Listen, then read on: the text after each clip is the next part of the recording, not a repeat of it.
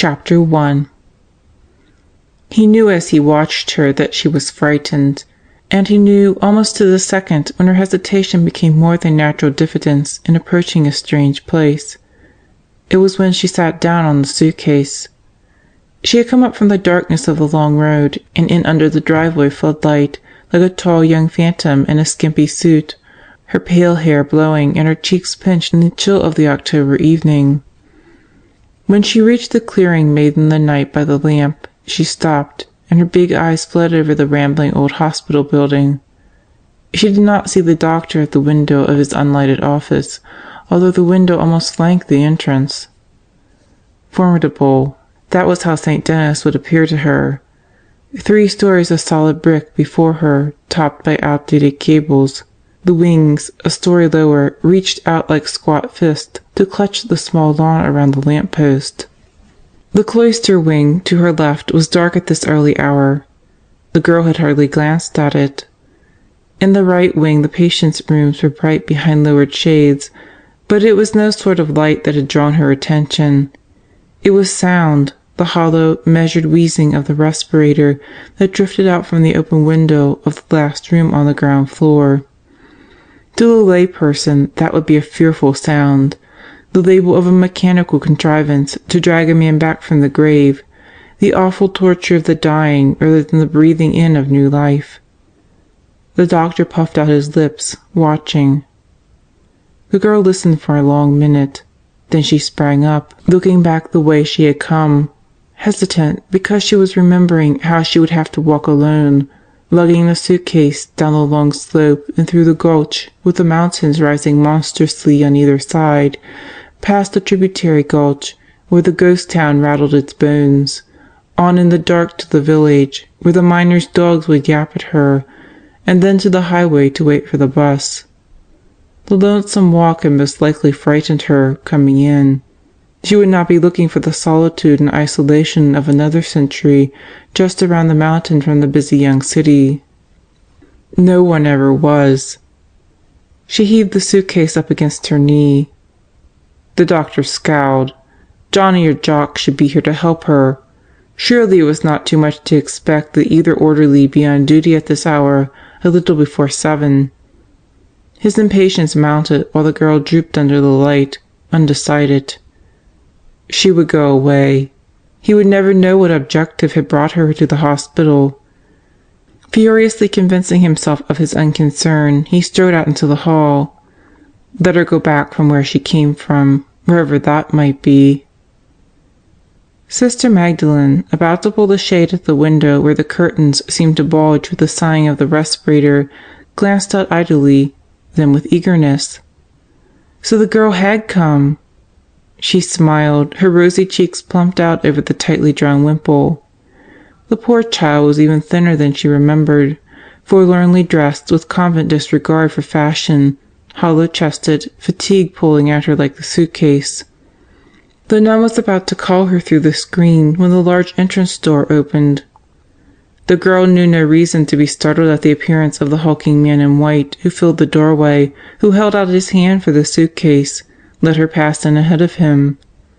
It was no more than an ordinary courtesy, yet Sister Magdalene's gaze followed the closing door as if she had witnessed a miracle. Slowly the sister straightened at the window. She would not hurry. She would give King a little time. He would not know just yet that the girl was Marmee and Pius. The nurse was busy with her patient. Without speaking, the nun left the room. Ignorant of having been the cause of a miracle, Marmion climbed the entrance stairs. The doctor ascended at a faster pace, giving her only a passing picture of a handsome, tousled head that was like a profile of any one of the Caesars, Julius, perhaps, tramping the 3 infinite parts of Gaul. He had the build of a conqueror, the broad shoulders and deep chest, the fine height. Marmion, fresh out of a manless world, told herself it was thrilling to be thus initiated into the new, and stumbled on the stairs. The doctor did not glance around. She must focus her attention on her surroundings. That was easily done. She had often wondered what the old place would be like, the beloved old place, as Aunt Dorothy had termed it, when they knew Marmion would be going back. Even now, no more than a dozen steps inside the building, she understood that description. It was a home, accommodating many guests, where someone had forgotten his rubbers at the door, where the cook had not shut the supper aroma into the kitchen, but had allowed it to drift cozily up into the halls. A hungry girl could expect to be fed here, although the supper trays had been cleared away. The thought gave her energy to finish the ascent. From small landings on either side of the stairs, archways opened into waiting rooms. In the one to the left, a woman with red hands and a safety pin in her coat stood anxiously peering out. The doctor paid no heed to her. He tramped through the wide doors into the main corridor, taking it for granted that Marmion would follow. Involuntarily the girl paused, listening for the respirator, but there was only a complexity of radio programs, a child crying, the clatter of dishwashing puttering up from the basement in the stairwell across the hall. A nurse ran down from the second floor, glanced impersonally at Marmion, added a personal gleam for the doctor, and hurried on toward the quietly noisy wing where the iron lung sighed. As Aunt Dorothy had explained, they had done the best they could with the old place. The muslin curtains at the window on the stair landing were freshly laundered, a frame for blooming geraniums. The walls were pale yellow, reflecting all they could gather of light from the dim, high fixtures. But Marmion knew without inspecting it that the linoleum would be rigid from the warped boards underneath and cracked at the edges by soaking scrub water, that the woodwork would have broken away from the floor in long discouraging gaps. Not only time, but living had worn its mark. The stair rail was polished blonde from sliding hands, the treads hollowed out by shoe soles. The doctor gave an impatient cough. He had not turned into the hospital wing, but in the other direction, where a solid oak door with a white cross blocked the end of the hall, the entrance to the convent. He had opened a door only a few steps away and snapped on a light.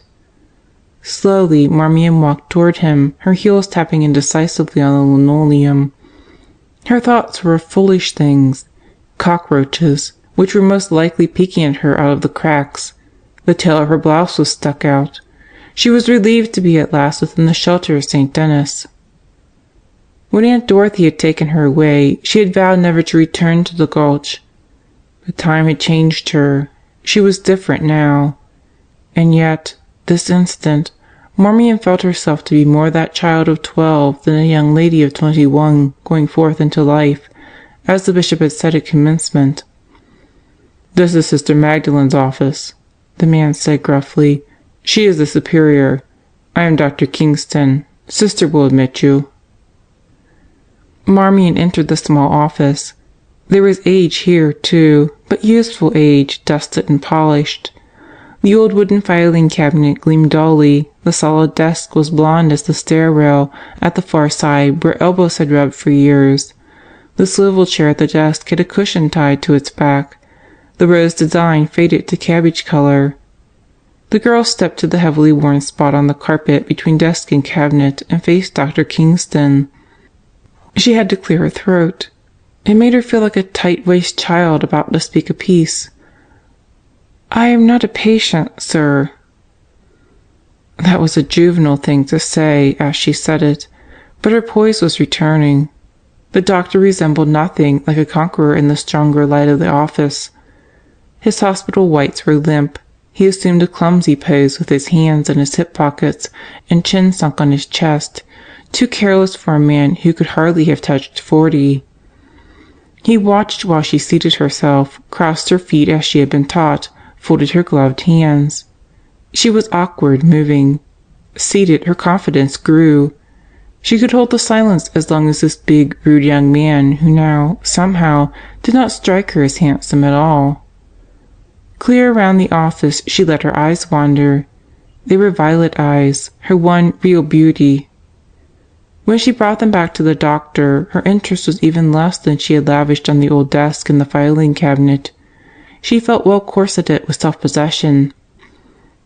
"Evidently you are unfamiliar with St. Denis of the Hills." The doctor's voice would have been worth a lot on radio. It failed to charm Marmion. Besides, why bother to tell him that she'd been born 3 miles from here, up Hellbent Gulch? St. Denis is a 30-year-old institution of impeccable reputation." 28, the girl murmured. He ignored the interruption. "Built in the days when Gopher Gulch boomed and there was no city. That it stands now in a ghost town is no reflection on Sister Magdalen's administration. She simply chose the wrong side of the mountain." "How unfortunate. For her, that is." Marmion had not given thought to the small remark, and she was astounded when the doctor flinched. Or perhaps he didn't. Perhaps he only turned his back to jerk down the window shade against the deepening night. She was glad. She had had enough of that particular darkness. "We are not running a training school," he told her across the desk. "The people on our staff are of proven competence. They understand that we do not maintain a refuge for frightened children." Marmion gasped. So this man had spied upon her in the drive, and he had guessed her identity when she said she was not a patient. She had not imagined his dislike. Now she understood it. A natural aversion towards seeing his routine upset by the fumbling of a new-fledged graduate. But if he thought he could start her out on a cowed excuse-me-for-living approach to her hospital career, he was wonderfully mistaken. It would take a great deal to intimidate the daughter of little Job Pius. "Doctor, I may look like a refugee," she said with apparent mildness. "I imagine you might, too, if you had ridden 300 miles on a bus without even a chance to comb your hair. But you may be interested to know that I'm a medical technologist. I was graduate cum laude from the toughest course offered by any college outside of medicine. I passed my board exams third on the list, and I was hired by Sister Magdalen as assistant to Sister Judith. Does that explain me?" The doctor had the grace to shrug a half apology. Marmion rose and leaned across the desk. "I am very hard to impress with malice or contempt or ridicule. I was used to a home full of it. I can be made miserable, but I won't be driven away." "We need not indulge in personalities, Miss Pius." Marmion had grown very pale. These short spurts of bravery never lasted long enough to result in anything but confusion. Her mother had protested, infrequently, against little Job's tyranny, and thus Marmion would lash out, but before any climax could be reached, she would be sick inside and trembling, and in an hour her legs would be aching. She had promised herself, however, that once away from the convent where she had spent the past 9 years, away from Aunt Dorothy, who was Sister Alexis of Sister Magdalen's order, she would stand on her own 2 feet, no matter how her legs ached. Perhaps she made a poor beginning, answering the defiance this doctor had invited. What would Aunt Dorothy say? But the nun's last bit of advice had in effect cut the old ties. "You are an adult now. You will have the privilege of making your own mistakes." And she had made a colossal one, Marmion realized, in her first 5 minutes at St. Denis. The doctor's scrutiny told her so. His antagonism could toll the bell on her hopes. Her fingertips were pressed to numbness against the edge of the old desk. "Doctor, I do have a reason for being here outside of needing a job. Since I was 12, the sisters have given me a home and a free education. Reverend Mother assured me that I owe the order nothing in money, but I feel that I do owe them success in my work. I'm going to try very hard." The doctor, to her surprise, was listening with interest. She smiled faintly.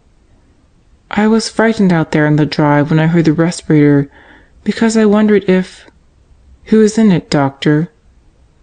"Mr. Cassidy." Marmion's breath went out in a long sigh. "I knew it couldn't be anyone else."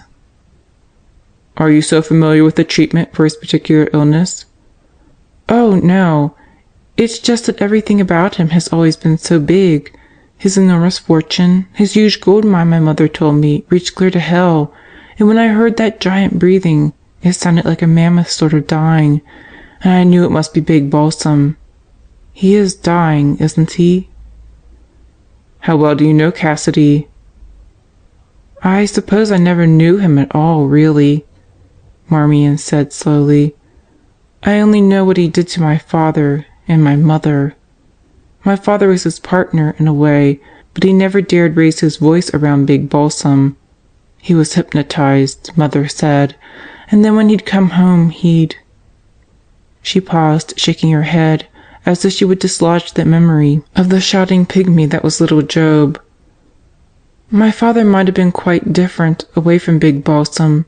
He made the first big gold strike here in Gopher Gulch, and Cassidy won it from him in a poker game.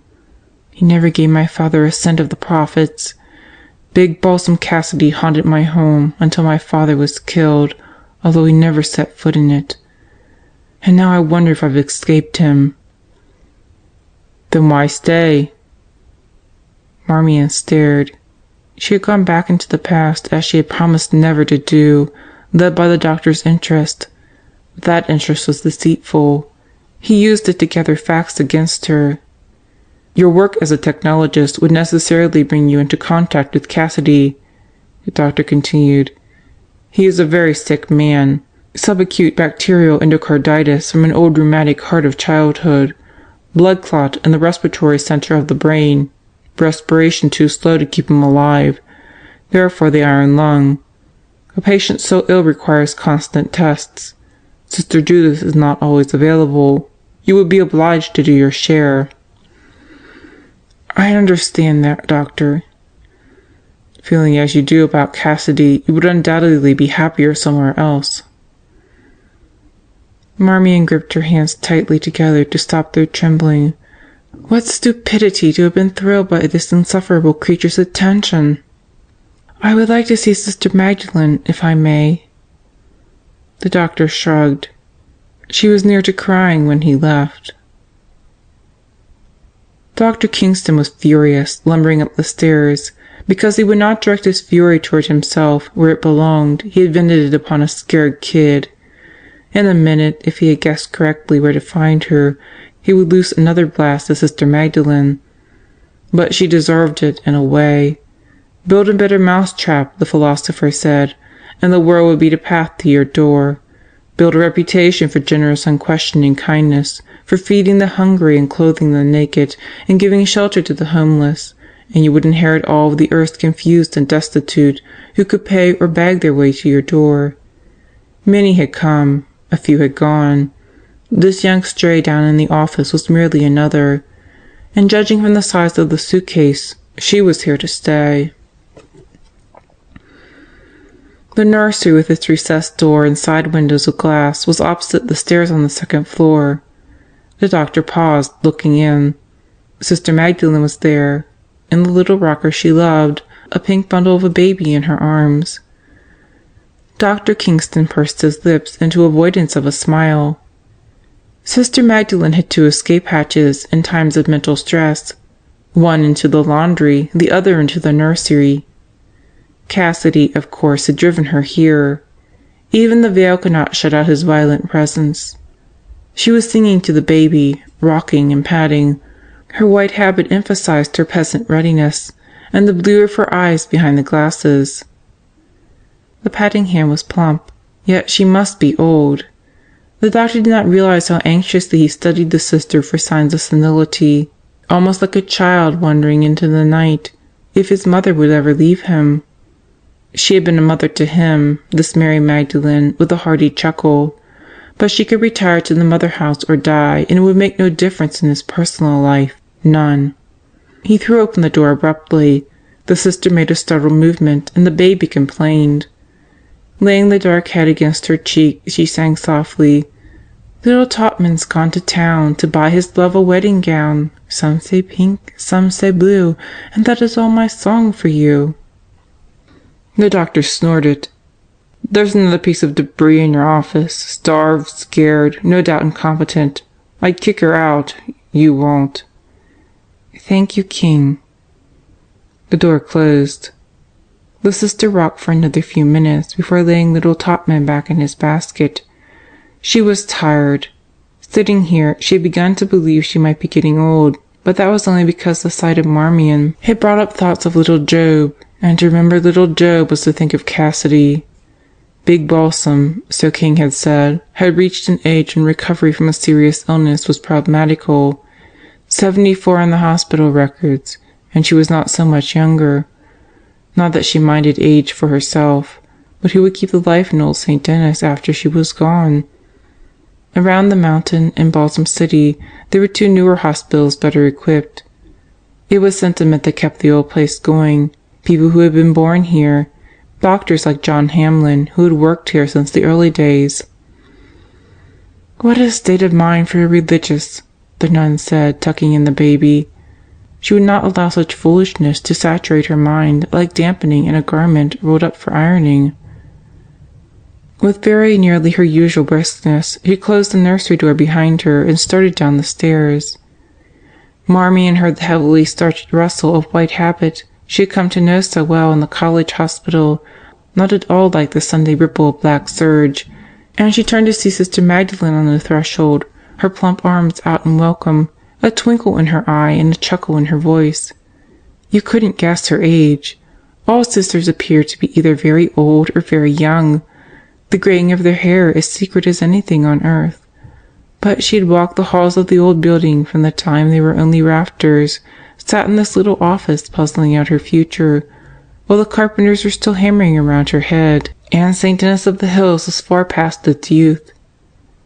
It was easy to imagine her in her young days, striding through the gulches with habit flapping in the wind, much as Paul had gone striding through Galatia, facing down the bold, cold winters and torrid summers. If ever she proved to be a saint, she would be the rugged type who would act fast in answer to prayer. She held Marmion close, patting her as she had the baby, telling her how delighted they all were to have her with them. "And you'll be glad you've come home, dear, back to the gulch. You'll see now how little I could tell you of it on my few visits to the mother house. You have to be here to love it again." And then the nun was asking questions about Marmion's trip, about Sister Alexis, and how the new heating system was working out at the college. It was almost as if she did not want the girl to dwell on the strange reception she knew Marmion had received at St. Denis. "You'll get along very well with Sister Judy, dear. Everyone does. She's our pet. You may find the hours long at first, 7 to 7, but there will be a while in the afternoon when you'll be free, and you'll have to arrange with Sister to take your turn on night call." "We worked hard at school, Sister," Marmion replied. "I expect to work hard here, if I stay." The nun maintained a lack of expression that would have been the envy of her early neighbor, Poker Alice. "You have met Dr. Kingston, Marmion?" "Yes, Sister." "He is a brilliant man professionally. 6 years ago he came to us as our resident physician. He has nothing whatever to do with personnel." "Nothing?" "I'll show you to your room now, Marmion." "Sister, he doesn't want me here. Why?" The sister turned to lead the way out of the office. Her voice lacked the chuckle as she answered. "We are all on edge right now. Mr. Cassidy is a strain on everyone. He isn't the kind of person to keep either his living or his dying to himself. It's my fancy that he demands life from all of us, or sort of transfusion, as we might give him blood. But what talk is this for a nun?" She took Marmion's hand into hers. "We'll leave your suitcase. Johnny can take it up later. You'll have a room to yourself, but there's plenty of company. Nurses, the cook and her little boy, Blanche, Eloise, all of you on the 3rd floor. You'll like it, dear." Feeling mothered and protected, Marmion walked beside the sister to the stairs. The protection was appreciated when the doctor came out of his office, as if he had been waiting for them. He did not approach or speak. He planted himself to watch their ascent, and the girl became conscious of her every smallest movement, wondering if she would trip, seeing herself as the doctor saw her, with hair stringing out of the page boy and blouse collar lumped under her jacket. Although she was next to the railing, she did not look down. "So she feels safe with Magdalene," the doctor mused.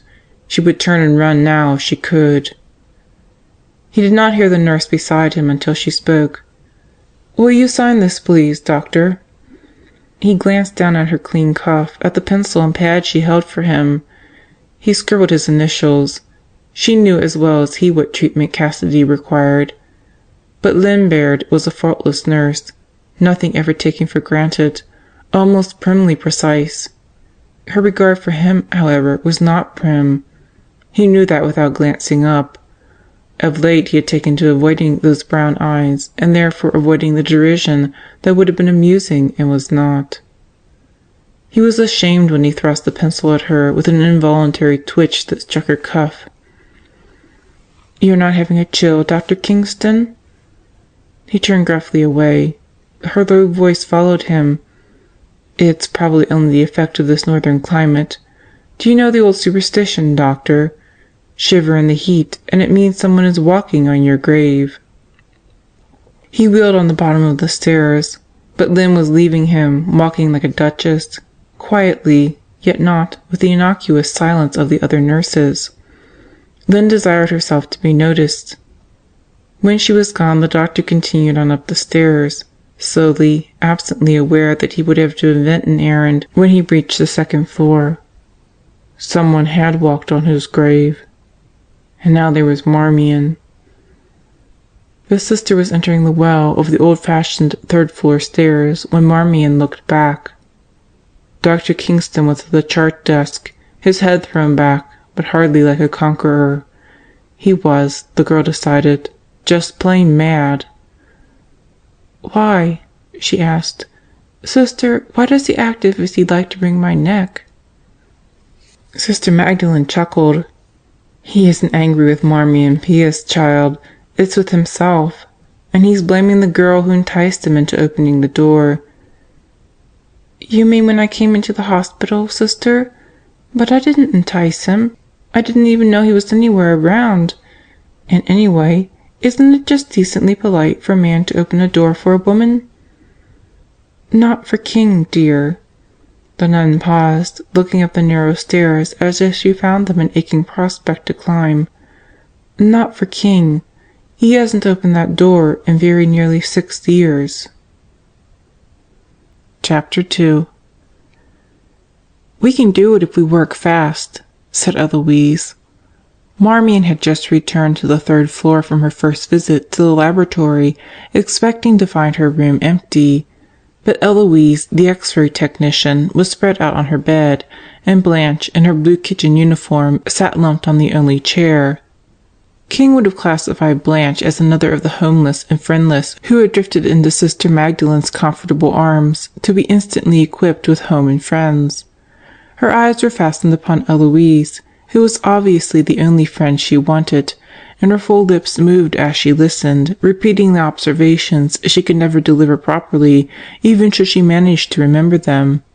Her heels were hooked on the rung of her chair in imitation of careless grace, and one finger twisted a lock of hair that was tinted as near as she could make it to Eloise's glorious auburn. "We've been planning it for weeks," Eloise continued, giving a roll that spilled her hair wider over Marmion's pink blanket. She was a tomboy of a girl, apparently irresponsible, but, according to Sister Judith, one of the best X-ray technicians in the hills. The whole thing hinged on who got this room, of course. If it was a Spartan like Henny Penny Kennedy, or old Miss Hennessy, said Blanche, or Miss Baxter. "Or anyone but you, Marmee," Eloise broke in. "We'd have been stymied. You can't walk up to a gal like Baxter and tell her you're plotting to leave her bed out and turn her chamber into a parlor. Nursing is hard on the feet, and hers have had half a century of wear, so she's got to rest them in solitude." "And besides, she'd go straight to Polycarp," Blanche added. "Polycarp? A sister?" Marmion asked, perching on the foot of the bed. "Is she anything like my dear little Judy?" "She isn't," said Eloise, but her green eyes danced. "Polycarp is all things to most people in this constricted little world of ours. I give you her own estimate, by the way. I couldn't guess how old she is. I know my dad had her for a teacher in kindergarten, and she wasn't young then. That's how come I'm here.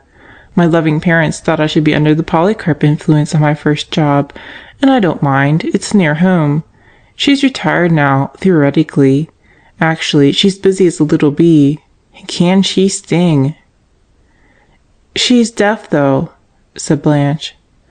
"Her one good point." "I liked it in the basement," the big girl went on thoughtfully. "I was closer to the kitchen." Eloise shook a finger.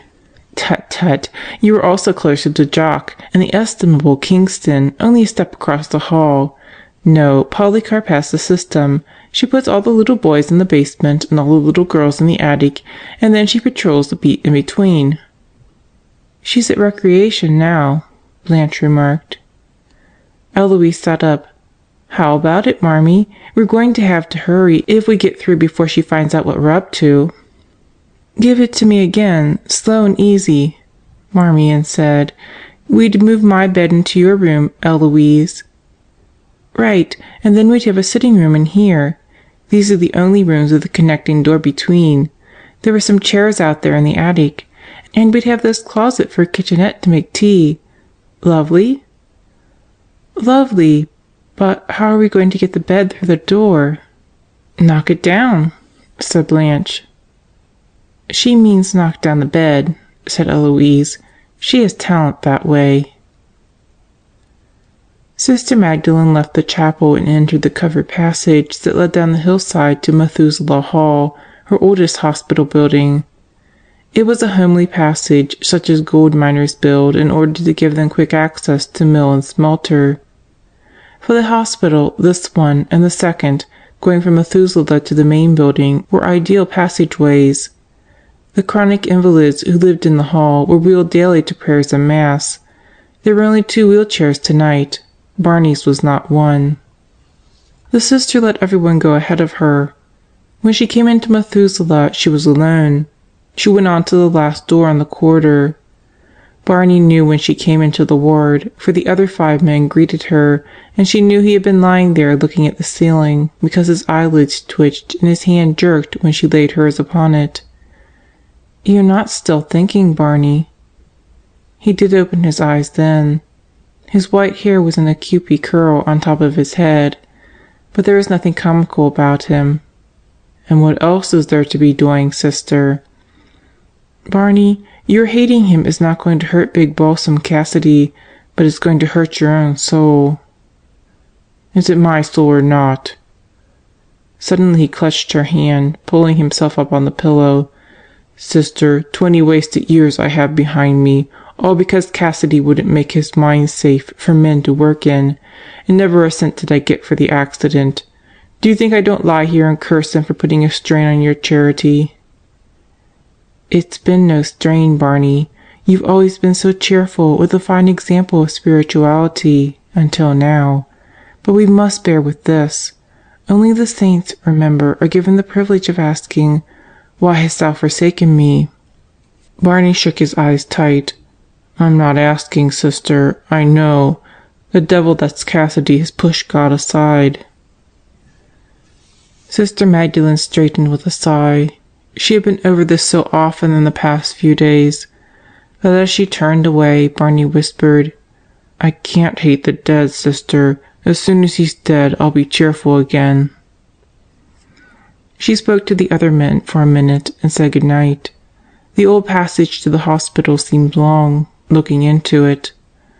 At the small windows, Sister Judy's geraniums bloomed. Sister Magdalene did not take her usual pleasure in them. The care of the great Cassidy had been a strain, but the sickening part was the unmistakable hatred the man gathered around him. He had earned it well, from Barney, from Philippa, who looked like a tired movie star and cooked like an angel, from little Job's daughter, who had perhaps more reason than anyone in the world to hate him, and these were only the heart. Out from it eddied all the lessening currents.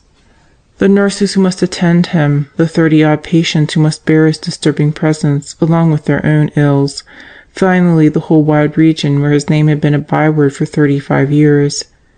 That name would be forever stamped upon the country, for now there was Little Balsam Creek cutting through Gopher Gulch and Balsam Butte to reach its brown sides, where none of the trees grew, and Balsam City around the mountain. Back in the early days, the West had given him another name also, Hellbent Cassidy. No compliment indeed, and he had taken it with a swagger and blazoned it over the hole in the ground he had just won from little Joe Pierce, the hole that proved to be a mint of gold. And then, for a time, Big Balsam had subsided while a raw gang of insurgents brawled and shot their way to prominence. How well Sister Magdalene remembered. Before that summer was over, Cassidy's unnatural reticence became significant.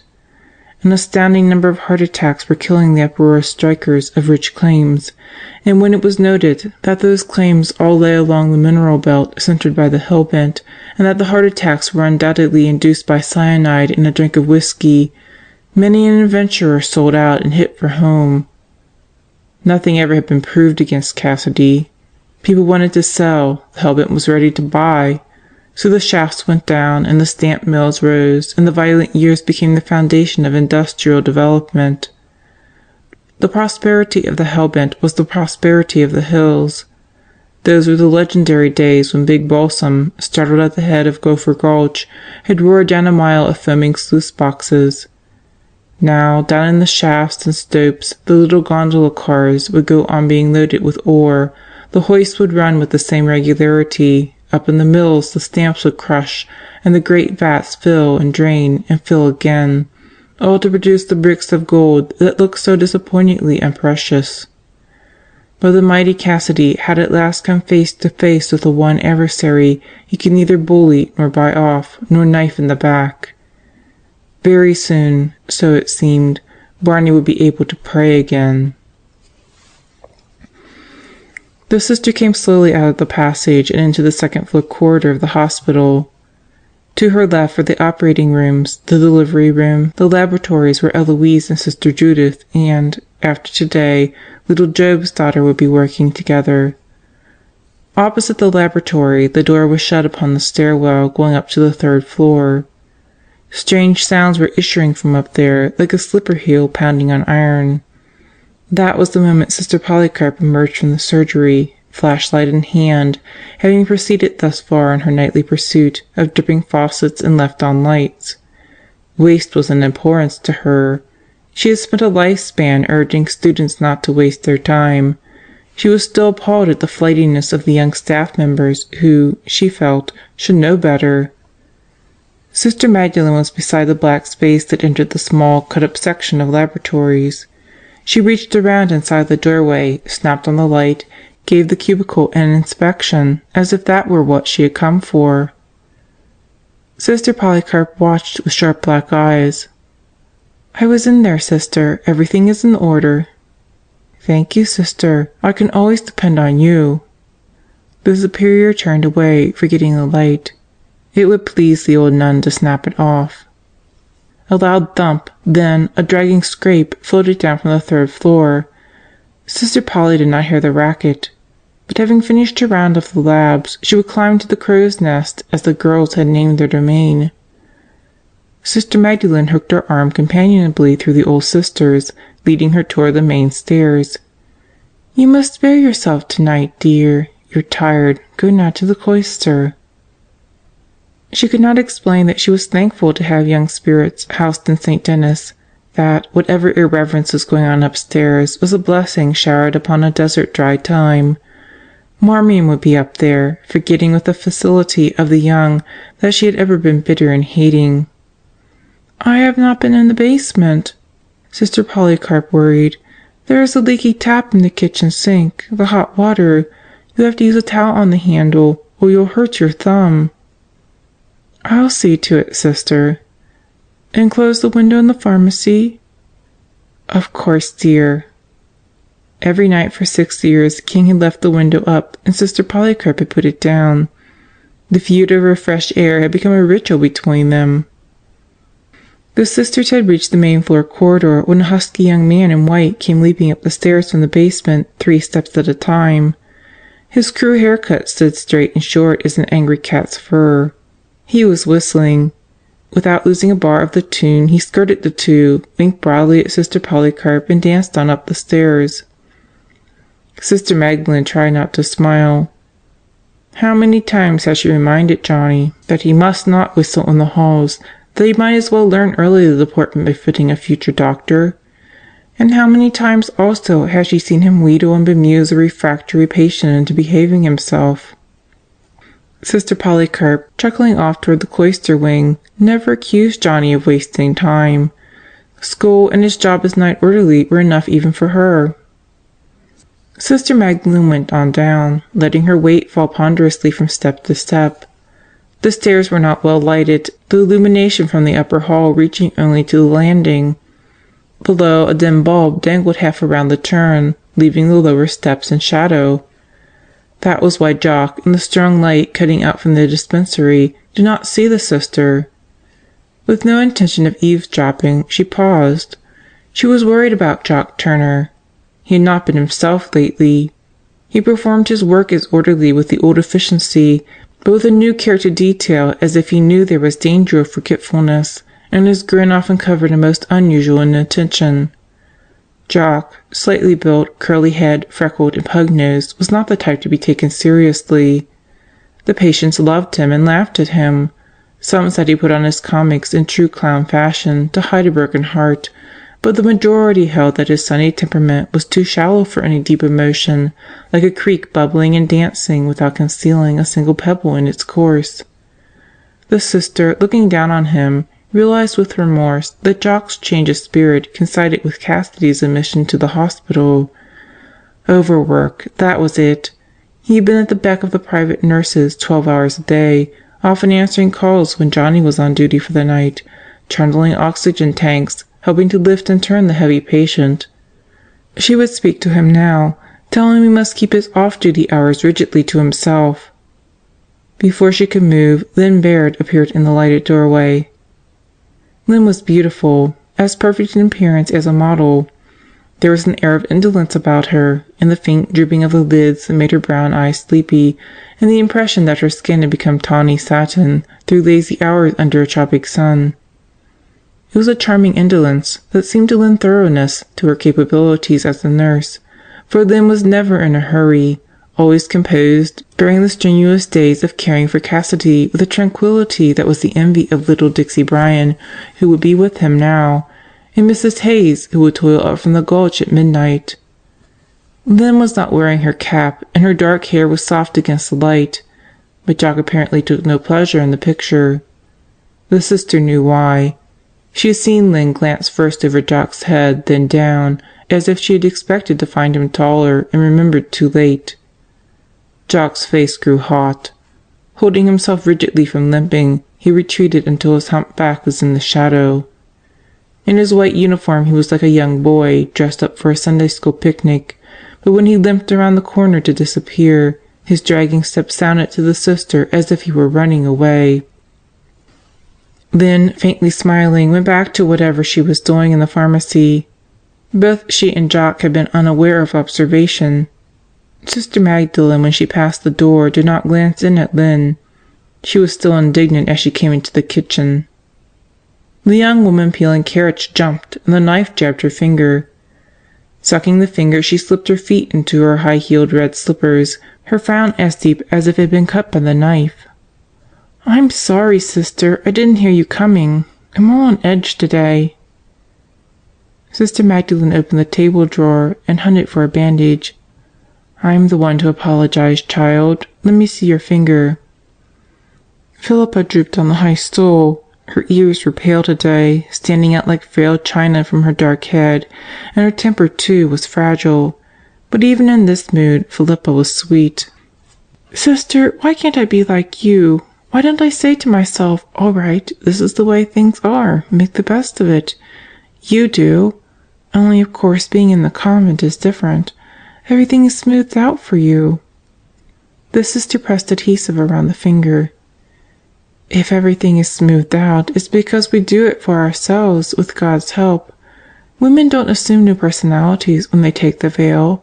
All their old faults are with them, a part of them like the color of their eyes. If their lives don't widen out toward God, then they become almost unbelievably narrow." Philippa nodded.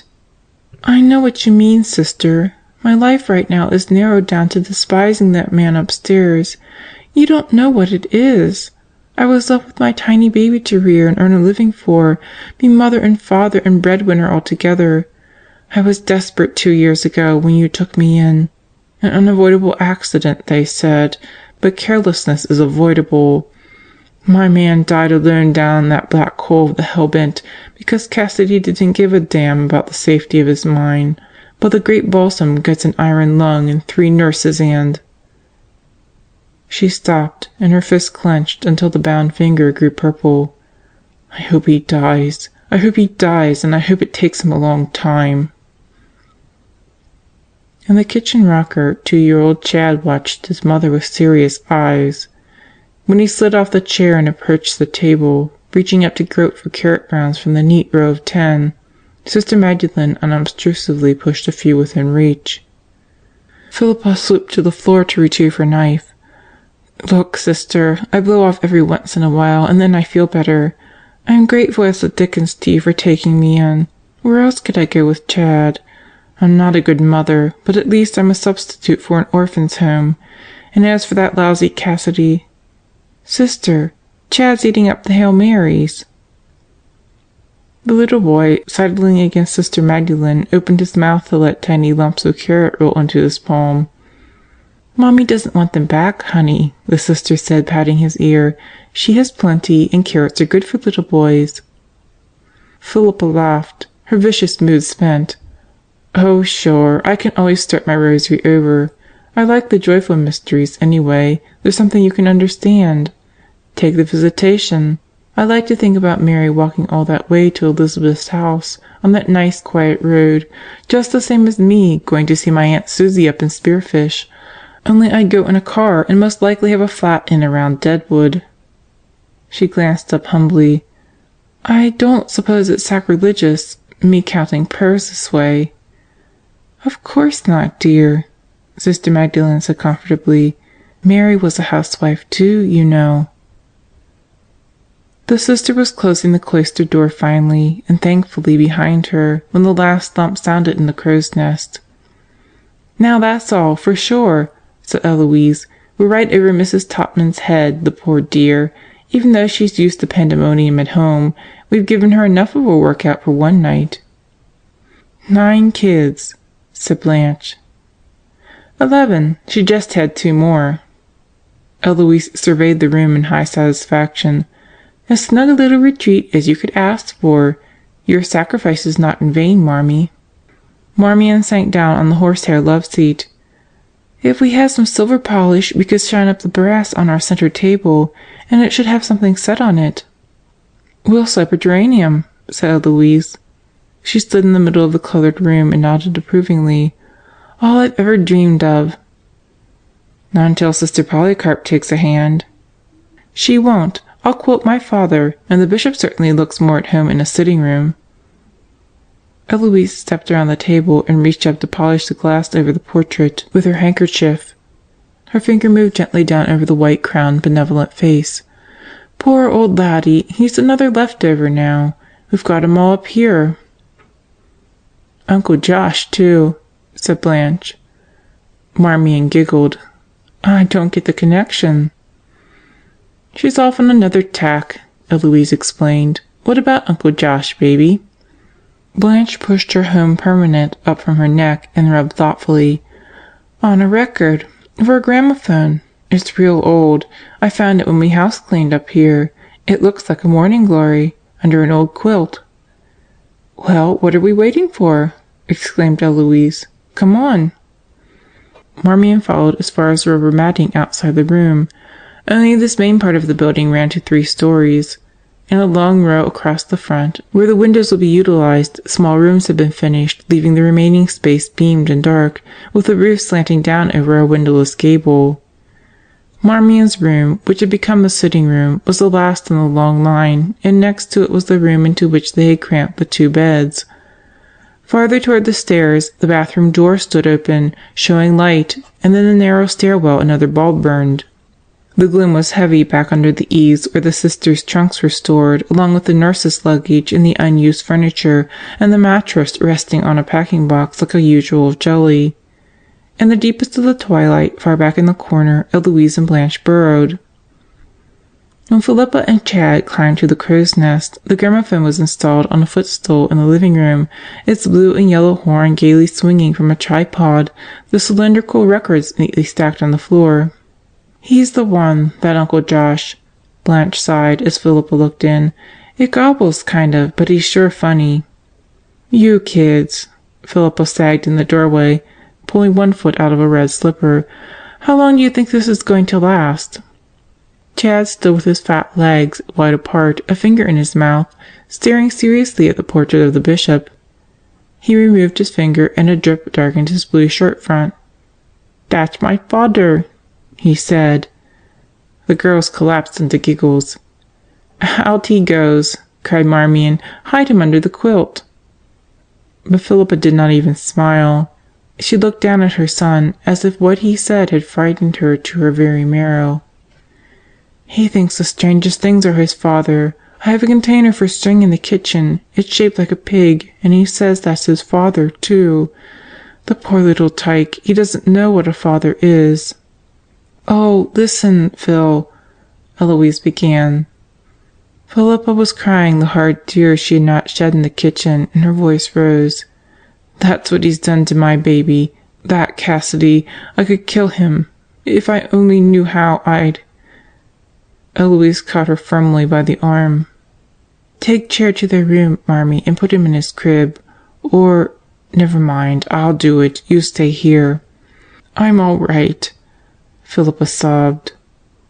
But Eloise, with Chad cuddled in her strong arms, went out. Marmion sat down beside Philippa in the chair with the leaky upholstery. For a little while, for the short time it had taken them to jam the beds into the other room and clamber sneezing after the dusty furniture in the attic, Marmion had forgotten the long past that had contained big Balsam Cassidy.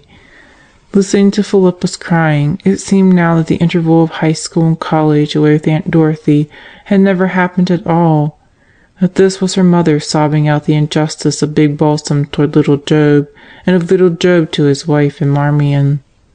She sat there, patting Philippa's shoulder, while memory rushed up like a bull before a storm, leaping all the fences she had built to hold it back. Marmion had dreaded her first day in the new surroundings, but little sister Judith, without any of the over-assurances that would have added to her anxiety, started her off on the routine and left her to her work. She made no blunders. Steadily her confidence grew, her apprehension concerning the doctor's attitude faded. The first day passed smoothly, then the second and the third. Marmion had not been called upon to enter big Balsam Cassidy's room. Passing through the halls, she heard the respirator, but the sound did not frighten her any more. Subconsciously, she had built up a belief that she would never be asked to attend big Balsam because Sister Judy regarded him as her own particular care. But on the fourth morning, Marmion realized abruptly how false her relief had been. It happened with as neat dispatch as even King could have planned. From 7 o'clock, she and Sister Judith had worked together while the morning sun glittered over the beakers and tubes in the laboratory and finally took itself up out of sight. The tiny sister, pushing one of her several wooden footstools from place to place, had amused Marmion at first. When she stepped off the stool, she was as small as a 10-year-old child, but her little hands were scarred from chemical burns and her little shoulders were rounded, as if they never had quite straightened from the last load. Her face, however, showed a calm maturity. Even when the emergency call came from the operating room, she appeared to take her time assembling her tray, although the little hands moved quickly. "I'll go, Marmion," she said. "Dr. Kingston is impatient sometimes. Get me a gown and mask, please, and then you can pick up the first-floor wing." "Yes, sister." "Dr. Hamlin wants a venous puncture on Mrs. Baker. Tie it tighter, please." The girl pulled the mask tapes into a knot on the back of the sister's head. "Mrs. Baker and the little boy in 7. Is that all, sister?" "That's all, except Mr. Cassidy, of course. A prothrombin time. The doctor will want to order his discormoral, so you'd better do him first." She hurried off, leaving Marmion with a strange sensation that she had been deserted. Nervously she prepared her tray. There was no reason why she should be nervous. Dr. Kingston was in surgery, safely out of her way, and seeing Cassidy immediately would end her foolishness over contact with the man who had been the evil genie of her life. The mechanical sighing of the lung drifted out and around her as Marmion stood at last before the closed door. She tapped lightly. No answer. Her fingers opened, lying flat on the panel. Whether or not it was imagined, she felt a vibration like organ music in a small place, a place as small as a church a stone's throw from the hellbent, where she had sat stunned and numb, and heard someone whisper how lacking in feeling the great Cassidy must be, not even to attend the funeral of little Job Pius, who had been his only friend. His absence had been a vague comfort to Marmion. Her mother would not have wanted him. Her mother was there, too, in the other casket. She pushed on the door. It opened enough for her to pass in. The man's eyes caught her as she came, grey eyes with half their steel wasted away. His head was toward Marmion as he lay in the respirator, the eyes only a reflection in the mirror placed above him to give him a view of anyone entering, and yet the unexpected intensity of that gaze was unnerving, because it seemed to be pleading. The all-powerful Cassidy pleading? The girl's blue eyes held fast to the eyes in the mirror. Clearly the man was in agony, choking, his head rolling on the doll-sized pillow, his mouth working around some exclamation he could not make. The nurse appeared to be paying no attention to him, although she stood close to the respirator, her back to the door. She had not noticed Marmion. Big Balsam's forehead glistened as he made what appeared to be a last tremendous effort to speak. It was only an unintelligible, hissing whisper.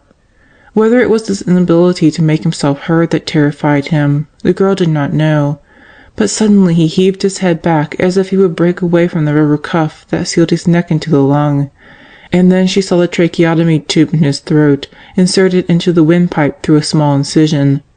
The tube was connected to an oxygen tank. Everything had been done to make his breathing easier, and yet the tube was what seemed to be choking him.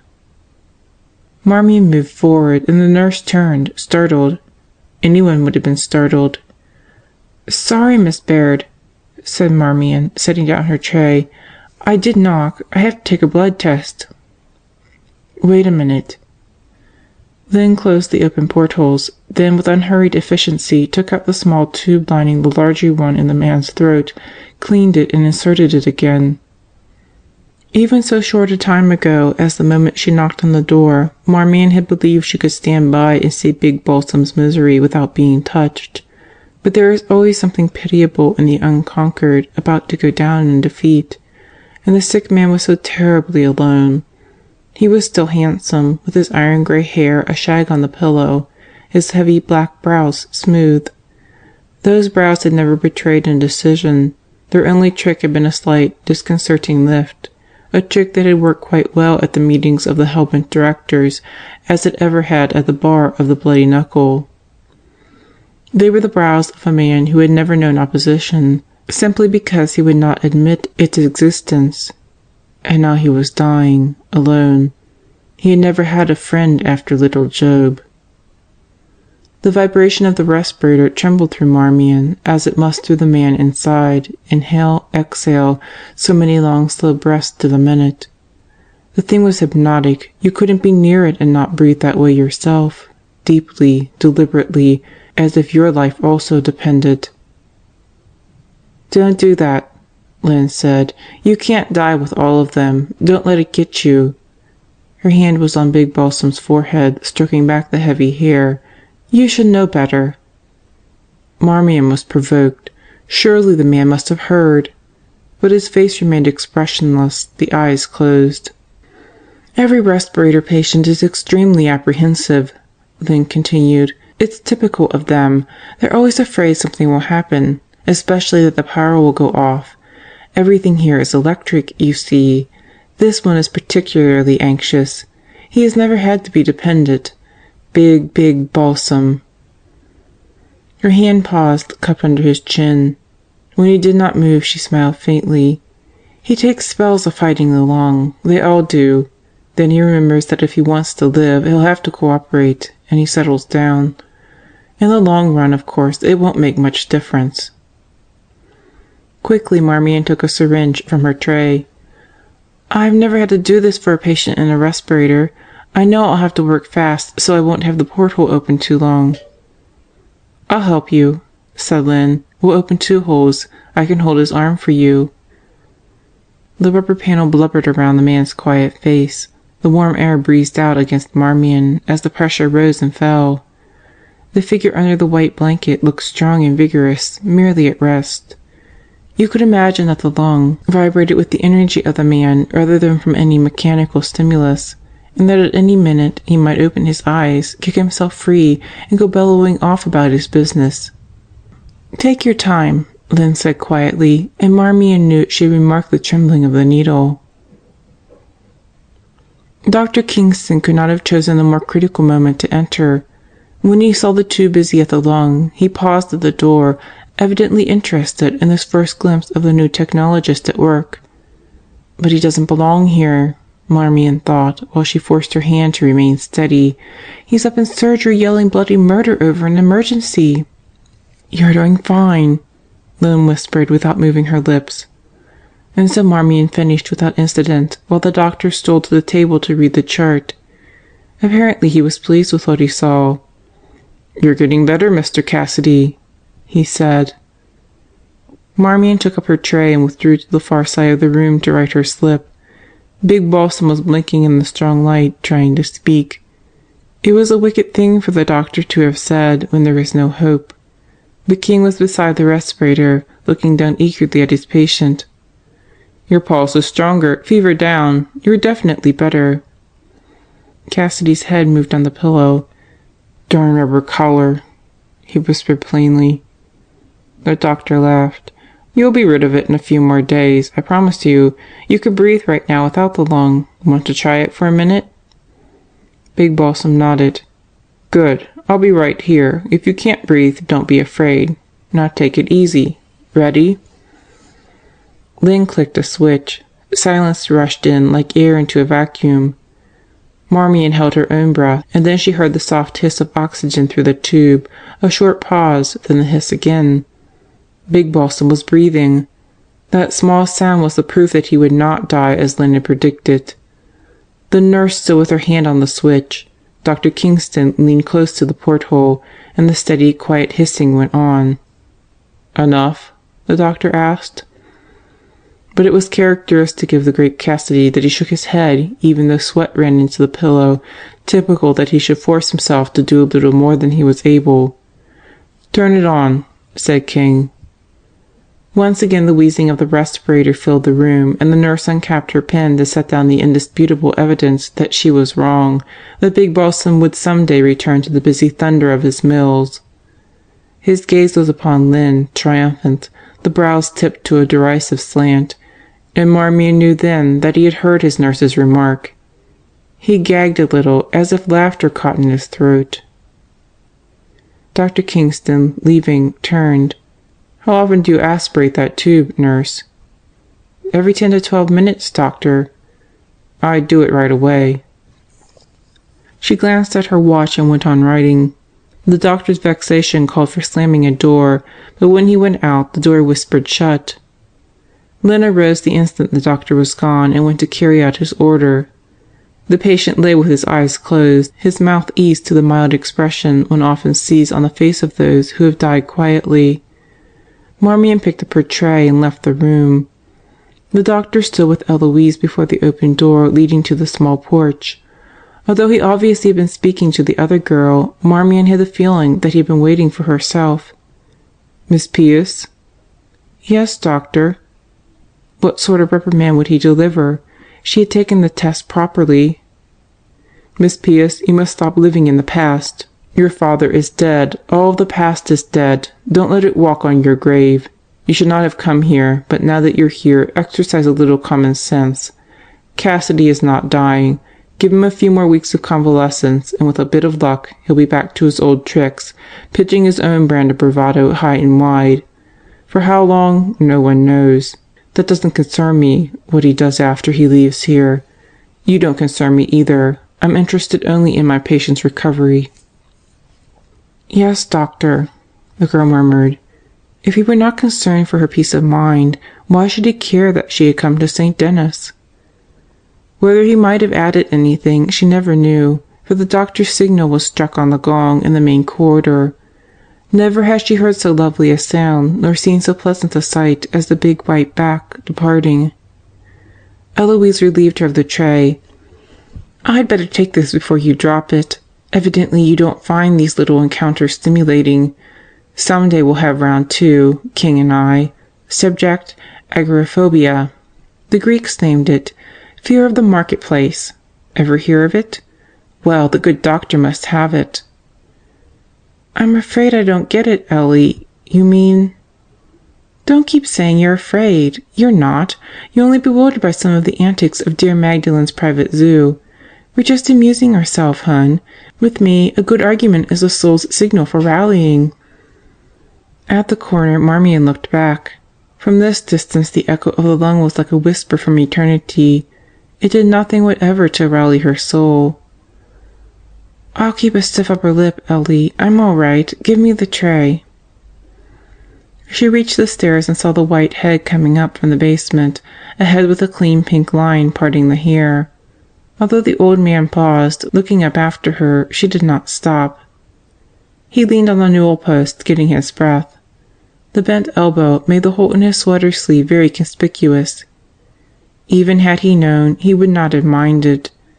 In 30 years old St. Denis had seen him through all stages of new sweaters and old. When the girl disappeared up the stairs, he pushed his glasses to his forehead and rubbed the twin footprints they had left on the bridge of his nose.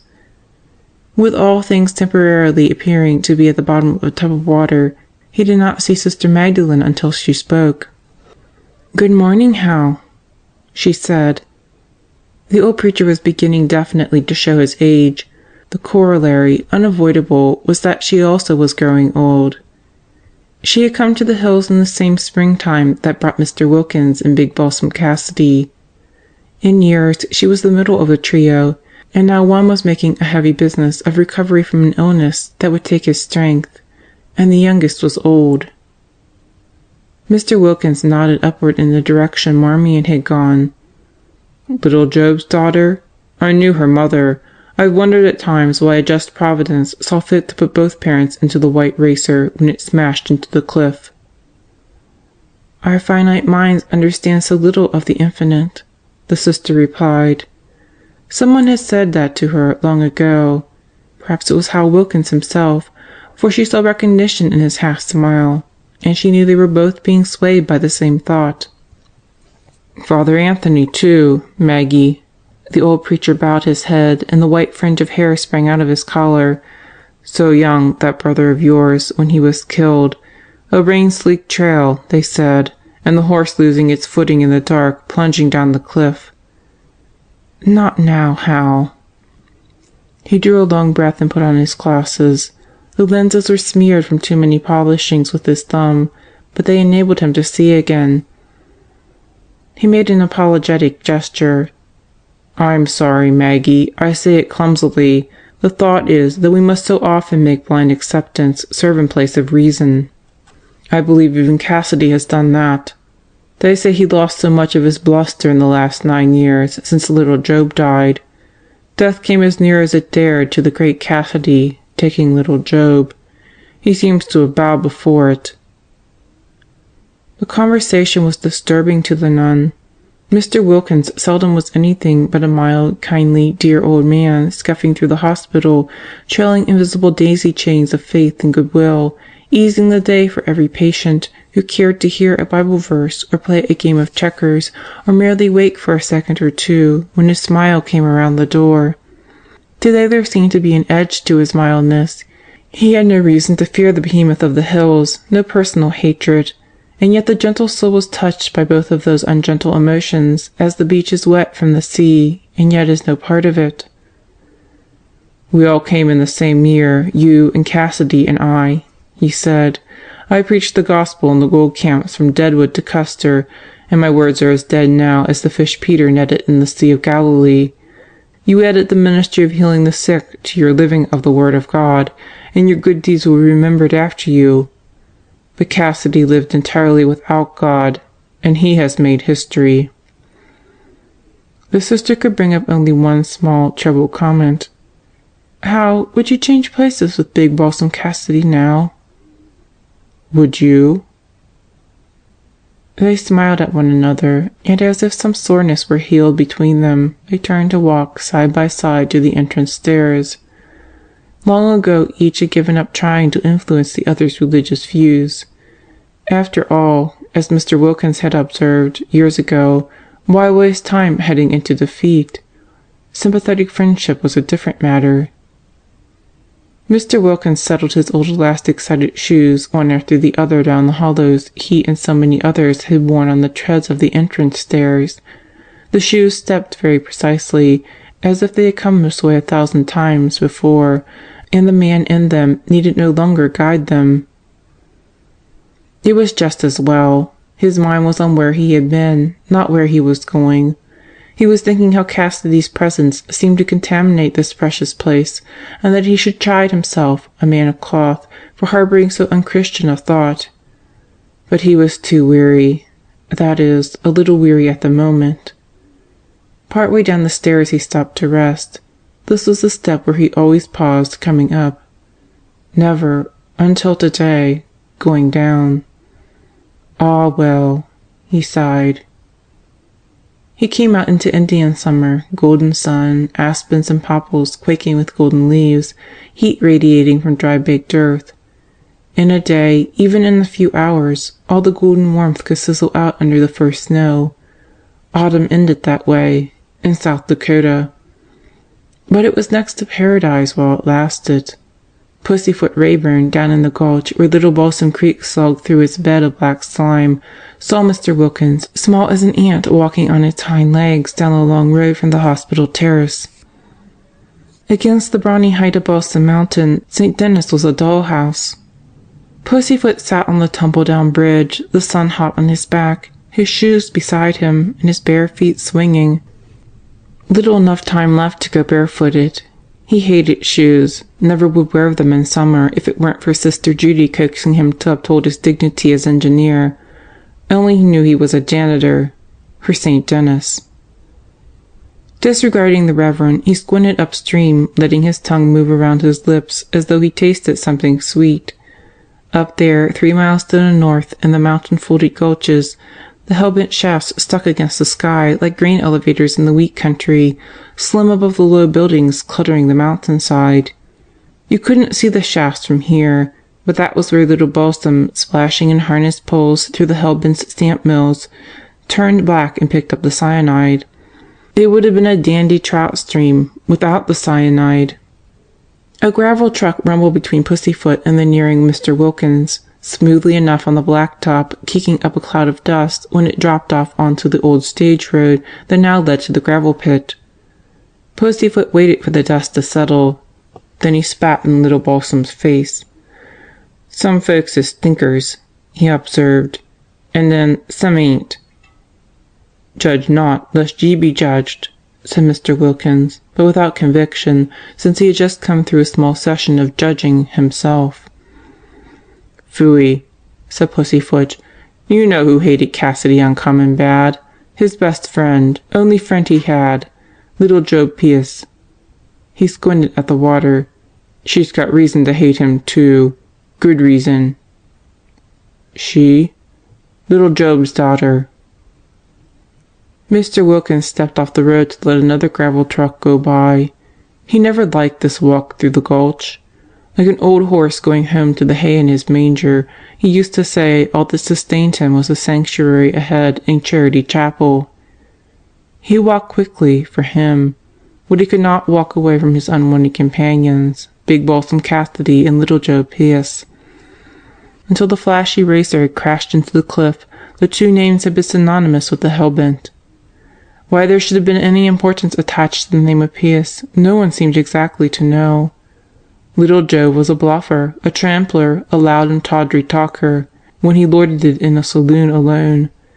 It was only in Big Balsam company that he became small as a 2 o'clock shadow. Whatever his function in regard to the hellbent, it had died with him. He had never been replaced. Little Job's daughter had gone away, and now she was back.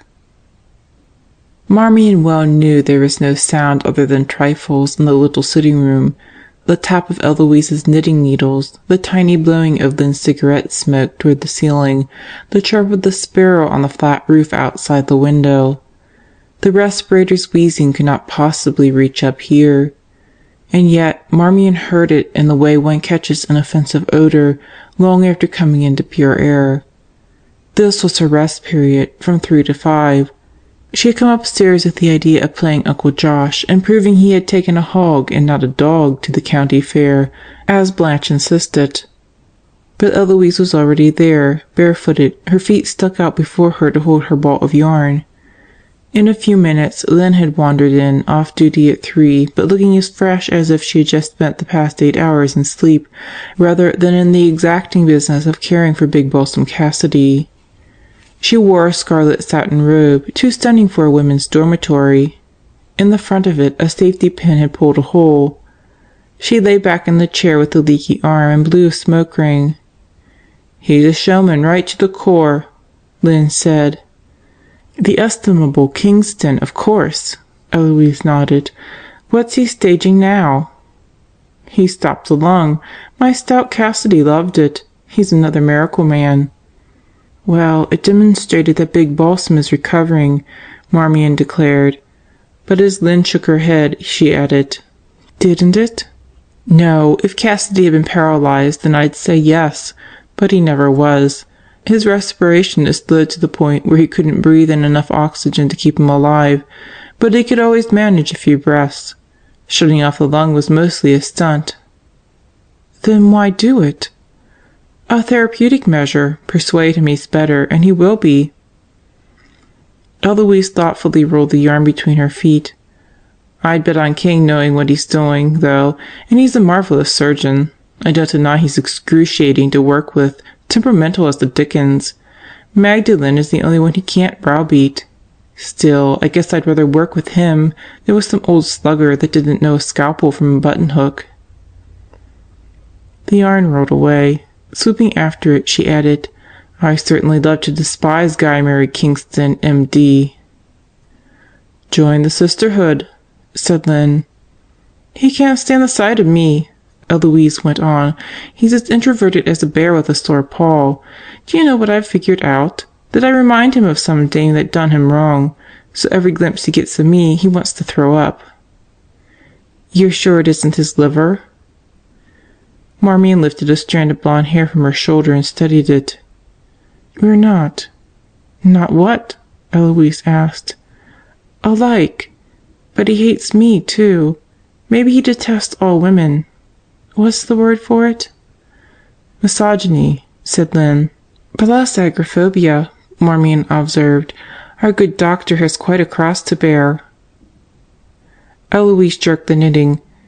"Dram! I told Sister Judy nobody could learn to knit without using profanity, so we compromised on dram. It's a reasonable facsimile." "When are you kids going to get some ashtrays?"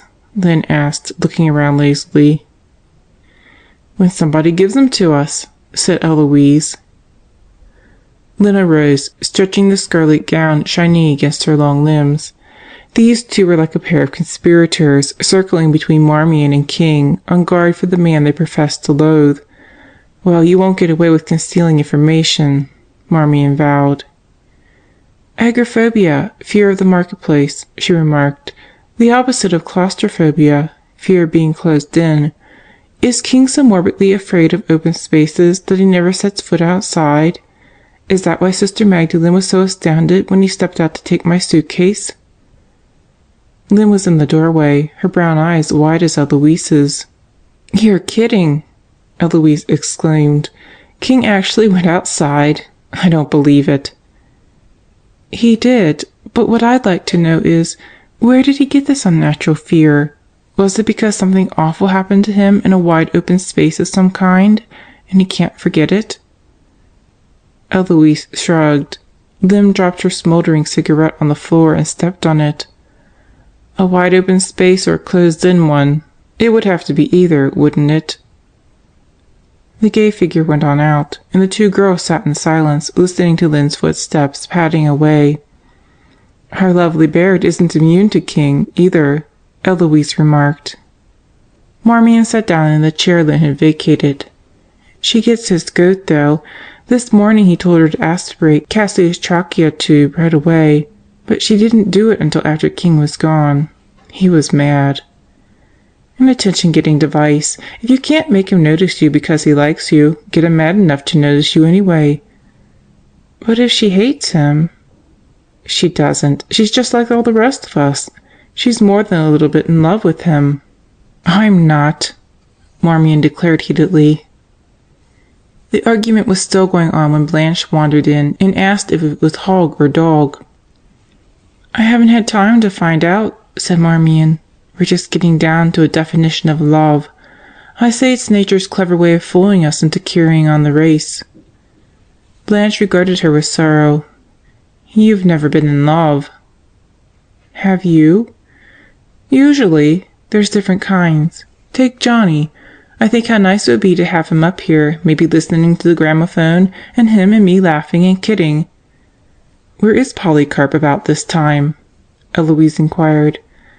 And they'll be more like Johnny, but then there's the other kind. It takes your breath away, like you went outside on a 30-below morning, and it hurt to breathe. And someone has made you feel that way, Blanche? Marmion asked. The big girl cupped her hands around her elbows and rocked gently. Sure, the doctor. The knitting fell to Eloise's lap. Blanche ducked her head, hiding her little embarrassed smile, but she continued. Course he doesn't even know I'm alive. I wouldn't ever get to marry a man like him. The most I'll ever have is a fellow on wages in a raunchy house with everything shoved under the bed when I get company. But I like work, so I guess I'll make out. I gotta go now. I'm carrying trays. They listened to her steps going away as Lynn's had done. Ellie? Do you suppose you'll ever look at a man and feel like it hurt to breathe on a cold morning? I wish I knew, said Eloise. The storm was already rising in the west when Marmion recollected her duty and hastened down to the laboratory. Sister Judy was not there to note her tardiness. Marmion was just finishing her work when a nurse came in with a tray of bottles. I had to bring my own, so I picked up Hennessy's too. She was not pretty, and yet the most common description of her was that pretty little Miss Bryan. Her brown hair curled out from under her cap like a baby's under a bonnet, but her forehead showed the cramp of pain, and her eyes were squinted against the light. "Headache, Dixie?" Marmion asked. "A brute. What time is it? 6:30? Glory be, it's a long time till 11. Can't you get somebody to pinch hit for you? I suppose Mrs. Hayes would come early if her helpmate isn't plastered. He usually is. What a life, listening to that bum all day and Cassidy all night." "If there's anything I can do, Dixie." "Well, as a matter of fact, there is. Look in on Mrs. Topman. She wants some little errand done. I don't know what, and she won't ask the floor nurse because they're having a battle. I'll have to run now. Hennessy is staying with Cassidy while I'm up here. You can't leave these patients alone at all. Thanks, Marmee, and don't forget." Marmion worked on, completing tasks that could just as well be done tomorrow. She did not want to be idle with a storm coming up.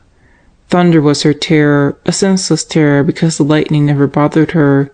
The boom and crash of the thunder would be right over her head in the crow's nest. But eventually everything was finished, the sink scrubbed, and every bottle washed. She would bring her reports to the nurses and at the same time do the errand for Mrs. Topman. As she turned out the light, the creeping, growling bear of a storm touched his forepaw to the gulch and began to spit snow.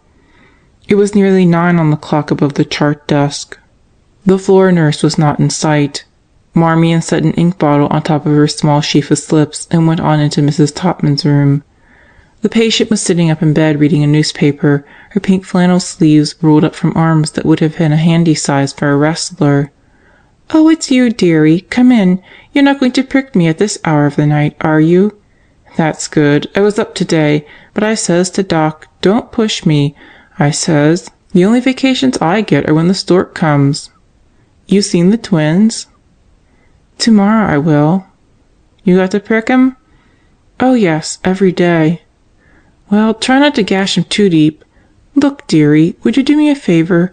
I won't ask that frizzled-up Miss Bacon." "That's what I came for, Mrs. Topman. Miss Bryan." "She's a sweet one, that. You open the middle drawer of the dresser. See, a long white box." "This one? It could be a dozen long-stemmed roses."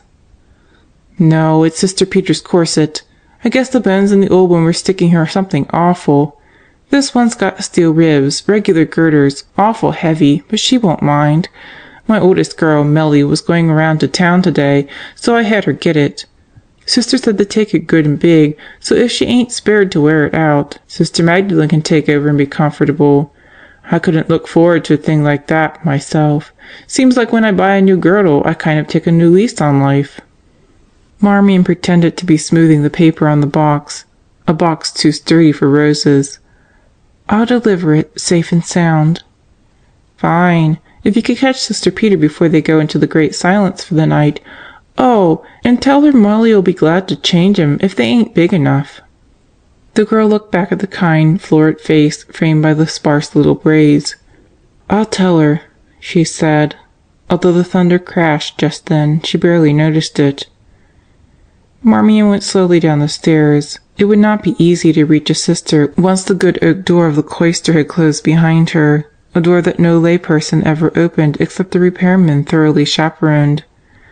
Down at the bottom of the entrance stairs, the black doors still showed tiny splashes of rain and snow. The wind threw itself about, a pine cone snapped against a pane, one of the old panels rattled as if someone leaned shivering against it. Any minute now, the crawling giant would fling himself into the gulch. The thunder was almost continuous. The lightning flared white on the hillside. With the box under her arm, Marmion glanced up and down the hall. Far off to the right, the cloister door was closed on shadows.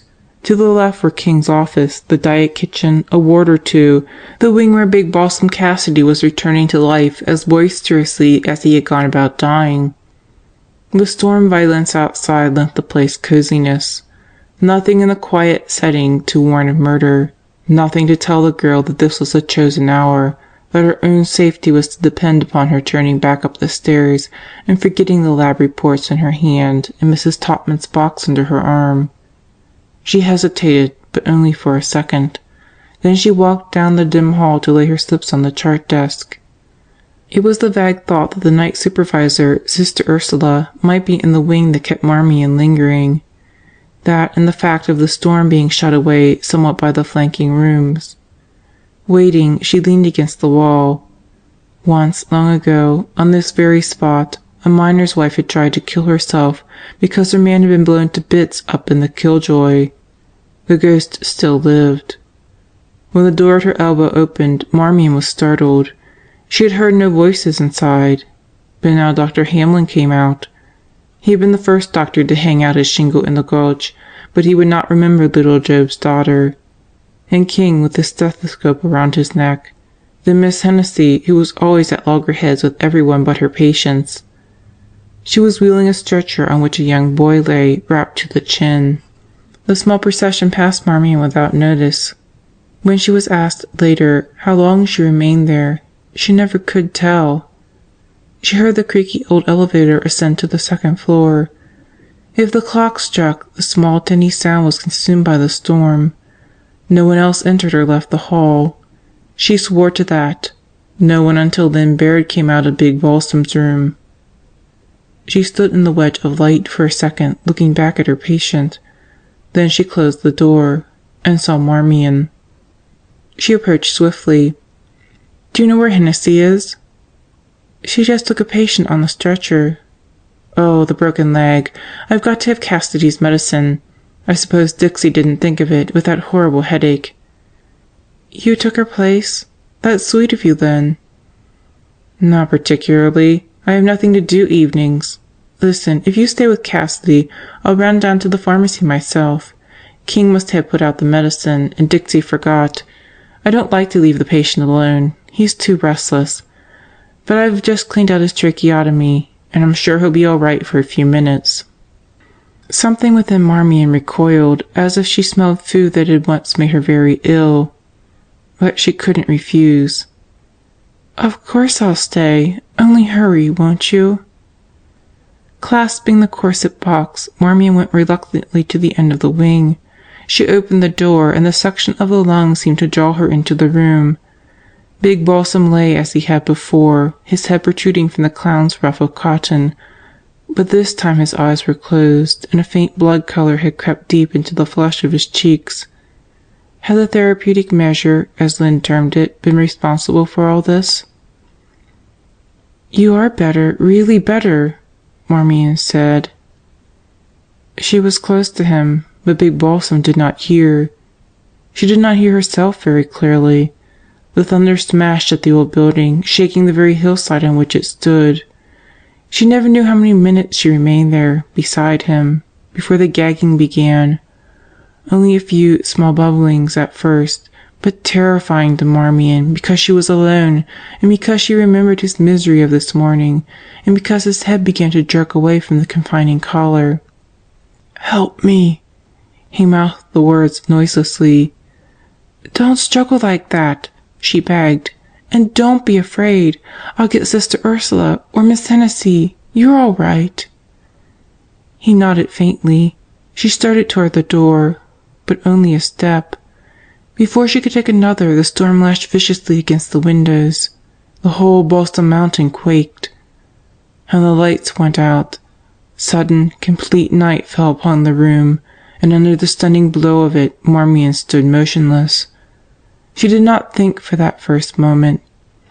To fear the crashing thunder, or to wish that the illumination of the lightning might enter the room through the drawn shades.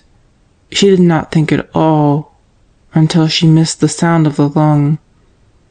She moved then, quickly, and came up hard against the cool side of the respirator. The feel of it was the impact of terror. The thing had stopped. Inside it, gagging and choking, Big Balsam lay helpless in the dark. Her panic scattered any coherent reasoning Marmion might have done. Disconnected bits fled through her mind. Cassidy could breathe without the lung. He had done it this morning. But the doctor had been there. The patient was not frightened. There must be a way to work the lung by hand. If only she knew how. If she could find the mechanism in the pitch dark. Marmion's hand slid down to the man's face. "You're all right, Mr. Cassidy. I'll help you. Don't be afraid." She didn't know whether he tried to answer. His efforts to breathe were surely not so vigorous as they had been. "Help!" she screamed. "Help! Come quick, somebody!" She left the lung to feel along the wall, find the closet door, and be fooled by it until the clothes brushed her face, then fumble on again, screaming and sobbing, in her panic not knowing the outside door when she came to it, on past it until she stumbled against the dresser. That was when the door opened across the room behind her. She would not have known about it except that a flashlight beam struck across to her and was instantly shut off. "Lynn!" she sobbed. "Is it you, Lynn? Help him! Hurry!" The light did not come on again. Beyond the window shades the lightning flashed, but its brilliance was shut out of the room. Whoever had entered was invisible in the darkness, the sound of any movement imperceptible in the uproar of the storm. "Who is it?" Marmion begged. "Turn on your flash. I'll help you." She stopped, for suddenly, so late, a warning sense told her that she would not be answered. Someone had come in, of that she was certain. A stealthy presence, uncannily hushed, moved somewhere near the lung. And then, in a moment of comparative quiet, she became aware that the man's struggle for breath had ceased. At the same time there was a new sound, a steady, small hissing. She didn't know when the bubbling breath had stopped and the hissing began. Her fright had become a physical state, freezing her screams into a faint mewling, sucking darkness into her brain. The hissing was a snake, rising green-eyed and swaying beside her, a monster she could not fight off, and she fell into a gaping, quiet cavity of night that had nothing to do with the storm. It was Dr. Kingston who tripped over the unconscious girl, knelt to feel her pulse briefly, roared at Johnny to never mind her and get light wherever he could. There were half a dozen flashlights by then. Lynn's turned on the pressure gauge of the lung. Dixie's on the floor while she pushed and pulled the hand lever of the bellows and tried to keep in time with Lynn's counting. Johnny held a trembling light for the doctor and Sister Ursula. Marmion, coming slowly back to consciousness, heard the respirator and thought it was her own breathing. Her bed was too hard. She moved, her elbow struck the wall, And then she remembered. The doctor turned suddenly and looked straight down at Marmion. "Are you all right?" She nodded. "Then get out of here." She was still sick and weak, and his curtness made her want to cry. She pushed herself to a sitting position, and the effort riled up the darkness into which she had fallen. The doctor, she saw through a giddy haze, was paying no attention to her.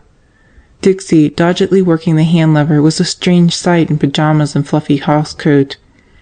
They were on other-world company, all of them, casting great shadows, silent, their hands and face pale and inhuman. Sister Magdalene alone stood back, perhaps because too many hands would hinder, but her gaze was fixed on the man in the lung. Marmion could not see him. She didn't want to see him. She got up slowly and dragged herself out of the room. Someone had lighted a kerosene lamp on the chart desk and threw the flood around it, dazzling in comparison to darkness. Marmion made her way. In the soft gray mist of the stairs she sat down. Her head was splitting, she could not think, but she knew she had behaved very badly, screaming and fainting, acting generally like a schoolgirl, as King would have expected. How good it would be now to remember that she had kept her wits, taken a few seconds to orient herself in the darkness, and then gone competently to find a nurse. And she might have controlled her terror at the last if that person hadn't come in. Groaning, Marmion dropped her head into her hands. "What's the matter, baby?" Eloise asked, sitting down beside her because the stairs were narrow and she must leave room for all the hurrying nurses. "My head." "Run into a door in the dark?" "Not exactly. I was with Cassidy just now when the power went off, and of course the lungs stopped. It was pretty ghastly." She felt the other girl's thigh tighten against her own. "Marmee, they got it going again in time?" Marmion stiffened against the railing, and a bit of carving dented her shoulder. "In time? What do you mean?" Eloise's cold grip was upon her wrist. Into the pool of light at the chart desk 3 people emerged from the dark wing: Sister Ursula, Sister Magdalene, and the doctor. As King seated himself and took down a chart, Lynn joined them, then Dixie, folding the blue robe about her. The doctor began to write. All the eyes followed his pen, shocked and unbelieving. Even for those who have seen the transition, it is hard to accept the fact that the burly living has suddenly become the dead. "Oh no," Marmion breathed. But King's pen went on writing, setting down the record that meant the end of the embattled, formative period of the Helmet and the Hills. Because Big Bosom Cassidy was only a name now. He had died while Marmion stood helpless beside him. Everything they had done since had been done for a dead man. Huddled together on the stairs, the 2 girls did not see the small figure come quietly up from the dark end of the hall and go in silence up the stairs behind them. When they were asked whether anyone had passed, both were positive that no one had. The storm winds were so spent that they were barely able to whistle around the rimrock when Jock and the doctor, by the light of a kerosene lamp, turned off the oxygen tank and opened the respirator. The coroner made his examination of the earthly remains of the great Cassidy. The sheriff thankfully accepted his colleague's opinion that a freak of nature had been the cause of accidental death, and then they had checked, for certainty, with the power company. "Yeah, line's down somewhere," the night foreman's assurance had come over the wire. "Lucky the phones aren't knocked out too, eh?" "No, the lights are all out on that side of the mountain, Sheriff. Somebody else just called me from down in the gulch. We can't do a thing about it till daylight, but I'll get the boys out just as soon as it's bright enough to see. We've got a small airplane now, flies right over the line. We can locate the breaks fast that way." "Huh? Okay, we'll speed it up." The sheriff was more relieved than he would have cared to admit. Range battles over grazing rights, hot-headed shootings with plenty of witnesses, these had been his career. He was tall and gaunt, with hooked nose and tight mouth, and he had been sheriff for more years than most people remembered.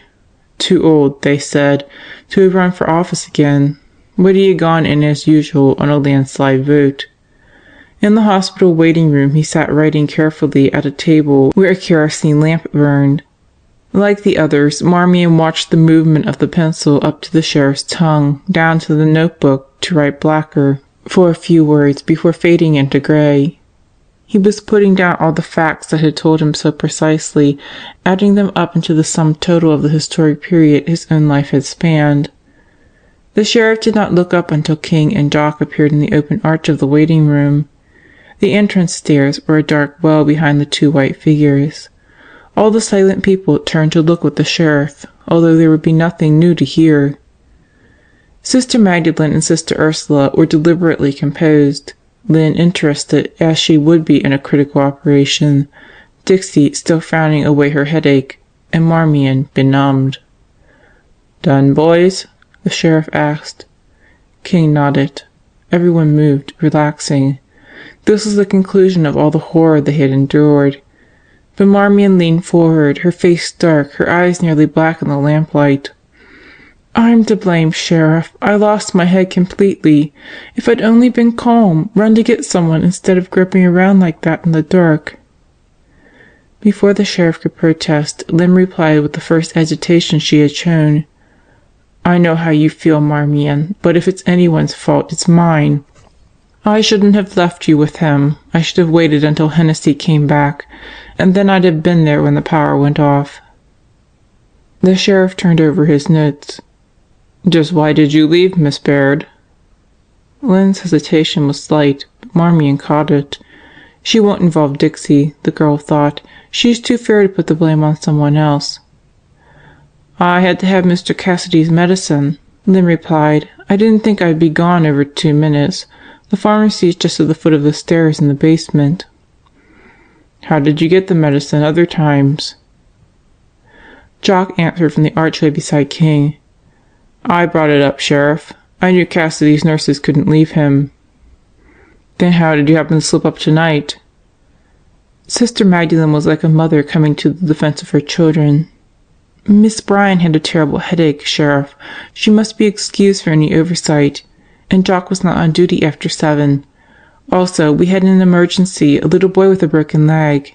And then the storm was making the patients." The words trailed away as a scream cut down through the darkness, a high, piercing scream, persisting until the quiet was cut to shreds. At first it seemed only to come out of the night from neither place nor direction. When it gathered identity, it became a woman screaming somewhere on the 2nd floor near the laboratories. The sheriff shot to his feet, rocking the lamp dangerously. Then he was out of the room, sprinting after the doctor, Jock hippity-hopping in their wake, all running up the stairs toward the screaming that had now become a terrified sobbing. There were other sounds in a moment, tumbling down out of the dark, patients awakening to that grotesque weeping and beginning a frightened wailing of their own. Sister Magdalene gave orders hurriedly. "Miss Baird and Dixie, see if Miss Hennessy needs help down here. If she doesn't, come to the 2nd floor and help Miss Baxter." The sisters were gone, Lynn and Dixie with them, all running to duty that came ahead of their own fears. And Marmion was left alone with hers. Suddenly she was on her feet and running like the others up the stairs.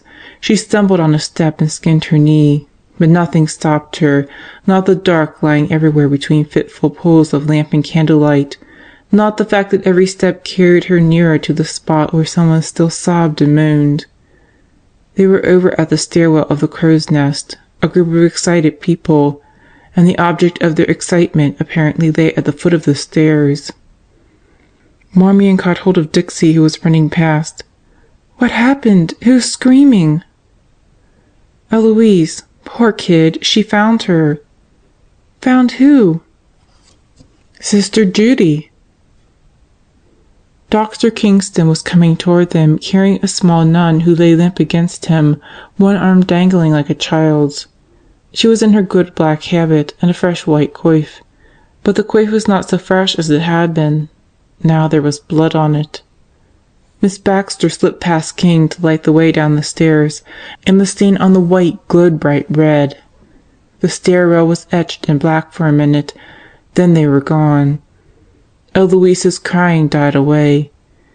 "Dixie, where did Marmion began, but Dixie also had vanished. Down the stairs there was a rustle of a habit, another reflection of light growing from below. The girl peeked over the balustrade.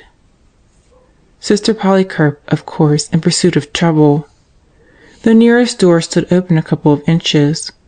Marmion pushed it wider, felt it strike an object, pushed harder, and slipped inside.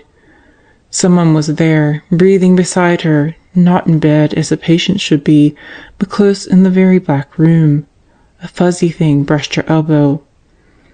"Mrs. Topman?" A relieved sigh came out of the pitch dark.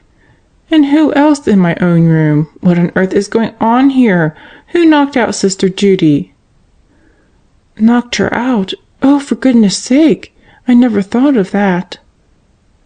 "Well, somebody did, heaven knows, prowling around in the dead of night, and her going up the stairs like she belonged up there. What was she doing out of the cloister?" Marmion swayed and caught herself against the door. This was the first of the dizzying dread she would know in the next few days, the foreboding she should have felt in time to turn away from the wing that was so soon to be dashed into darkness. "Mrs. Topman, tell me what you mean." "Nothing, but there's some kind of funny business going on here tonight, and that's no lie. I'm going to get back in bed, honey. If Baxter saw me up like this, she'd have Doc send me home tomorrow. Oh, by the way, you found Sister Peter all right?" "Sister? Oh, the corset. It's safe," Marmion fibbed. What had she done with the box? She had been clasping it when she went into Big Balsam's room because she remembered how it had struck against the door jamb. And then what? She must have dropped it when the lights went out. Unless someone had kicked it out of the way, Sister Peter's corset would still be lying wrapped like a sheaf of roses beside the respirator. And she would have to retrieve the package, Marmion insisted to herself, as she helped Mrs. Topman to feel her way under the covers. Nothing in the world was more horrible than the thought of entering that fearfully empty room again. But whoever picked up the box would open it, naturally, and then there would have to be an explanation.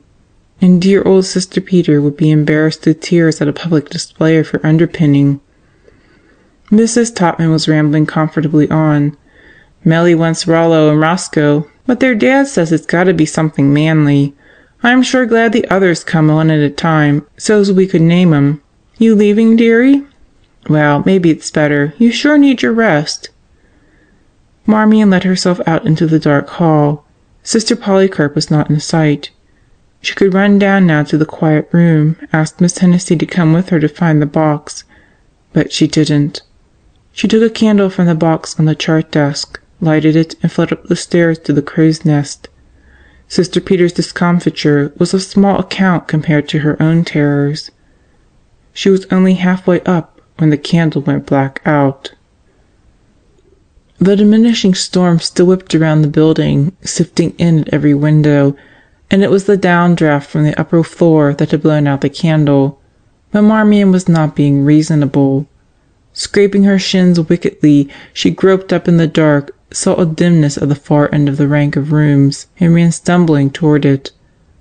When she came into the little sitting room, she saw what an impression running footsteps in the night can make on frightened people. Eloise in her white uniform, Blanche in a housecoat with her hair in pin curls, Philippa on the edge of the big chair, and Chad asleep in her arms.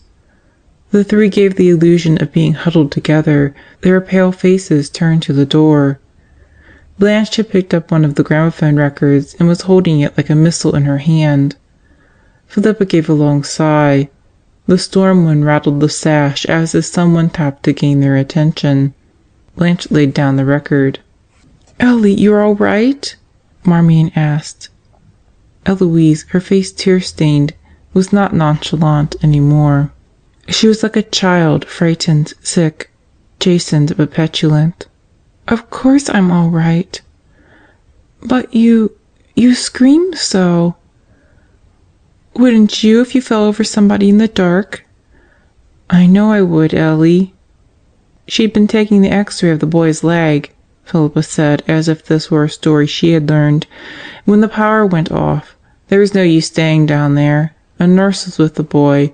So after a while, when they were sure the current wouldn't come on again, she started up here. You were with me, Ellie, on the stairs, Marmion said without knowing why.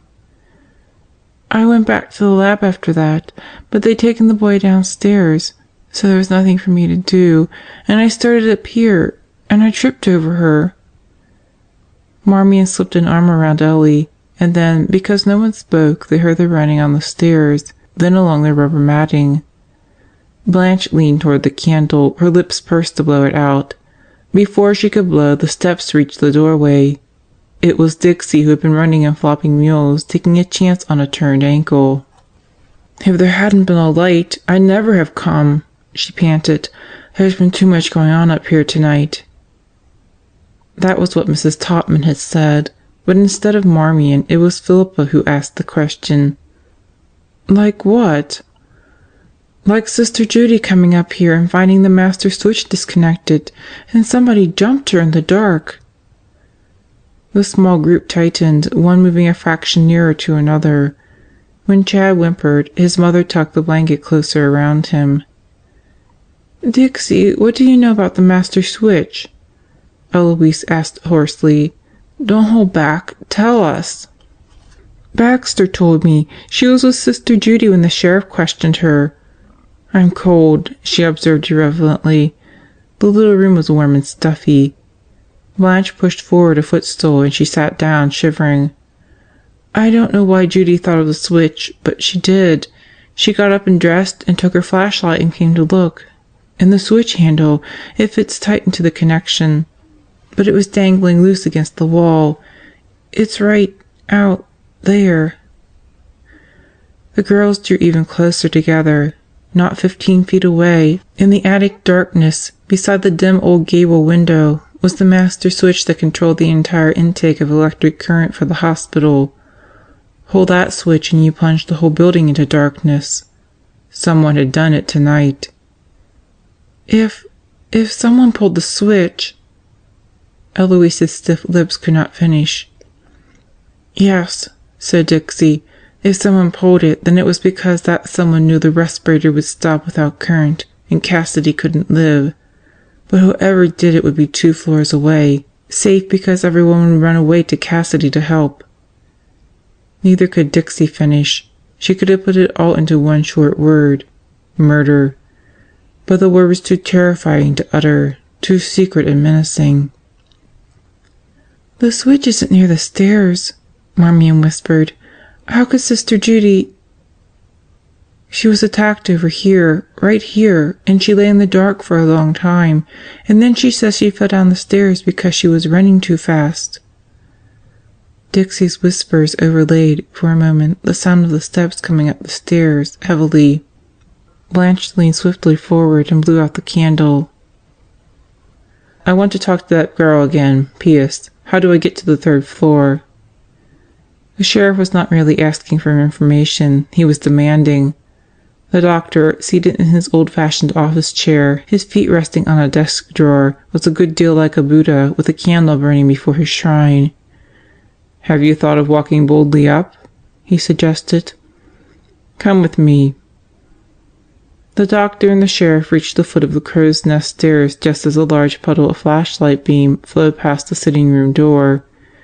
In the puddle a man's feet walked in high-heeled riding boots. He went straight to the master switch. Marmion, on Blanche's lap, breathed hardly more than the big balsam. The man was tinkering at the switch, making soft breathing noises, quite audible to the tense group in the little room. And then Sister Polycarp's voice came sharply from just outside the door. "Sir, what are you doing here? We have rules." The man dropped something that clattered. "Gentlemen do not come up here unescorted, sir." The sister's flashlight snapped on, showing her bristling and outraged. "I'm sorry, ma'am, but somebody's already been up here." "A likely excuse," Sister Polycarp declared, a remark that covered everything she could not hear. "He wiped his fingerprints off on the switch handle, too," the stranger drawled, unperturbed. "A right thorough gent. Hey, that you, Sheriff?" "It's me. No fingerprints, Joe? You're sure?" Sister Polycarp whirled to face the newcomers. Her flash cut across the sitting room, paused, then swooped in to rest upon one girl after another. "In the dark? Have you no candle?" "Light it quick," Eloise whispered. Marmion struck a match. The flaring up of the candle was like the brightness of the sun upon the morning glory horn, the bishop's portrait, the brass centre table, and the chair with the leaky arm. Behind the sister, in the door, were the sheriff and King. "Ah," said the sheriff. He was so close to her good ear that Sister Polycarp could not mistake his satisfaction. She crossed to the love seat, set herself firmly down, slipped her hands up her sleeves, and fastened her gaze upon the two men.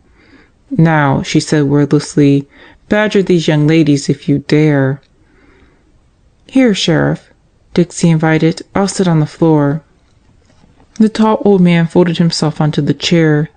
King, impassive in what might have been an amusing situation, lounged in the doorway. "I'm not going to bother you long," the sheriff remarked. He was a tired old friend, come in for a chat, no notebook, no sharpness in his voice or manner. "It just occurred to me that maybe some one of you might have thought over something or other, maybe seen it in a different light. It makes a difference, our accident being murder." He dropped the new name deliberately, yet he watched the flickering of the candle rather than the flicker of possible fear upon a face. "This has been an awful disappointing evening for somebody," he resumed. "We'd pegged it an accident. I'd called the power company, and they'd said the line had blown down. Our disappointed friend couldn't have known the line would blow down, of course, the way it did. He was counting on thinking it was a tree limb fell across the line and grounded the current till the wind threw the limb off again. Happens all the time. There was a great lineup of coincidences in his favor, you see. The storm, Miss Baird having to go for medicine, then the actual shutting off of the current. He'd gone back to put the switch on again when he ran into Sister Judith. Rough luck. Real disheartening, when everything else had gone off so well." The sheriff picked a bit of lint off his trouser knee and rolled it under his thumb. "But the real disappointment is that if he hadn't done a thing, nature would have attended to the job for him. The only hitch might have been he'd have had to knock out Miss Baird. She'd have known how to run the respirator by hand." He tossed away the lint and for the first time looked directly around the voiceless company. "The electric clock in the surgery stopped at 9:28. The fellow at the power office, I called him back. He says he's positive it was a little later when somebody phoned from the gulch and said the current had just gone off. I'll find out for sure tomorrow. All these things make a difference, Cassidy's death being murder." Marmion's hands clenched hard in her lap. She was on the floor now beside Dixie in the sheriff's shadow. He was not paying much attention to her. "As far as we can find out, nobody left the hospital tonight after the lights went out. All the visitors had gone before 9, on account of the storm. So if nobody left, then our disappointed one is still with us." He glanced down carelessly at Marmion. She knew when his glance clung and hardened. She knew when all the other eyes alighted upon her in alarming accord. The admission was forced from her. "He came back while I was there." Eloise gasped. If the others recoiled, Marmion didn't know. She was again in the dark beside the respirator, sensing those quiet movements somewhere across the room, and again the waves of blackness rolled toward her. "Miss Pierce," the sheriff said firmly. "Who was it? Tell me." Marmion shook her head. The sheriff took it for refusal to answer, but she was only trying to remain above the black ocean. "It was dark," he reminded her. "Didn't he have a flashlight?" "Yes." "Then you saw him?" "No. The light was on for only a second, just on and off, and my back was turned. By the time I whirled around, the light was gone." "He doesn't believe me," she thought dully. "I piled on too much. I should have said my back was turned and let it go at that." But surprisingly, he accepted her answer. "All right. Then what?" "I don't know. I mean, he worked in the dark." "Worked? What doing?" "I've told you I don't know. The storm was too wild for me to hear. Really, I just had the impression he was there and doing something." "Where? In what part of the room?" Marmion dared not say again that she didn't know. She made a limp gesture. Over there. That was when the nightmare of the snake began, the hissing, weaving thing. At Cassidy's head or feet? Head, I suppose. I was at the foot of the respirator. So if he'd been trying to work the lung by hand, he'd have been right beside you. And he wasn't? Oh, no, I'm sure of that. Marmion's gaze was on the floor. Someone white-shod had come into the doorway beside King several minutes ago to stand listening. Now, to Marmion's relief, the sheriff addressed the newcomer. Was this mysterious intruder there when you came, Miss Baird? I didn't see him. I was turned around a little in the dark. I'm not too familiar with St. Denis, Sheriff. I had never worked here, you know, until I took this case. But you got the medicine from the pharmacy? No, I didn't go that far. I was just at the foot of the stairs and the lights went out. So of course my first thought was for my patient, and I hurried as fast as I could back up to the wing. And who came next, after you? I'm not sure. I think it was Sister Ursula and Jock. They came almost together. Everybody thought of Cassidy. King's flashlight, hanging in his hand, made a quick arc and fell back. And you, Doctor? The sheriff prompted. I was down in my room. I'd finished my rounds. But you thought of Cassidy? Naturally. Who was with him when you got there? Miss Baird, Sister Ursula, Jock, Johnny, Miss Bryan, I guess. Miss Bryan. The sheriff looked down at Dixie in the fluffy robe, her bare feet tucked under her. What have you to tell me, Miss Bryan? Dixie shrugged faintly. Only what you know, Sheriff, but I'm wondering why Marmion can't help you a little more.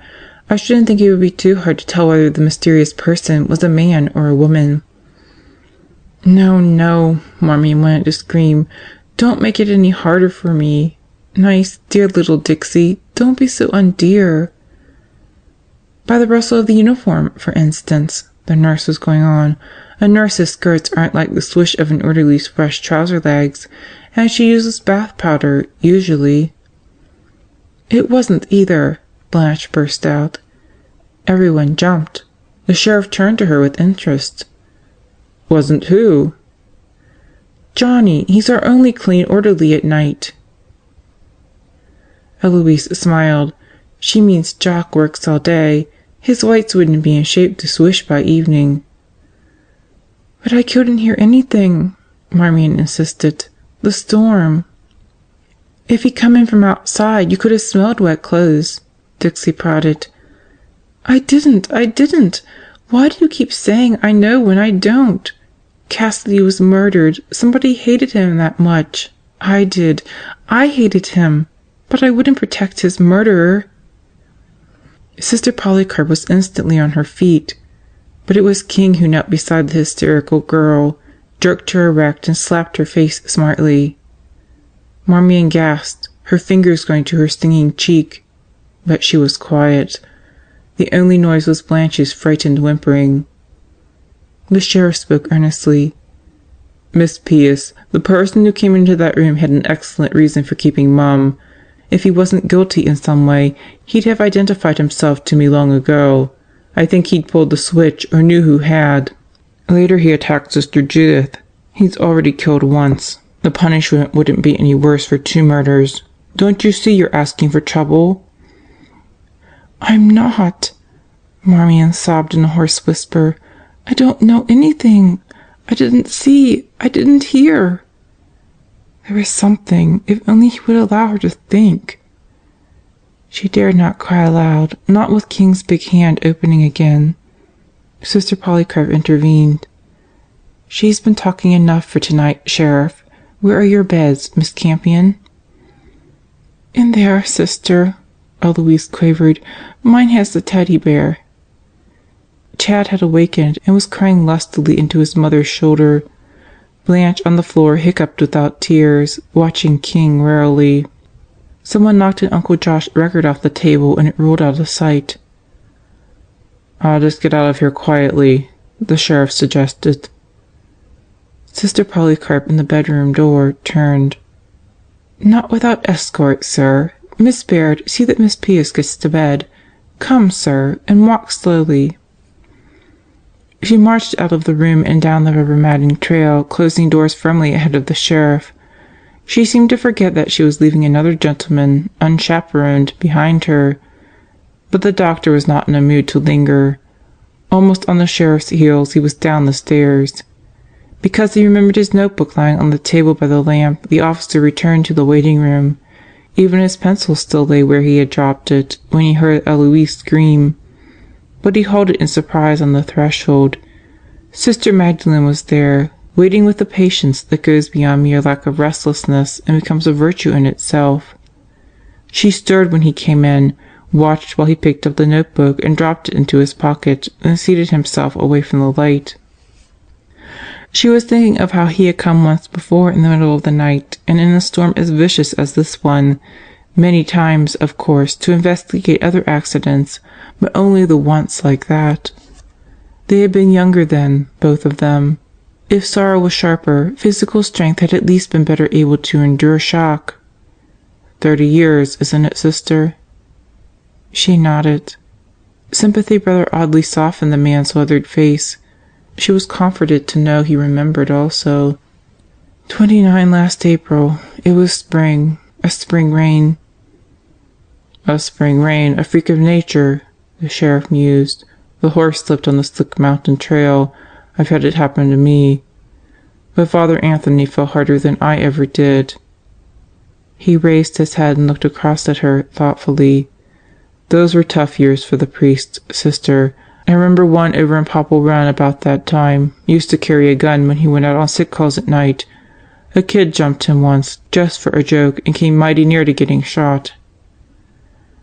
I begged Anthony to carry a gun, too. His life meant so much to me, my only brother. The sister paused, and when she resumed, her tone was quick. Anthony's death was an accident, a plunge in the dark from Horse Thief Trail. That ravine was treacherous, everyone said, and he went everywhere on sick calls. Sure, Cardinal's house was no different from any other, only her ladies wore silk and rode through the town in fancy carriages. Sister Magdalene settled back into her chair. She spoke so seldom of Father Anthony. The sheriff mistook her sudden quietness. Holy smoke, sister, you're ready to fall over. You get along to the cloister, and don't sit down and start thinking again either. You go to bed. The nun smiled, murmuring that she was all right, but letting him persuade her, she said good night and walked slowly to the cloister. How many years had it been since a man had told her what to do, and she had done it? Self-sufficiency with dependence on God, that was what maintained you, as head of any convent group. But no matter how well you had mastered the technique of being self-sufficient, let a man give an order and the eternal woman in you obeyed. Even with nuns who had learned the lesson to the point of complacence, Sister Magdalene pondered, the natural impulse to submit would often give them a struggle. For herself, meekness was welcome at the moment. She closed the cloister door behind her. All was peace and quiet. Yet in that peaceful quiet she would find she could not sleep. Marmion had stubbornly refused to take the sedative Lynn said the doctor had left for her. Later, the girl insisted. Ellie will be getting ready for bed for a while, and she'll keep me awake. The minute she's ready to hop in, I'll take it.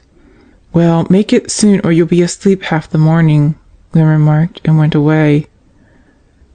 When she was gone, Marmion sat bolt upright in bed. Eloise had not taken off even her uniform. She sat on the floor of her own cot and stared into the candle flame on the dresser, and when Marmion spoke, she jumped. Ellie, I'm going down there to get it. I just can't let somebody else find it. Find what?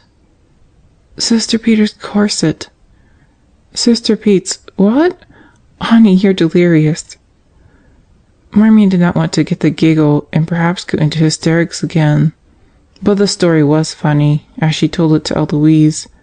Mrs. Topman's kindness and her own cherishing of the treasure, and the old sister's certain embarrassment if the box were found by, heaven forbid, a man.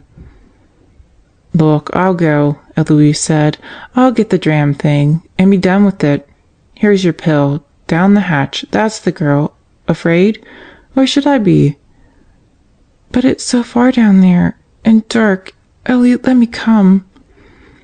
Not on your life, baby. I'm going to do this little errand without fanfare. You'd passed out on me before I'd beat to the second floor. No, you lie down now and let that pill get busy. I'll be back instanter. We'll wait till morning, Marmion objected. But she lay down. She was too relieved to argue, and soon too sleepy. With her last conscious thought, she wondered why Eloise should have practically grabbed at the chance to venture again into the heavy blackness that had already thrust terror upon her. She did not know exactly when Eloise went.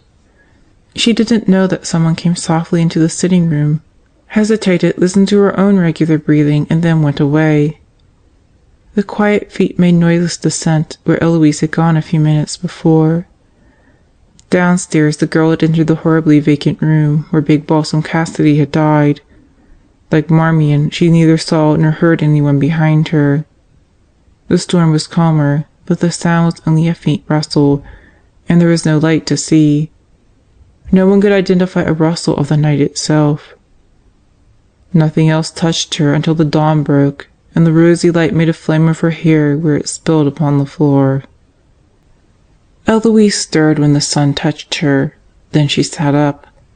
She was in the room with the empty respirator. Her head throbbed. Gingerly she felt of the painful spot and found a swelling that shot daggers through her brain. Reeling, she sat there. She had come for a box. There was no box on the floor or on the dresser. If she could get to her feet without splitting her head wide open, she would look in the dresser drawers and in the closet. But the torturing hunt yielded nothing. Sick, she dragged herself to the door, down the hall, up the stairs, on up to the crow's nest. No one was astir. She had been too miserable to try to avoid being seen, yet nobody saw her. When she fell into bed, Marmion, soundly sleeping, did not move. Down in the bare and chilly basement room where Big Balsam lay, there was no bright sunlight. Nothing but grimy shadows in the corners and white twilight around the sheeted stretcher. The stretcher was very narrow, even narrower than the lung had been. They had laid pillows over him, bringing him down here, smoothing the sheet over the pillows so that an aroused patient glancing out would think only that Jock was wheeling a load of bedding. The pillows were gone now. The sheet, wilted in the dampness of the room, clung far too revealingly, as if the man's features and powerful limbs were carved in marble like the ancient figures reclining on the stone caskets of abbeys. Big Balsam's feet were not crossed. He had not been a crusader. Nothing moved in the small place, not even a breath of air, until the doorknob turned stealthily. It was a long minute more before the door swung in, so slowly, so silently, that it was more like a parting of the gloom back there along the shadowy wall. The corner of the sheet moved, as it might move with a slight easing of the stiff position on the stretcher. Pussyfoot, who had let only his head into the room, jerked back. It was all he could do to keep from slamming the door. Clutching the knob, he stood panting, listening, shaking, his tongue salty from the spot he had bitten. He didn't want to go in there. He didn't want to at all. He hadn't wanted to go into that other room either. But it had been good for him in the long run. The faint draught through the door was damp and smelled like a grave newly dug in wet clay. A natural enough phenomenon, since he himself had mopped the room early in the afternoon and left the customary puddles on the cement floor. What was there to be scared of in a place where he had slapped down spiders and slopped around suds only a few hours earlier? It wouldn't be like that other room. Somebody poking in. With a gathering of courage, Pussyfoot pushed the door wide enough to let himself in. He wouldn't shut it after him. Should someone discover him, there was no explanation necessary. Anyone could keep company with the dead, even one who had been quite unwelcome in life. Reluctantly, a step at a time, feeling every grain of cool wet cement under his bare soles, Pussyfoot stole forward. He wished the pillows were still between Big Balsam and the sheet.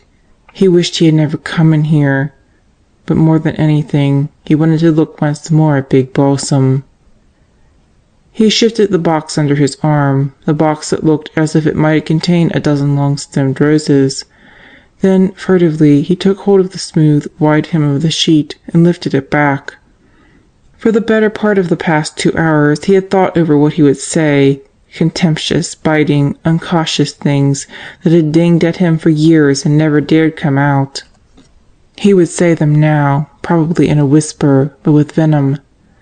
And then the sheet was down to Cassidy's chin, and Pussyfoot's hand was on it still. He studied the face, clear now of all human emotion. The ruthless lines were gone around the mouth, around the eyes were none of the crow's feet that had screwed them into boring intensity. In the solid jaw the muscles were relaxed to the roundness of youth. This was the face of the man he could have been, not the man he ever was. Pussyfoot's hand crawled up to his own bristling hair, the reverent gesture of taking off his hat. But he had not worn a hat into the presence of the dead. Remembering, he let his palm rest on his whiskers, his little finger between his teeth. Then, finally, he laid the sheet gently back in place, and the end brushed the wet cement floor. "Rest in peace, Stinker," he said softly. The door moved as if a breeze shoved it an inch more open, but there was no breeze. When Pussyfoot left to pad back to his lair off the furnace room, he saw no one at all in the dark old corridor. He wanted to get to his desk right away, open the locked drawer and go through his papers. Not that he would have far to go. The one he wanted would be first, on top. He dropped the long box on his cot and went to his desk. When the paper was in his hand, his haste seemed to be satisfied. Like a man in a great quandary, he put the yellowed envelope in his right hip pocket, took it out and put it into his left hip pocket, then into the breast pocket of his shirt with the flap button down. The buttonhole, however, was old and stretched. "There just ain't no safe place," he muttered and hunted through the litter on his dresser for a safety pin. "Man can't never find nothin'.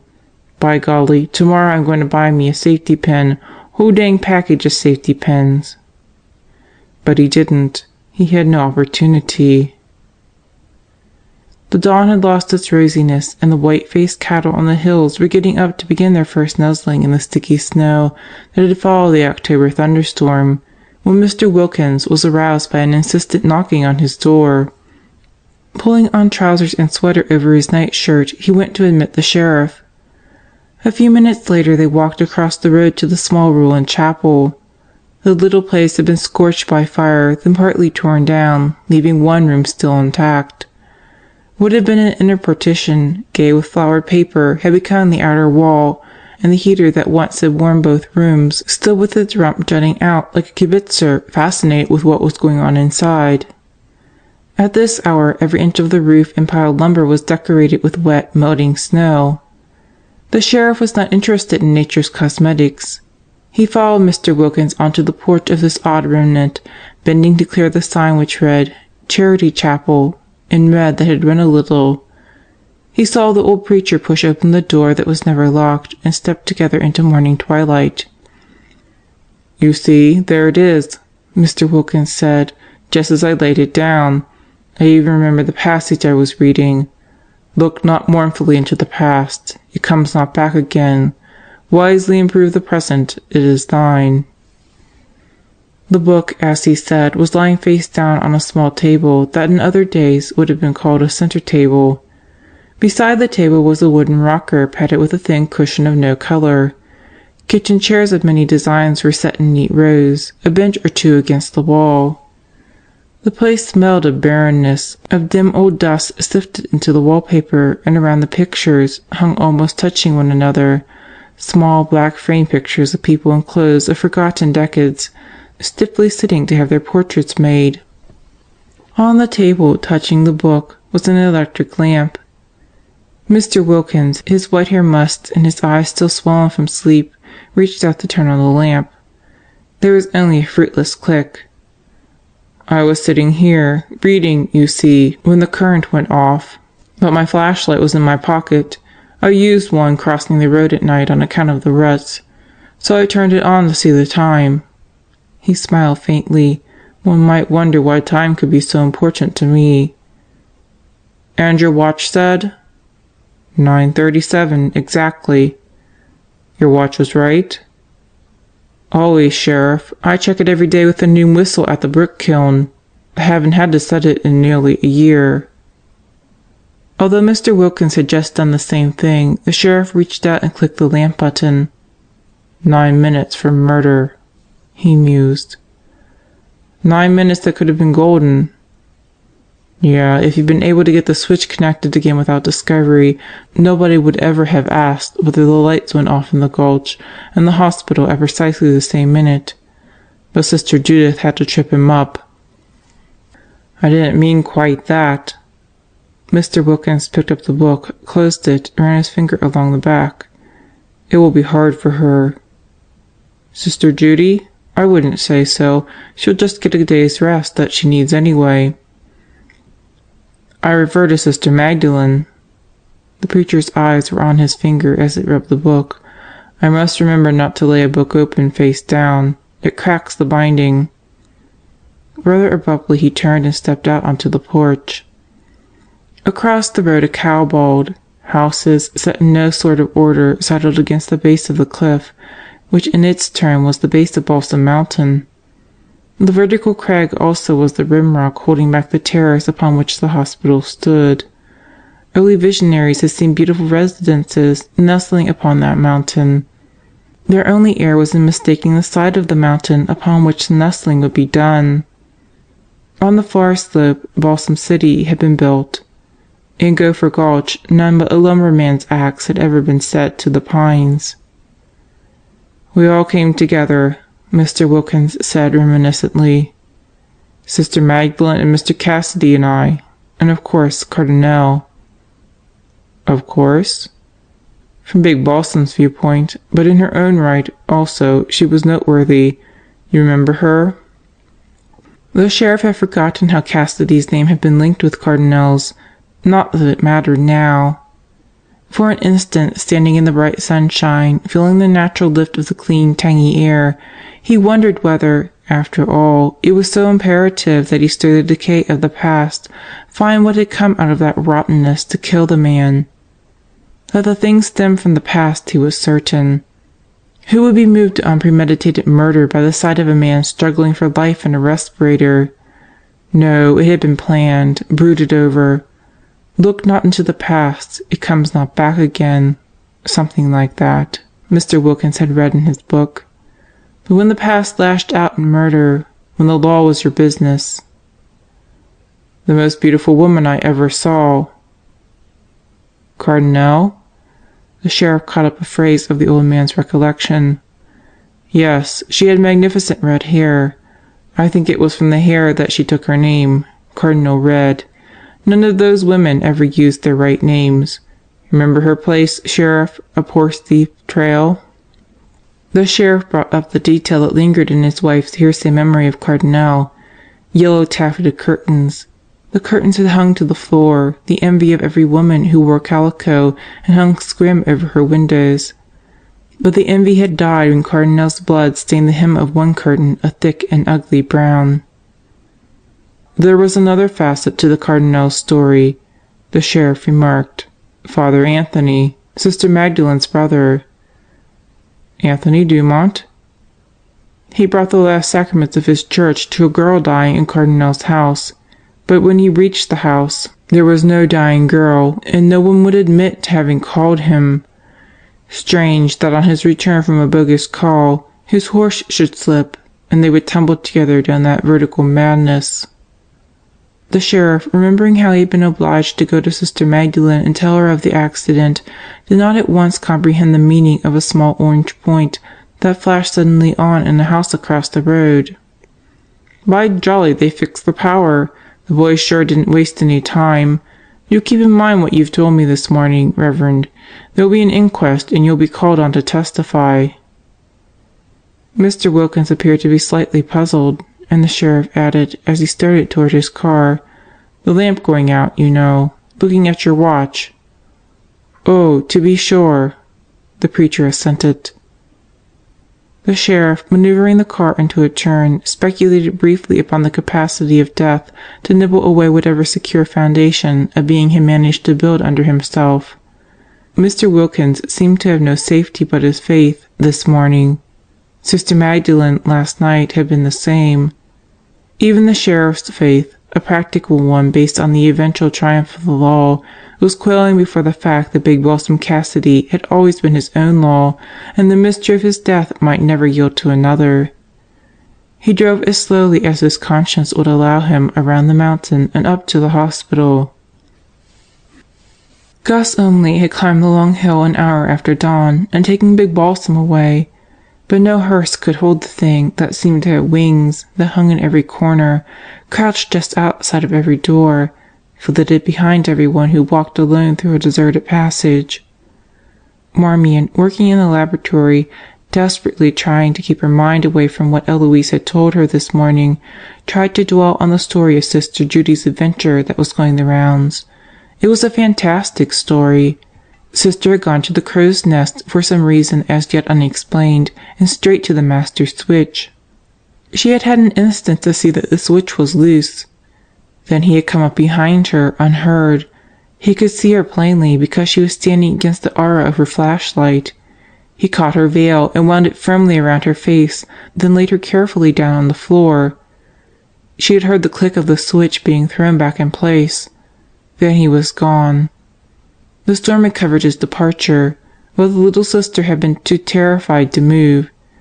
When she did go, finally, she ran and tumbled down the stairs, and now she was confined most unwillingly to bed in one of the regular hospital rooms.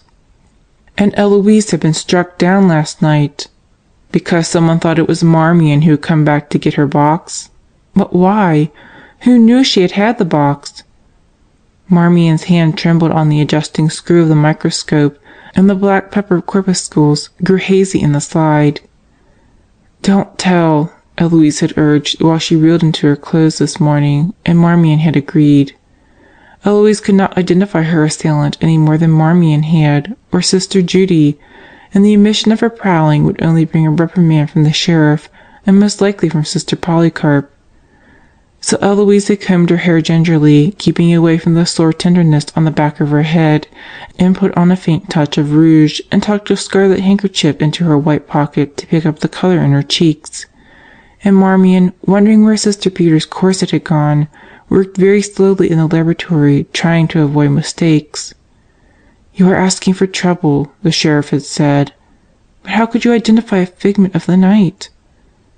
Suddenly Marmion turned away from the microscope, took up her tray, and left the laboratory.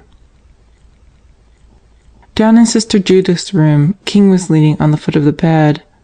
The small nun was dainty in her modest white gown and nightcap. The only mark of her accident was the adhesive patch on her forehead. "But there are only the two of us in the laboratory, Doctor," she pleaded. "There's far too much work for Marmion alone, and she's inexperienced." "You may get up and dress, sister, and go to my office. The sheriff wants to talk to you again, but after that you're coming back to bed." Sister Judy closed her eyes and leaned back against her pillows. King stepped around to the bedside and took her wrist in his fingers. The pulse was rapid. "Would you rather not talk to the sheriff today?" "I'd rather get it over, Doctor." The doctor was puzzled. Puzzled, he believed, not worried. Affection for a person is a requirement for proper worry. "All right, then. Signal for the nurse when you're ready, and lie down if there's any waiting. I don't want you up any longer than necessary." He went out, closing the door quietly. The convent was a humility mill, he told himself, grinding down every individual trait until all that was left was a pious one-track seal.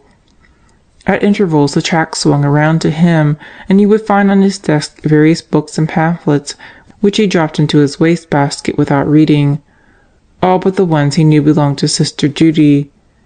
These he unobtrusively returned to the laboratory. He never tried to explain why he should boil with rebellion over ties that did not bind him and rules that did not govern his own life. When Sister Magdalene entered the room, King had just left. Sister Judy was combing her hair. It was gray hair, wiry and curly and very short. She stood to the side of the dresser so she did not see herself in the mirror. A sister must guard against vanity. But she saw Sister Magdalene, who had come with a clean coif. Sister Judy bound the headband tied around her forehead and pinned it. Then the soft folds of white went around her neck and up under her chin to be pinned on top of her head. The veil was laid on last and pinned, the same veil that had been so smothering a blindfold last night. She turned then to the superior, her eyes submissively on the floor. Together the two walked to the waiting room the sheriff was again using as an office. The sheriff was weary. He seated the nuns with their backs considerably to the light and sat down to listen to a story he believed he already knew backward. But you never could tell. There might be something he had missed last night. He listened absently, rubbing his lean, stubbled chin, his gaze going on out the window. An automobile zoomed up the long hill and scraped to a stop. Reporters, most likely. Cassidy's death in a normal manner would have made news, but his murder would be a sensation, and it would have to be solved by a tired old man who had started out in life as a cowpoke. "And then he took off his shoes, sir," said Sister Judy. The sheriff clamped his jaw shut and bit his tongue. Blinking back tears of pain, he stammered, "He what, sister? He took off his shoes, sir." "How could you tell?" "He was very close to me as I lay on the floor, and you know the little tapping that the tin tips of shoelaces make against leather? That's what I heard, and when he left the steps were very soft. Thumps, you know." "Wasn't the storm making enough rumpus to cover footsteps?" "You'd think so, sir." Sister Judy attacked by an assailant who took off his shoes. Cassidy the Great now lying on one of Gus Omley's slabs. The pious girl stubbornly unable to identify the almost certain killer, and running up the entrance stairs were 3 reporters who would ask deft questions and perhaps uncover the bewilderment of the investigator. Helpless, that was the only adjective the sheriff could apply to himself at the moment. "Reporters, I'll see 'em, Sister Magdalene. They don't need to bother you." But Marmion Pierce, leaving the first floor, was meeting the 3 gentlemen head on in the hall. They had just come up the entrance stairs. One was very tall and thin and blonde. One was short and ruddy. The third mildly nothing but middle-aged. The ruddy one spoke. "Good morning, miss. I'm Williams of the Atlas Syndicate. Quite a racy incident here last night, eh? Oh, this is Jensen, Royal Press." He indicated the middle-aged man. The tall, thin youth evidently did not rate an introduction. "We'd liken you an interest angle. Excuse me, but haven't we met somewhere?" "I shouldn't wonder," said Marmion. "I run across all sorts of queer things under the microscope." Mr. Williams had the grace to smile. "Well, all right, but how about a few impressions? Front page?" He stopped as if his tongue stuck to the roof of his mouth. Marmion knew why. She had heard the rustle of a habit behind her. She stepped slightly aside and mused at the young man's discomfiture. Sister Magdalene, her hands up her sleeve, was the very personification of dignity. "You are newspaper reporters, gentlemen?" The middle-aged man made the gentle reply one would expect from him. "We have been sent by our respective editors to cover a story, sister. Mr. Cassidy's passing is of national interest." "I understand, sir," the sister answered with corresponding mildness. But when she turned to the one who had spoken first, her severity would have been approved even by Sister Polycarp. "I realize you are performing your duty in coming here. Perhaps you will appreciate that I am performing mine when I ask you to sit quietly in the waiting room until the sheriff can see you. I will not permit any of the staff or patients to be questioned. I do not wish any pictures to be taken. I forbid you to go anywhere in the hospital. Do I make myself clear?" The ruddy Williams grew ruddier. Mild Mr. Jensen bowed. The young man gulped down something that choked him. "The waiting room is immediately behind you, gentlemen," the sister added. and without staying to see whether they entered or whether Marmion spoke further to them, she turned and walked away. Her departure was a more effective guarantee of obedience than if she had slapped their wrists. The girl went on up the stairs. At the landing she looked down. The tall, nameless young man was watching her with transparent appeal, and not all of the appeal was for a story. A warm, pleasant sensation tingled through her, quite the opposite of feeling your lungs scorched with cold on a winter day. What an odd thing to remember! The shadows were long in the gulches when the sheriff drove up the hospital road with Coffer Daniels. Daniels was not the one to trip breezily around the country attending to his law practice. He never had been known to visit any client, except one, and that one was now being embalmed. The sheriff, however, had been curt, and when Daniels finally had been convinced that if he wanted to be included in the proceedings, he would have to go where those proceedings would take place, he went. Sister Magdalen's worn, muslin-curtained office was not a sumptuous setting. Mr. Daniels sat with his blue trouser legs pulled up to preserve the crease, his candy-striped silk shirt and stiff collar giving him the air of an outdated sport, and offered uncouth remarks about the heat. The sheriff's forehead was beaded. Mr. Daniels was not. Sister Magdalen, on the far side of her veined old desk, waited patiently for the lawyer to come to the point. The sheriff was not so patient. "Suppose you get out the will, Daniels." The sister became mildly attentive. Whose will? She glanced at the sheriff and saw that he was more excited than in the days when he had ridden a bucking bronco at a rodeo and been pitched into the stands. Coffer Daniels opened his briefcase and took out the one document it contained, typed sheets clipped to a backing of pale blue. Because of the peculiar circumstances of Mr. Cassidy's death, the sheriff ordered the will to be opened immediately. "A question of motive." The sheriff hooked an elbow over the back of his chair. "That is, I hoped to find a motive. As it is. Go on, Daniels." The lawyer cleared his throat blandly. "This is a testimonial, one might say, to the truth that the greatest of virtues is charity, and, at times, I might add, the most surprising." His eyes sped over the typed lines he had found so obnoxiously hard to believe an hour or so ago. "To put it briefly, sister, this is the last will and testament of Michael James Cassidy. In it he makes disposition of his very considerable worldly goods. And you, Sister Magdalen—" He paused, enjoying this moment, which was all he would get out of the amazing document. "You, sister, are almost the sole inheritor." The sister's reaction was disappointing, because there was none. No delayed exclamations, no joyful disbelief. Nothing. Because it was 34 hours since she had slept, and because there was no precedent for Mr. Cassidy's benevolence, she sat in a daze and stared at the lawyer and wondered what, exactly, he had said. Mr. Daniels seemed to understand.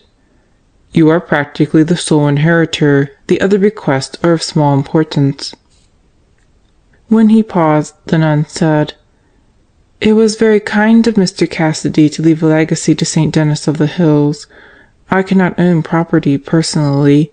The hospital is greatly in need of funds. Reverend Mother will be most grateful." She knew it was inadequate thanks. Except for the mention of Reverend Mother, she had often thanked a farmer in the same tone for a load of rutabagas or a side of beef. The lawyer's smile was ingratiating. In that moment he was nearer to liking Sister Magdalen than in all the years he had never been called upon to do business with her. He hated brilliant women. This one, he saw now, had a reputation for brilliance she did not deserve. "You have inherited a large fortune, madam, very large. Its administration will be a responsibility, but one Mr. Cassidy, and I myself, if I may say so, are happy to put in your hands." He pursed his lips. Until it was found in the safe at the mine office, he had known nothing of this will. Cassidy had not called upon his trusted friend Daniels to draw it up for him. Allow me to read.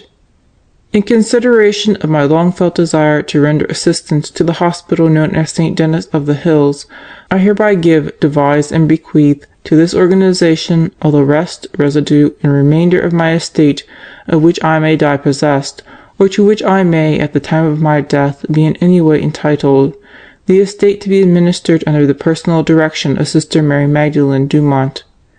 Because of my admiration for her outstanding ability as a businesswoman, her sincerity and her goodness, and because I know that under her hand my fortune will be expended wisely, and for the benefit of the people of the hills, I leave this legacy.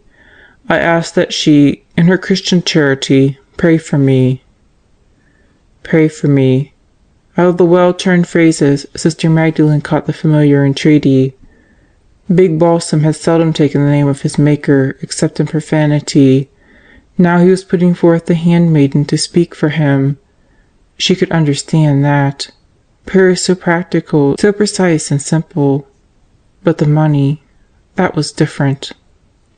He had no reason to leave the hospital any gift, however small, she said.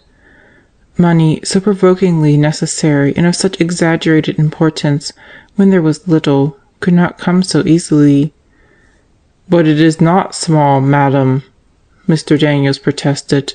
"You are almost the sole heir to nearly $1 million, even after taxes." Faintness stole over Sister Magdalene, and far distant she heard her own voice.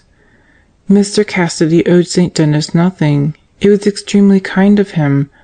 And under the spoken thoughts, others ran. 2 of the pioneer quartet were gone, Big Balsam and Cardinal, and 2 more whose lives had touched them, Father Anthony and little Job. Anthony's connection had been so short, hardly more than a determination to fight the great Cassidy, and it had died with him.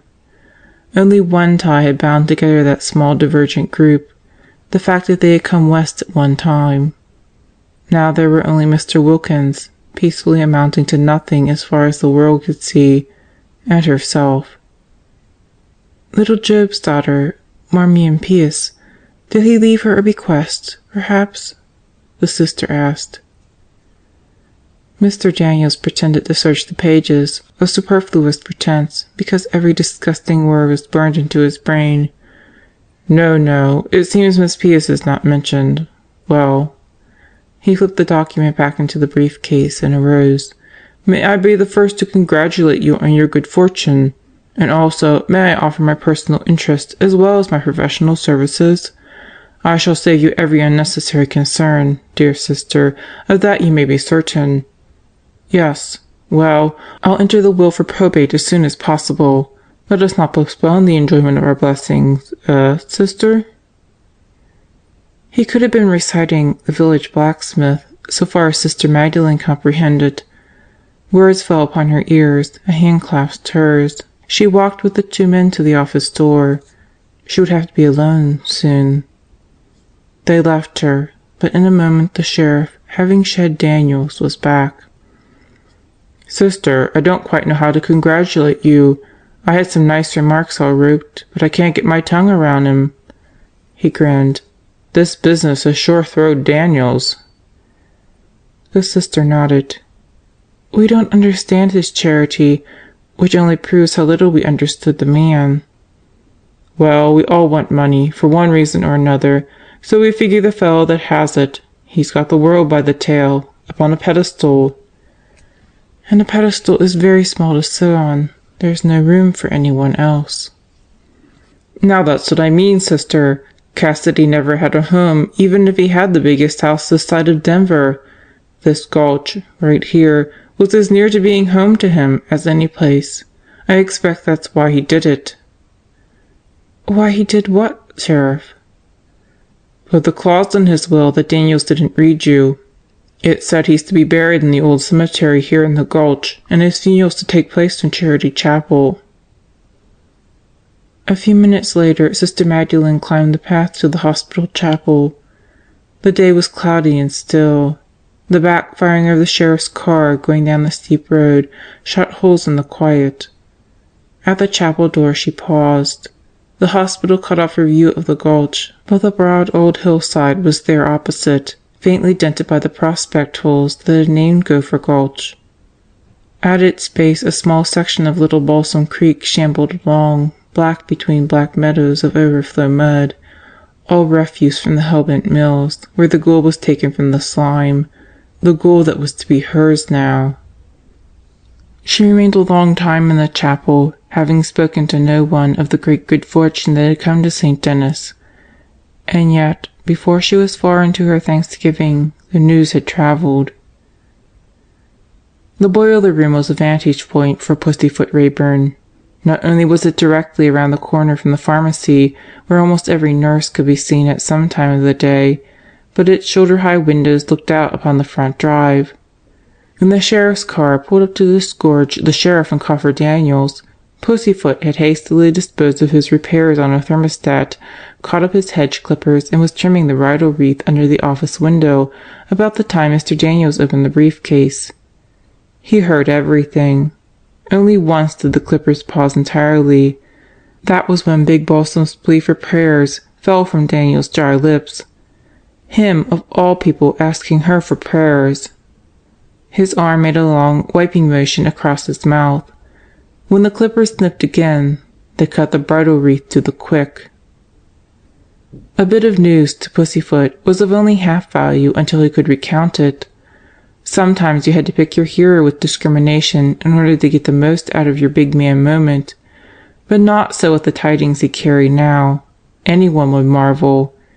Dropping the clippers barely inside the boiler room, he started for the stairs and met Jock Turner coming out of the pharmacy. "Hey, Turner, hold up a minute." Jock stopped. In his hand a bottle of medicine glowed jewel pink. "Sheriff just left, Turner. That trick lawyer from the Hellbent. He was here too." "What for? Did they know who killed Cassidy?" "Sat quite a spell. I just happened to be attending to my own business outside the window." Jock lurched forward on his bad leg, and somehow the bottle of medicine slipped to the cement floor. He didn't even glance down at the pink splash on his white shoe. "Answer me." "Listen, they ain't found who done the guy in, but they know who profits by it." "Who?" $1 million, too." "Who?" "Sister Magdalene." "Aw." It was a long sigh. Jock went down on one knee, poking at the broken glass in the brown, odorous puddle. The place seemed dark. Pussyfoot snapped on another light, and the particles on the floor glittered. He didn't know why he wanted to be good to Jock just then, but he did. He elbowed the orderly aside. "You let me get him. You might cut yourself. Ain't good going round sick folks with cut hands." Pussyfoot, taking his time, gathered the glass. Once, leaning far over, his shirt pocket gaped and a yellowed envelope fell to the floor. Before Jock could touch it, Pussyfoot snatched it away. With his hands dripping medicine, one filled with glass, he couldn't open the pocket flap. He stuck the paper between his teeth. "Come on, Jock, I'll get a mop." Jock followed him through the furnace room and into the lair at the back. The old man went to the dresser and dropped the paper on top of the accumulated junk. "Puss, was there... Look, you heard everything, you said." "Sure did, certain sure." "Was there anybody else mentioned in the will as a beneficiary?" "Nope." "You're sure?" "Ain't I told ya? You sit down a minute, and I'll wash my hands and be right back. I got a snort hit under the bed. You look like you could use a nip, eh?" He waited until Jock shoved a pile of papers to the floor and sat down on the one chair. The fellow didn't look so good, kind of green. But Pussyfoot would not be so certain of that until afterward, and he would believe, afterward, that if he had washed his hands and returned straightway. But the washbowl was beside the door to the hall, and when Pussyfoot heard heavy steps coming down the stairs, he had to go look. And when he saw Dr. Kingston, he forgot Jock. "Hey, Doc, you hear? About the will?" "Whose will?" Pussyfoot snickered. "Cassidy's. Him and Magdalene must have been friends on the side. He left all his money to her." The doctor's reaction was disappointing. He didn't respond like a man of the world. He gave Pussyfoot a glare of deep disgust and tramped on into the pharmacy. The old man, not to be defeated, followed to lean on the half-door. "You're surprised, I betcha, Doc. I was close to that there shyster lawyer, as I am to you, and I heard—" "Eavesdropping outside the window? Or did you manage to crawl under the rug this time, where you'd meet some more of your own kind?" "Okay, but didn't I tell you the news?" King gave an aggravating grunt. "I don't credit gossip."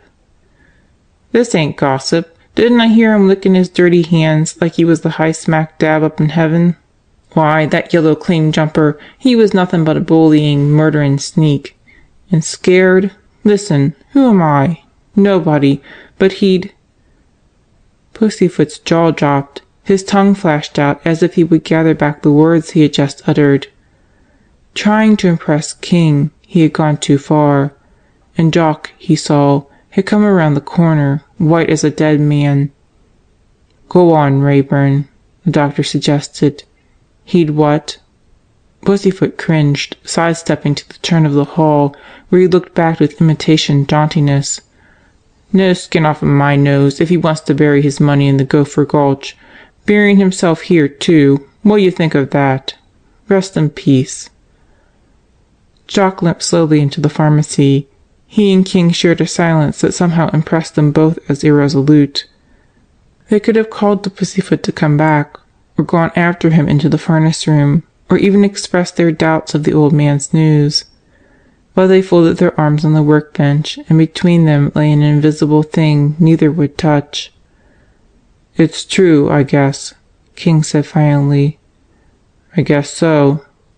Hearty rejoicing. Congratulations." "Hip hip hooray." Jack's tone was as dull as King's. "Sorry, I smashed Finnegan's medicine." "Doesn't matter. I'll put up another bottle." Finnegan was late in getting his medicine, but only Finnegan attached any importance to that.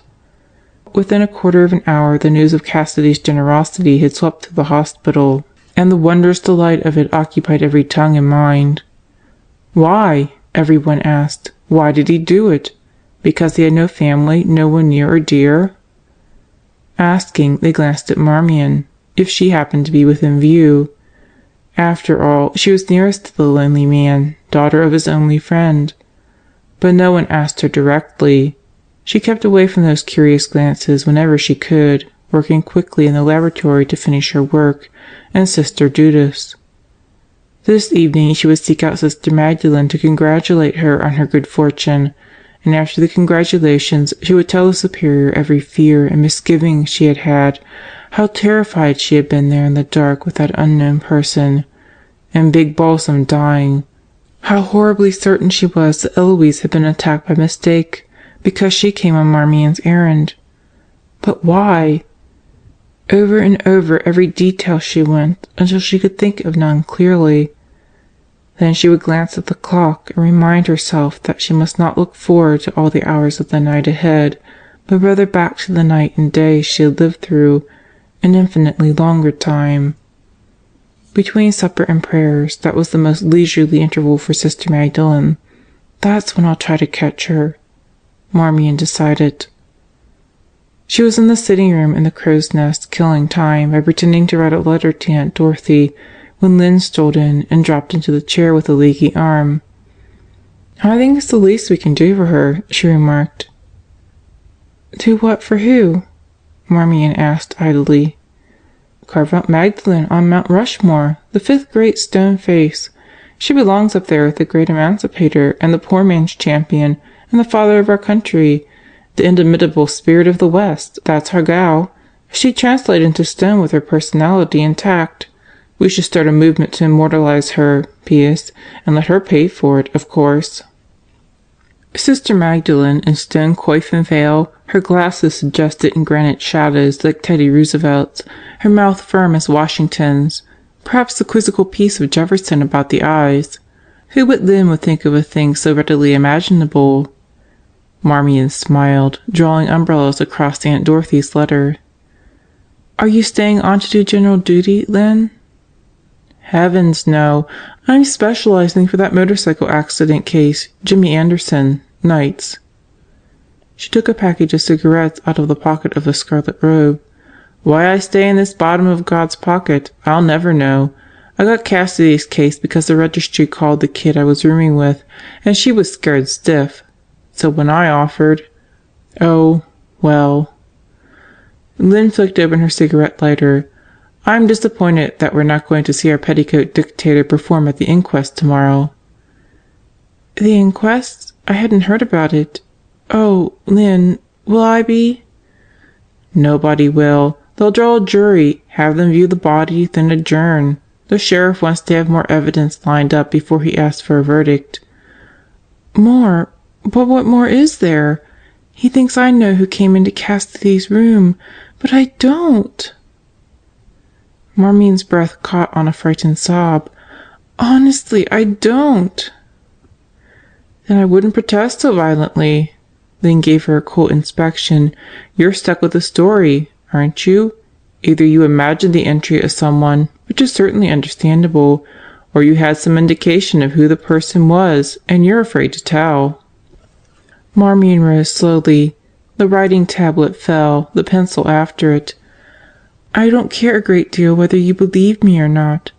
Sister Judy didn't recognize her assailant, and her story rings true enough.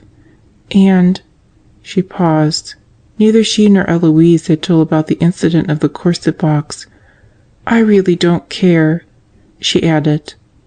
Then she went out and down the stairs. The clock struck in the hall below. 7. Too late now to find Sister Magdalene in her office. The sisters would be assembling for prayers.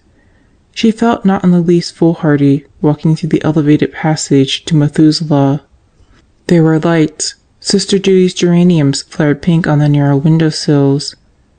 She reached Methuselah, went on into the second passage to the chapel. Coming into the chapel balcony, she left the light behind her. The organ showed its white teeth in the twilight.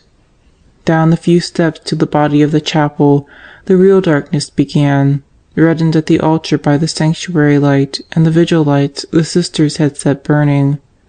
But the nuns were not there now. Marmion did not know that prayers had been advanced to 7:30 in order that Father might come and give benediction on this great occasion. She looked around the small, empty place, smelled the faint incense and varnish and candle wax, and realized that her head was aching. There were 2 pews beside the organ, and she knelt in one. Closing her eyes, she thought of nothing but the intense quiet. Perhaps that was why she heard the sound in the passageway. She turned her head, leaning her cheek on her folded hands. There was no repetition of the sound. That was when the quiet became frightening. She heard a rustle or footstep, some disturbance of the walled-in silence, and yet no one came out of the passage. It was a full minute before Marmion admitted to herself that the sound had been the most inaudible retreat of someone who had no intention of entering the chapel. Her own presence would not deter anyone coming to say night prayers, but if the unseen lingered there with the purpose of doing bodily harm, then he would behave exactly as he was doing. He would wait, just out of sight, near enough so that her first step into the passage would bring her upon him, and there would be no time to scream. Trembling, Marmion turned back to face the altar, what anyone deep in prayer would do after slight distraction. If he were watching, he would know she had heard him, but not that she attached any significance to the sound. Deliberately she yawned. Don't alarm him. Don't precipitate an attack. The chapel was a dead end. She was cornered. He could afford to wait. Even a killer would hesitate to desecrate a chapel. And then her eyes, raised to Mary's altar, took in a fringe of the high dark panels of the door. An outside door! If she could manage to reach it, if it was unlocked, she could escape. But she must not hurry.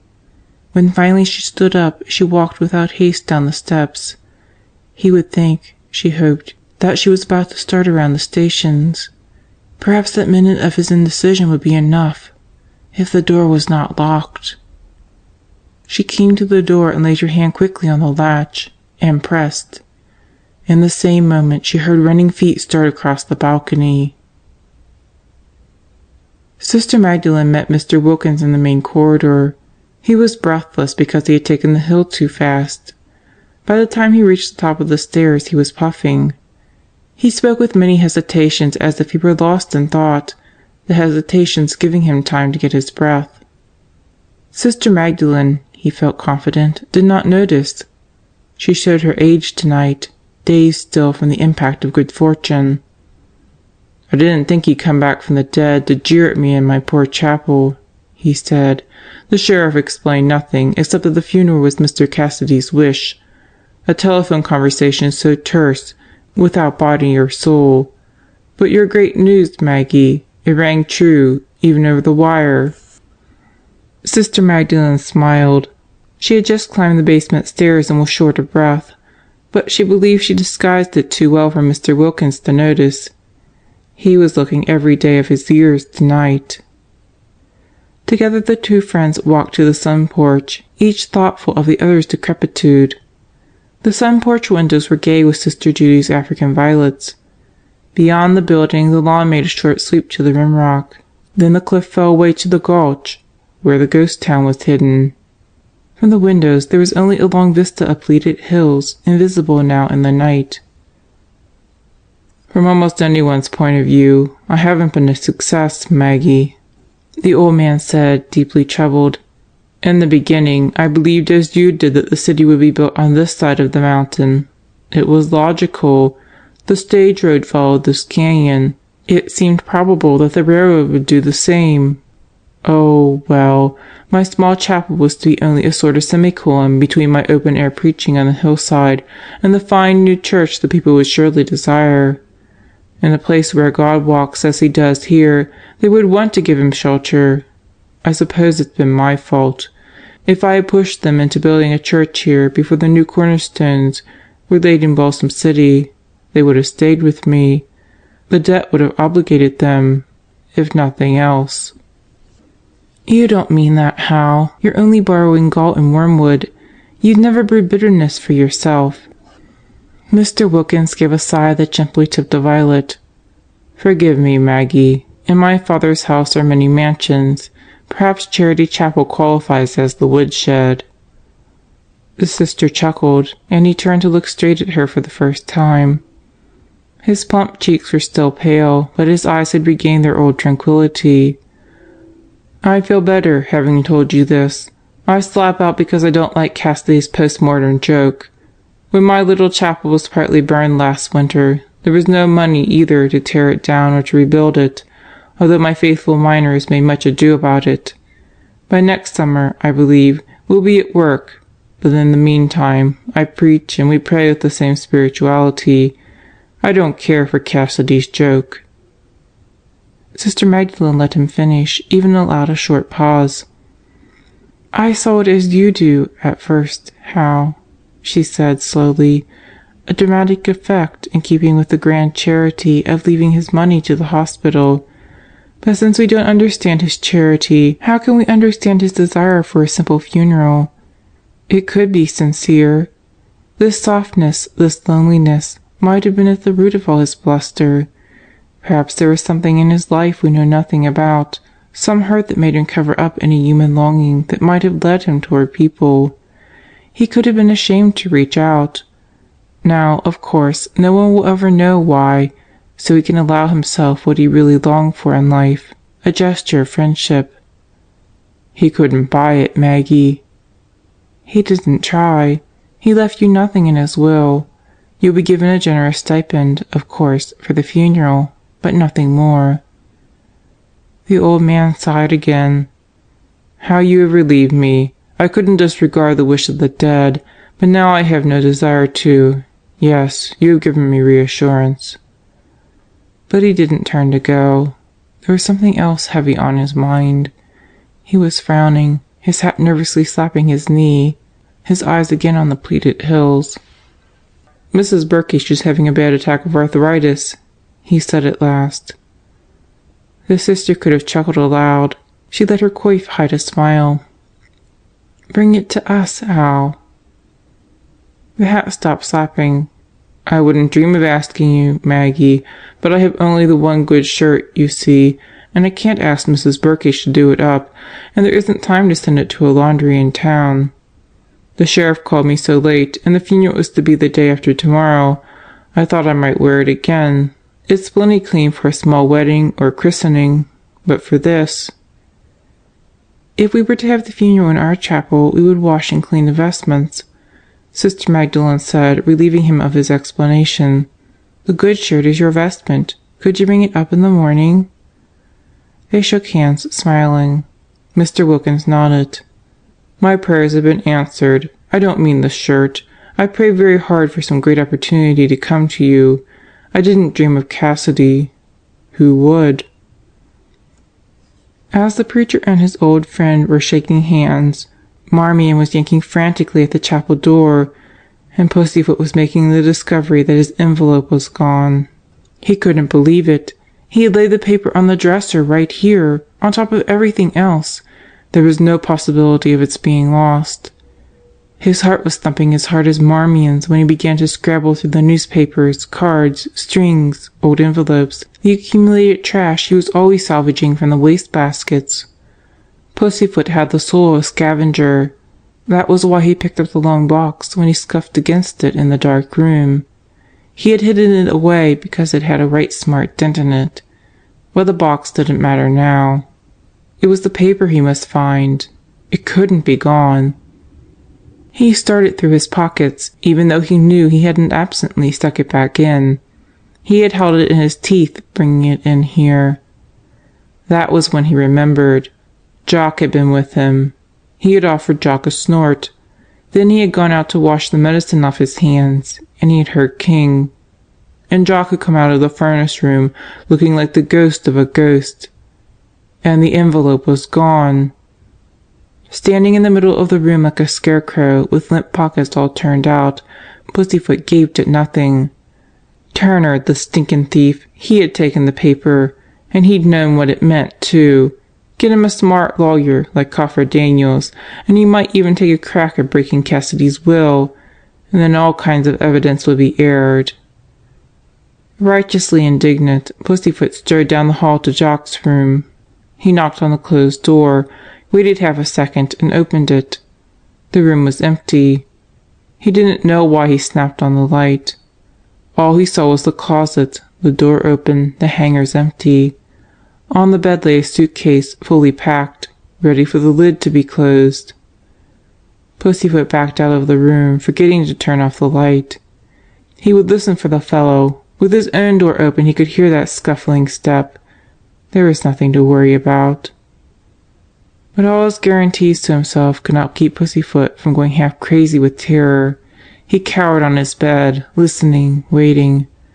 The only sound he caught was the patter of footsteps running by. A few minutes earlier, Sister Judith had laid down her prayer book as her door opened, and then she dropped the book and snatched the sheet up to her chin. Although she was a hospital patient, she could not have such a visitor as this. "You can't come in here, Jock. Go away instantly." Jock's little smile was pleading. "Sister, please, just let me." "I cannot have a layman in my room." "I know. I'll go." But instead of leaving, he came and leaned on the footrail. His hair was sleeked down, still wet from the shower. His cheeks were powdery with talcum. "You're dressed up, Jock." And then the little nun asked a question that seemed irrelevant. "Why did you take off your shoes?" The young man's mouth twisted for a second into a grimace that would never be a smile. "I thought you'd recognize my step." "I didn't, Jock." "Bless you. I tried not to choke you, but I didn't have the time to be extra gentle." His voice strengthened and steadied. "Sister, I didn't kill Cassidy. I had nothing to do with it. Do you believe me?"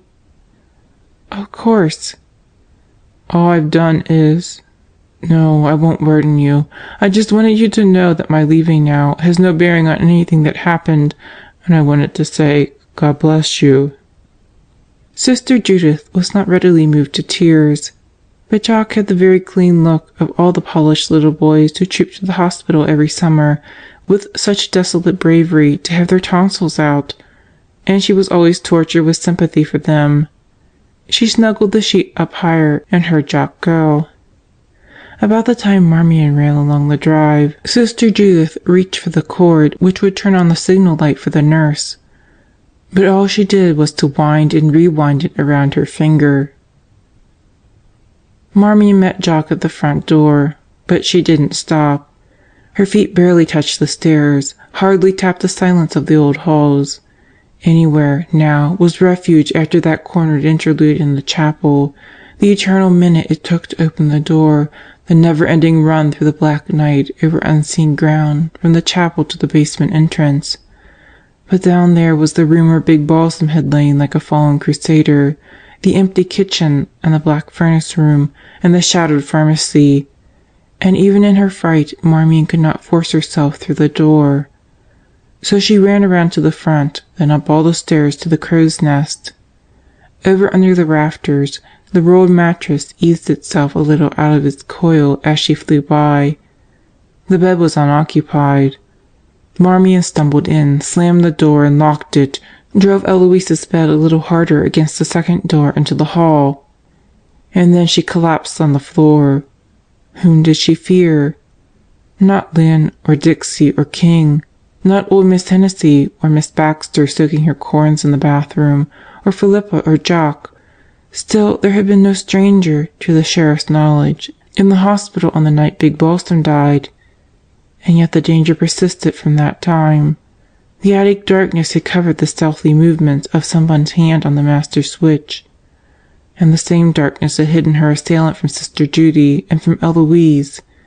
And tonight the quiet had rustled just out of sight in the chapel passage. She had not been followed down the hillside. Had she, possibly, imagined the whole thing? Marmion got up, pulled off her uniform, and kicked off her shoes, sat down on the end of her bed and tucked her feet under her, covering them with the hem of her slip. The room was chilly, but that was not why the girl sat shivering. It was because she was fitting the garments of a murderer onto all the people she knew in the hospital, and finding they fitted everyone except the sisters. When Eloise came, she had to plead with Marmion to open the door. Mr. Wilkins walked slowly down the hill from the hospital. He had seen Barney and been delighted to find him cheery. "If I could just know nobody'd suffer for the good deed," Barney had said, referring to Cassidy's murder. Mr. Wilkins could not admit to having the same opinion. He was feeling most placid tonight. The item of the shirt was off his mind. He did not usually come down the long road in the dark. Today, however, so much had happened, excitement enough for a lifetime crowded into a few hours, and he knew he would not sleep. The night was restful. All the commotion of the day backed off, leaving him a lone person trudging down a hill in the starlight. Step cautiously, feel the heel tendon pressed against the back of the old gaiter. First one foot and then the other. Wonder if black shoe polish would do enough for the scuffed toes. Be thankful again over the shirt. Glow with simple pride over the coming great day. He heard the footsteps behind him and stopped. "Hello, nice evening. Bound for the gulch?" The steps halted abruptly. Silence. Mr. Wilkins was troubled. He had spoken out of an innocent desire for companionship. Surely no one would object so strenuously to him as to remain hidden in the dark, rather fearfully hidden, because the fellow could not be far away. Neither of them had been guided by a flashlight. Mr. Wilkins had not expected to be out so late as to need one, but the other fellow, if he had a light, was not betraying his position by it. Curious. Unless, by chance, this was a stranger returning from a visit to the hospital, hurrying down the hill to the bus stop, and startled half out of his wits by a voice coming out of the night. "I'm the preacher from Charity Chapel," said Mr. Wilkins. "We might as well walk together." No reply. The night birds circled with hoarse cries. The old man did not flee down the road, but he did not quite take his time. Behind him the quiet one might have moved. He never knew. He was at his own door when a leftover returned to his mind, something he had put aside at an odd time to ponder at leisure. He tried to remember, standing on his porch looking up at the velveteen sky.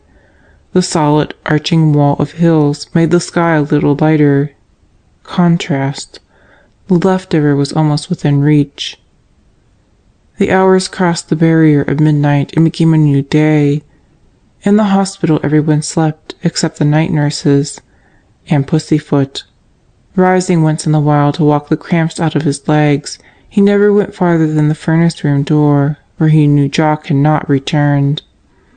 The hills were walling pink sky when he slipped down the hall to look for shore. He came back running on tiptoe. They began asking around about Jock even earlier than Pussyfoot had anticipated. A nurse called down to remind him of surgery. Sister Peter telephoned from Methuselah. But no one pair of hands, it seemed, could take the place of Jock's. "Where is he?" everyone demanded on this busy morning. It was Dr. Kingston, out of patience, who finally tapped on the closed door and, receiving no reply, nearly jerked off the knob and went in. The light was on. He was there only a minute. Then he went out and shut the door. They stood beside Jock's empty bed, the sheriff and King. The bed was smoothly made. Nothing lay on it but the suitcase, packed and waiting for a hand to close it. They looked at the dresser where not one single thing littered the clean scarf, and at the 2 white chairs and the row of empty coat hangers in the closet. The sheriff walked to the closet and poked his head in. He brushed the hangers, and they made a thin, wiry jingling. "The bed hasn't been slept in." The doctor shook his head. "Yesterday was a day for clean linen. The pillow slip isn't wrinkled." The sheriff had seen the unwrinkled slip. He came back to the suitcase. It was cheap, flimsy even in its prime. He poked a rolled pair of socks. This was the sparse accumulation of either a very poor man or one who cared nothing for belongings, or of one who had purposely rid himself of everything that could connect him with the past. There was a small radio with its cord looped around it, underwear and shirts gray from hospital washing, handkerchiefs a better color than the shirts. All of it might have belonged to anyone. "I don't get it. He planned to light out because he packed up. But he's already lit without the suitcase. Why didn't he come back?" The sheriff answered his own question with another. "Because he couldn't?" The doctor's jaw clamped hard, raising the tendons in his temples. He had called the sheriff immediately after discovering the emptiness of Jock's room. And that, it seemed, was to be the total of his contribution. Fists in his hip pockets, he stood in his favorite pose, puffing out his lips as he scrutinized the suitcase. The sheriff closed on the lid, much as one would let the cover of a casket fall over the face of a beloved one. "Well, I'll organize a search." "He might be dead drunk somewhere." "How's that?" The doctor shrugged. "He's gone on a binge quite a few times in the 2 years he's been here." "And he didn't get fired for it?" "Orderlies are hard to find." "Go on, Doc." "Most men drink to escape from something. With Jock, it's his physical disability. Remember when he was a champion rodeo rider?" "Yes, I'd forgotten. Throwed, wasn't he?" "He got off with a broken back and a crushed leg. Thrown against the fence and then kicked. Carelessness, it sounded like to me. Either too cocky or else he didn't give a darn. He spent a while in another hospital. Then they brought him here. I thought I could tinker him up." "Looks like you got him on his feet again." King lifted his shoulder. "If you could call it that. Jock's a writer. He's never been thankful for a bad leg." "Isn't he pretty lucky to have a job at all?" "He's not an irrepressible optimist." The sheriff whistled thoughtfully. "Had a dress suit, didn't he?" At King's nod he went on. "It's not in the suitcase, so he must be wearing it. Did he dress up mostly when he went on these bats?" "No, he knew he'd ruin his clothes." "Well, we'll pick him up wherever he is. I'll telephone my office and tell Brant to alert the police in all the hills towns. We ought to have him by evening, easy enough." But long before evening the sheriff knew that King would have called him an irrepressible optimist. Even before the reports began filtering into his office, Jock Turner not seen by any of his cronies in the familiar haunts, he began to doubt the doctor's diagnosis. He had gone to the sun porch to use the telephone and found Sister Magdalene in conversation with Mr. Wilkins.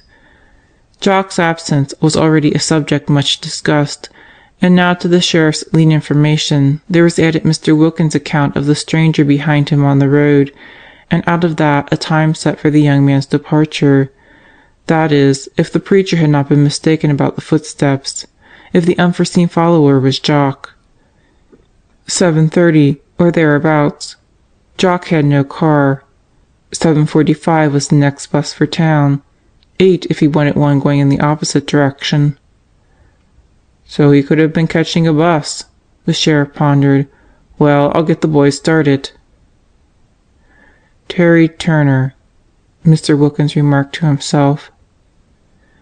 The paper sack in the sister's arms gave out a suddenly crushed crackle. Terry Turner, he repeated. The history of this region has always fascinated me, Sheriff. In a place where there is little to look forward to in the future, the past can be alluring. It has been my life interest. What about Terry? The sheriff suggested.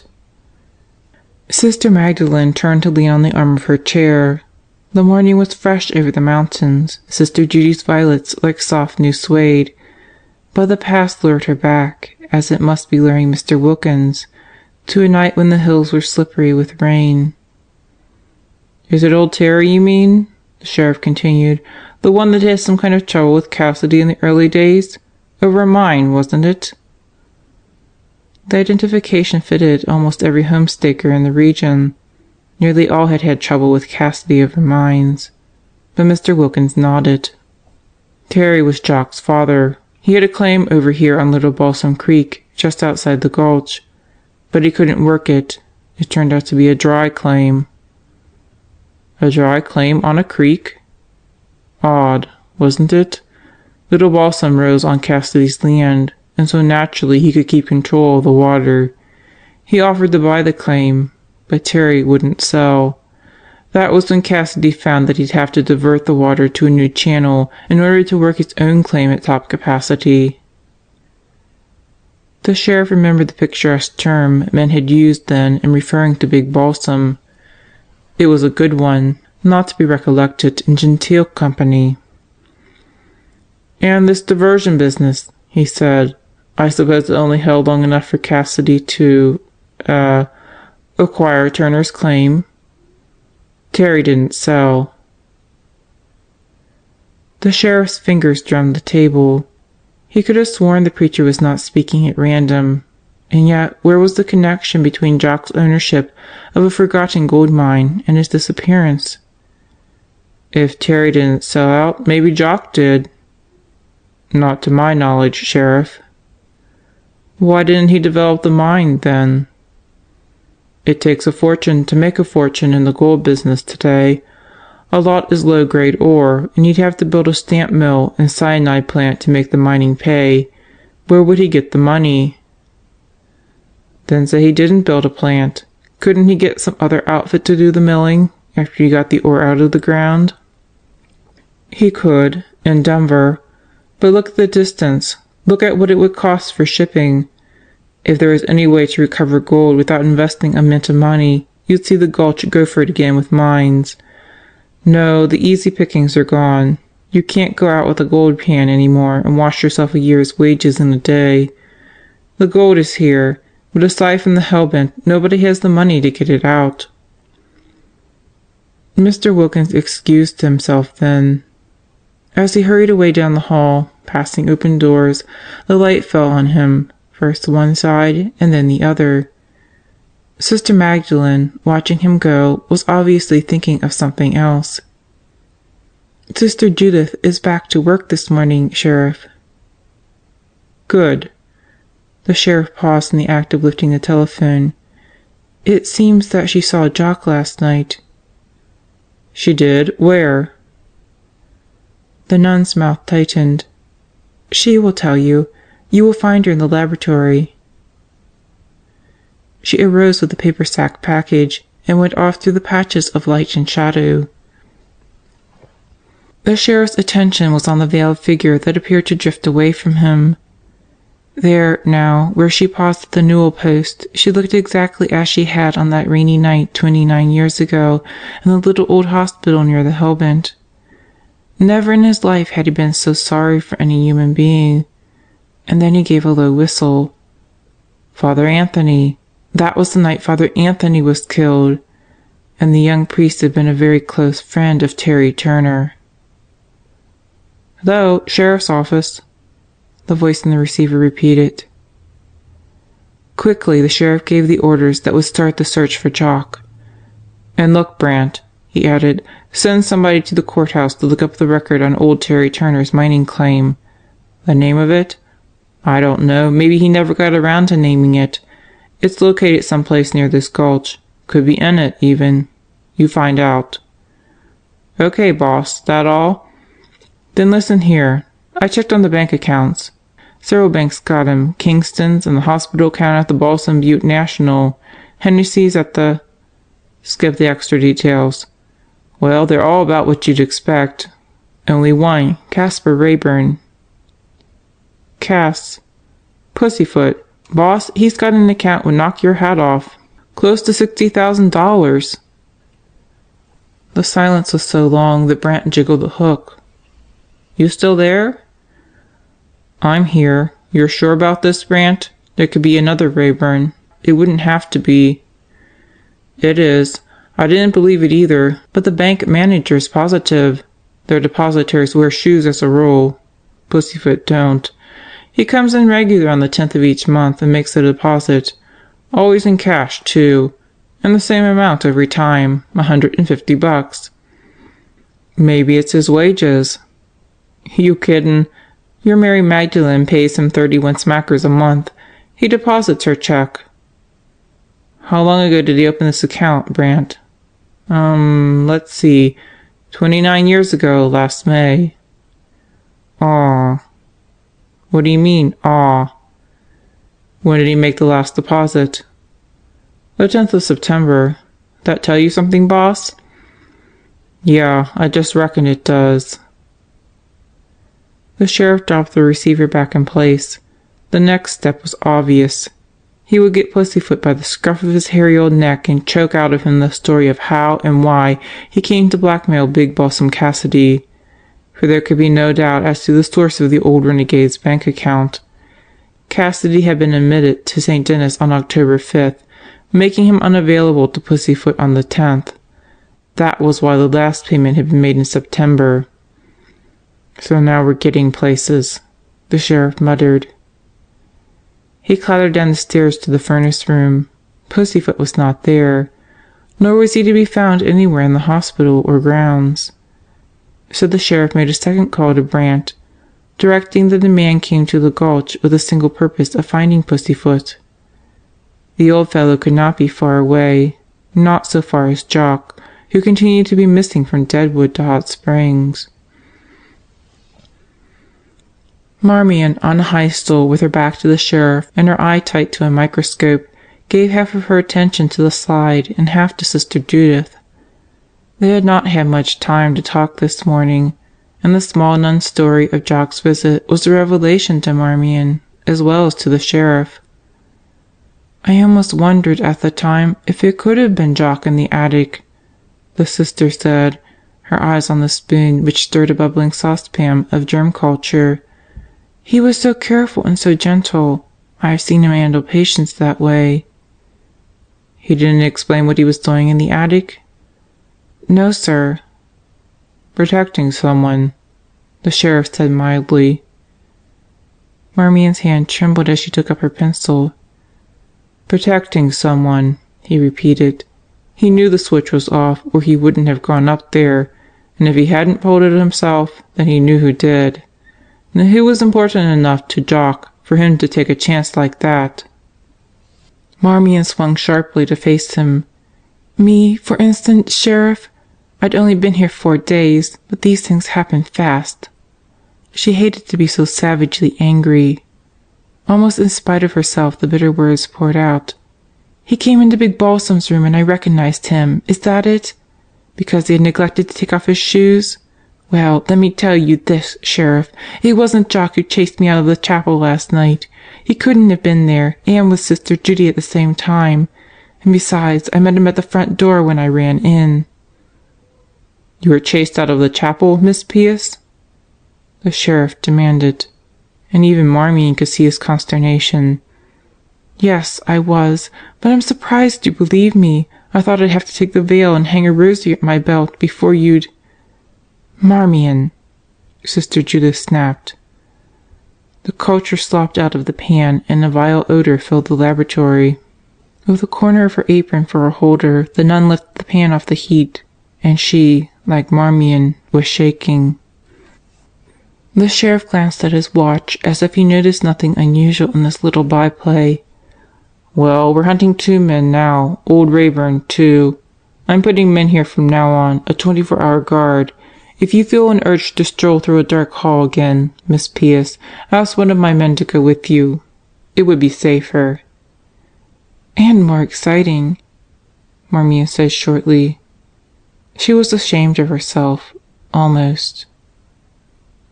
The sheriff departed. Sister Judith replaced her pan and went on stirring.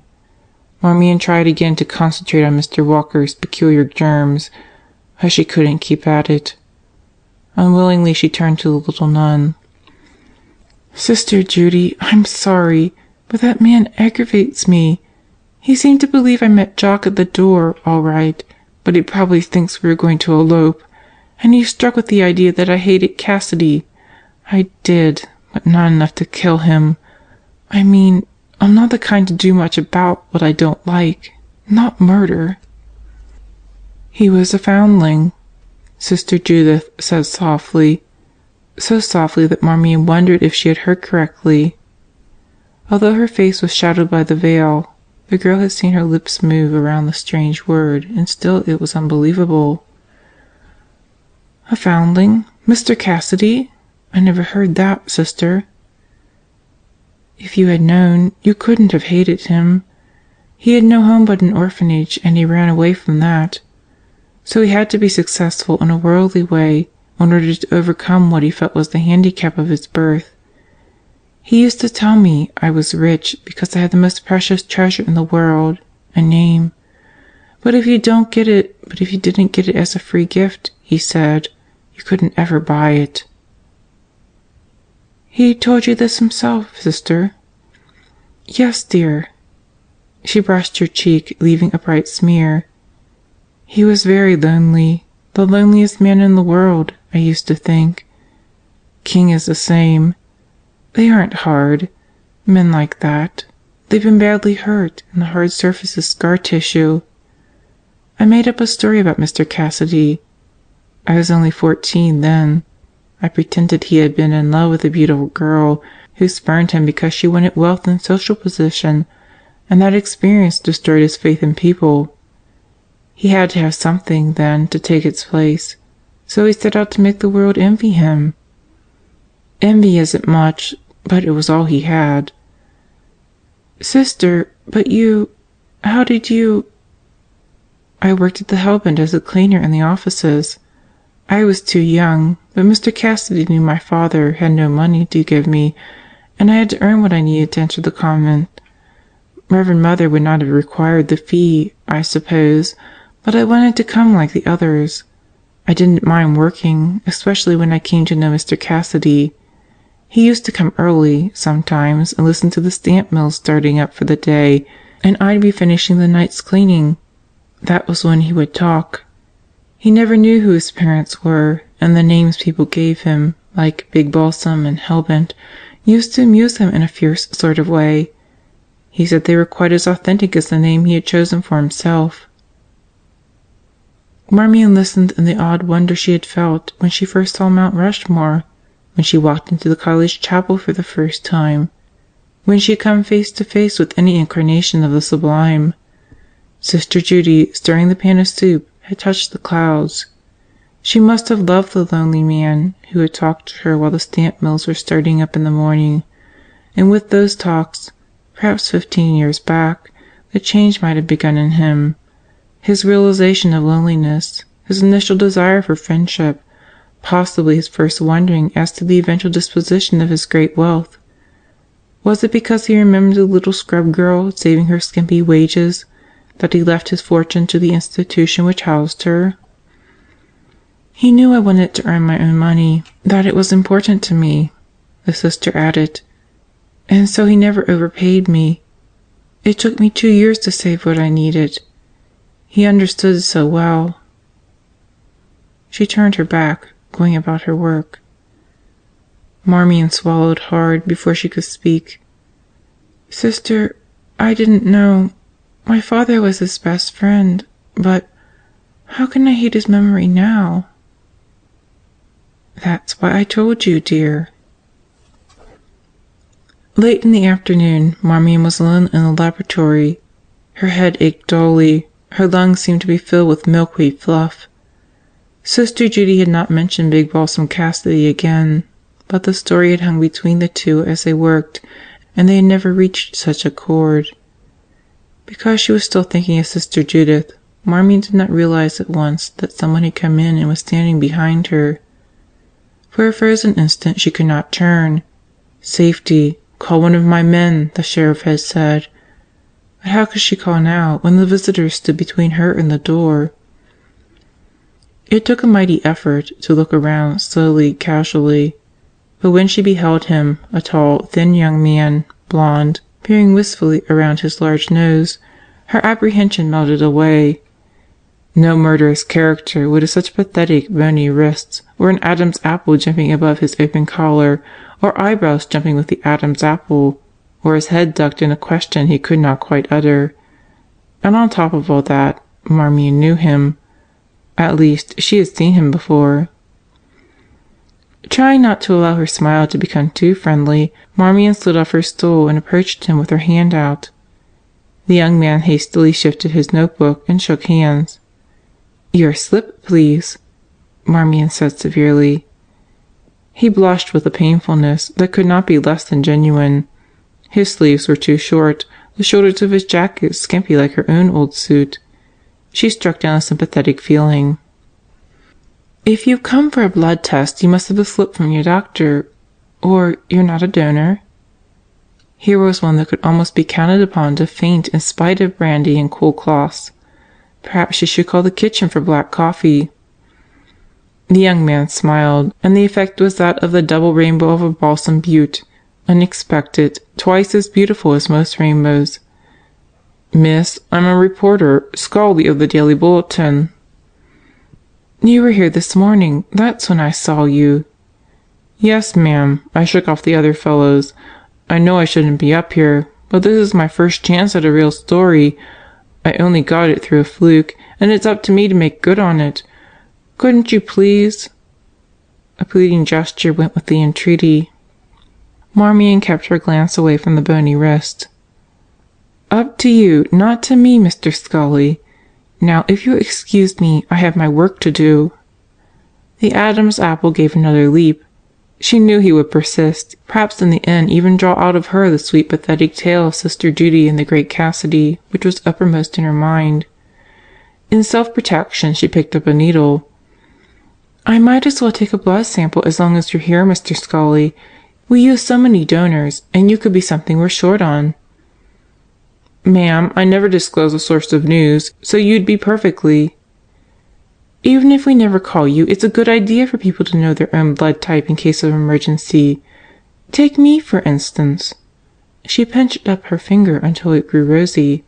"There's gold in them there veins. Rh negative. You were with Cassidy when he died, weren't you, ma'am? The sheriff said the nurse wasn't—" "The left hand, please," said Marmion. "Calluses from typing?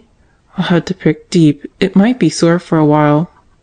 She turned away, considerately taking a minute to find a new card. She believed she had scared him out. Before she was through fumbling, the young man was gone. Protection. You owe that to yourself above all, and if you talk thoughtlessly to a reporter. and Sister Magdalene had forbidden her staff to see reporters. But there had been something about him. Marmion went quickly to the window and threw it wide open. Sam Scully was legging it down the hill. With a sigh, she went back to her work. The laundry was an escape world for Sister Magdalene. The moist, soapy smell brought her back to childhood, when her mother had soused away in suds to the elbows, and there was the froggy sound of cloths rubbed on the washboard, and there would be soup and pudding for dinner on wash day. Problems then had been elemental, such as concerned a whole roof over their heads and money for tomorrow's meat. Nothing like quiet, stalking evil that struck out of the dark and left death and injury behind it. Old Sister Margaret was running the small washing machine in which she laundered the nurses' uniforms. The big mangle and the dryer and the large washer were not in operation. When she saw the superior, the old nun shut off the machine and came with all her wrinkles smiling, wiping her hands on her apron.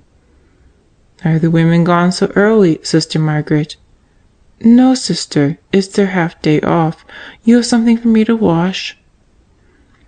Sister Magdalene opened the paper sack she had carried from one task to another for several hours.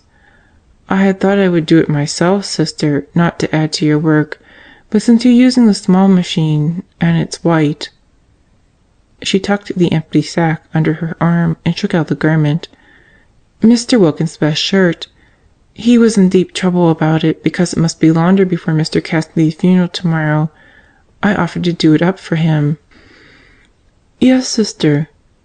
The old nun murmured the habit of a lifetime, but she did not touch the shirt. "You will excuse me, sister." Sister Magdalene nodded, surprised. "Then you will remember, please, that we are forbidden to take part in Protestant religious ceremonies." The superior folded the shirt against her front and stroked out the wrinkles. She had not been so diverted since the night of the storm. "I believe we may do this with a clear conscience, sister," she said after a pause. "It is a corporal work of mercy to bury the dead. We are assisting in a small way, and we are doing a sort of roundabout honor to a benefactor. Yes, sister." "Is this load ready to come out?" "No, sister, it just went in." "Then we'll put the shirt in also." She could see that Sister Margaret turned on the current reluctantly. In a moment the shirt disappeared under the suds. They stood watching, one on either side of the machine, a warm, soapy haze rising between them. "Are you planning yet for your new laundry, Sister Margaret?" Surprisingly, the nun began to cry, the tears running down her cheeks as if the question had burst a dam. With each hand cupping an elbow, she rocked back and forth. "I know I'm selfish, sister. I should not regret our great good fortune. It is what we have prayed for and done without all our years together. If God had not wanted us to have it, He would not have sent it. But I am ungenerous, sister. I think of myself. I do not want to leave this room where I have spent my life. Always I have dreamed of the day when I would come here with my last strength and make an offering of all the work of my hands. Each day I offer, but I wanted to make the last here, and I could never do it in a white new laundry." The old sister's sobs were little childish hiccups. Sister Magdalene was stricken. She should have remembered that Sister Margaret and Sister Peter, also, had been with her from the beginning, young in her own young years, hopeful and disappointed and afraid with her. It had been wicked to forget them. She put her arms around the frail old sister. In health, Big Balsam Cassidy had never set foot in St. Denis. Now, from the grave, he was reaching back into every smallest corner. The two nuns stood long together, while in the washing machine Mr. Wilkins' shirt worked itself into a gay entanglement with the nurses' uniforms. The sheriff did not know he was about to solve the secret of Jock's absence when he stopped his car in front of Charity Chapel. Not why, yet, nor even exactly when Jock had gone, but where. He slammed the car door behind him and glanced at Mr. Wilkins' house on one side of the road, the chapel on the other. The chapel door stood open. He strode to it. The old preacher was going to disclose why he had seen fit to bring up the subject of Terry Turner's mine at the time he did. Brand had uncovered the legal information in the courthouse. Now Mr. Wilkins would be given the opportunity to add what would not be recorded, every detail of the trouble between Turner and Cassidy, Father Anthony's connection, none of it any great feat for a historian who found the past so alluring. The sheriff stamped into the chapel to find Mr. Wilkins, as he expected, seated in his rocker, with a finger marking a passage in his Bible. With him, however, were two boys of high school age, bright youths, with clean hair showing they had mothers who cared, and very ripped and dirty overalls indicating that they had been up to some sort of rugged boy business. Evidently, Mr. Wilkins had been listening to an incredible tale, for his customary mild absent-mindedness had been startled out of him. He barely caught the Bible before it fell. "Sheriff, thank heaven you're here. I was about to call you. Marty and Charlie. They've found Jock." "They have? Where? Did he come back with you fellows?" The boys looked scared. Mr. Wilkins slowly laid the Bible on the table and polished his glasses, each lens separately, with his thumb. "He didn't come back, Sheriff. He couldn't. Jock is dead." A fly, one of the season's last, buzzed into the room, a veritable bomber in the intense quiet. "He's dead?" The taller of the boys nodded. "He was shot, but there's no gun." The sheriff let go his breath suddenly. "Your kids didn't move him?" "Gosh, no. But you can see the way he's lying, right beside the creek." "Balsam Creek, here in the gulch?" The tall lad gulped. No." "Turner owned the Mary Ellen mine," said Mr. Wilkins. "Cassidy owned the Killjoy right next to it. They found Jock in the Killjoy shaft." The sheriff found he had to sit down for a minute. Cassidy again. Big Balsam had asked for murder. But Jock, sunny-tempered, inoffensive, in spirit no older than the boys who had found him, how could he inspire the unlawful taking of a human life with malice aforethought? "All right, kids, let's have it. How'd you happen to find him? And who are you, by the way?" "I'm Marty Spree," said the taller boy. "My dad's the butcher. He's Charlie Moreland. They've got the filling station." "I know. About the mine." Marty hitched his sand-brown belt, and the sheriff noticed then that Charlie wore its twin, and that each belt was hung with flashlights, knives, pencils, pads of paper, rope, and a compass. "We're the Gopher Gulch Mine Mapping and Exploring Team," said Marty. "We've been working in the old mines all summer, making maps. This afternoon we got to the Killjoy." "You're sure it's the Killjoy?" Charlie grinned. "We know them mines, Sheriff. We're going to be mining engineers." "Jock," said the sheriff. "How do we get to him?" "We'll take you there, down the mine shaft. You go down the ladder. He's right beside a great big black puddle of water." So Jock had packed his suitcase last night, intending to run away from the thing that menaced him. But first he had gone to Sister Judy to make his peace with her, and then he had taken himself off to the Killjoy to die in the dark. Why? "Okay, kids, we'll go as soon as I call my office and get some men started out here," the sheriff said. "Never mind the why just now. Go to Jock, look at him. Try not to remember what a swell little guy he'd been, because sentiment would make you so howling mad."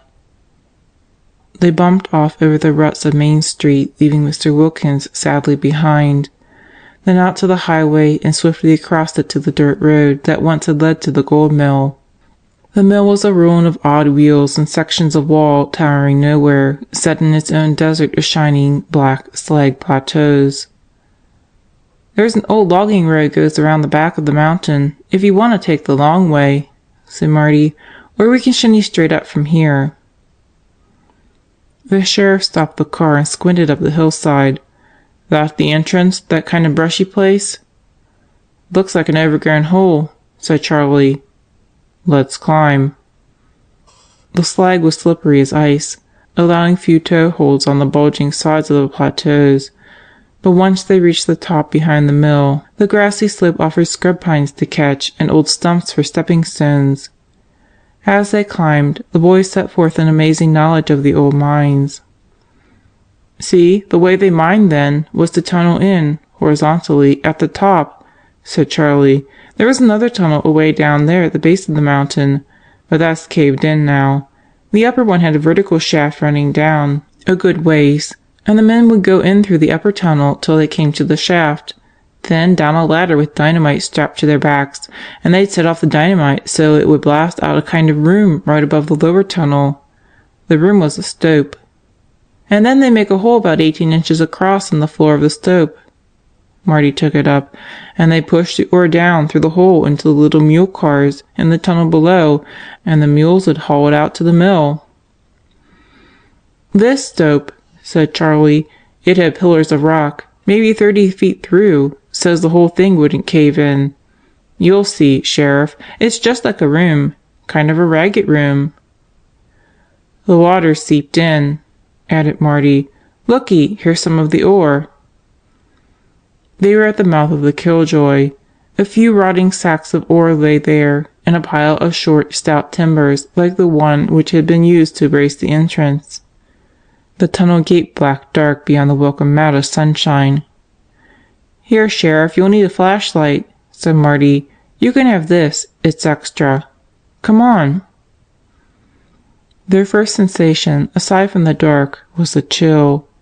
Dank and clammy, it met them 10 feet in.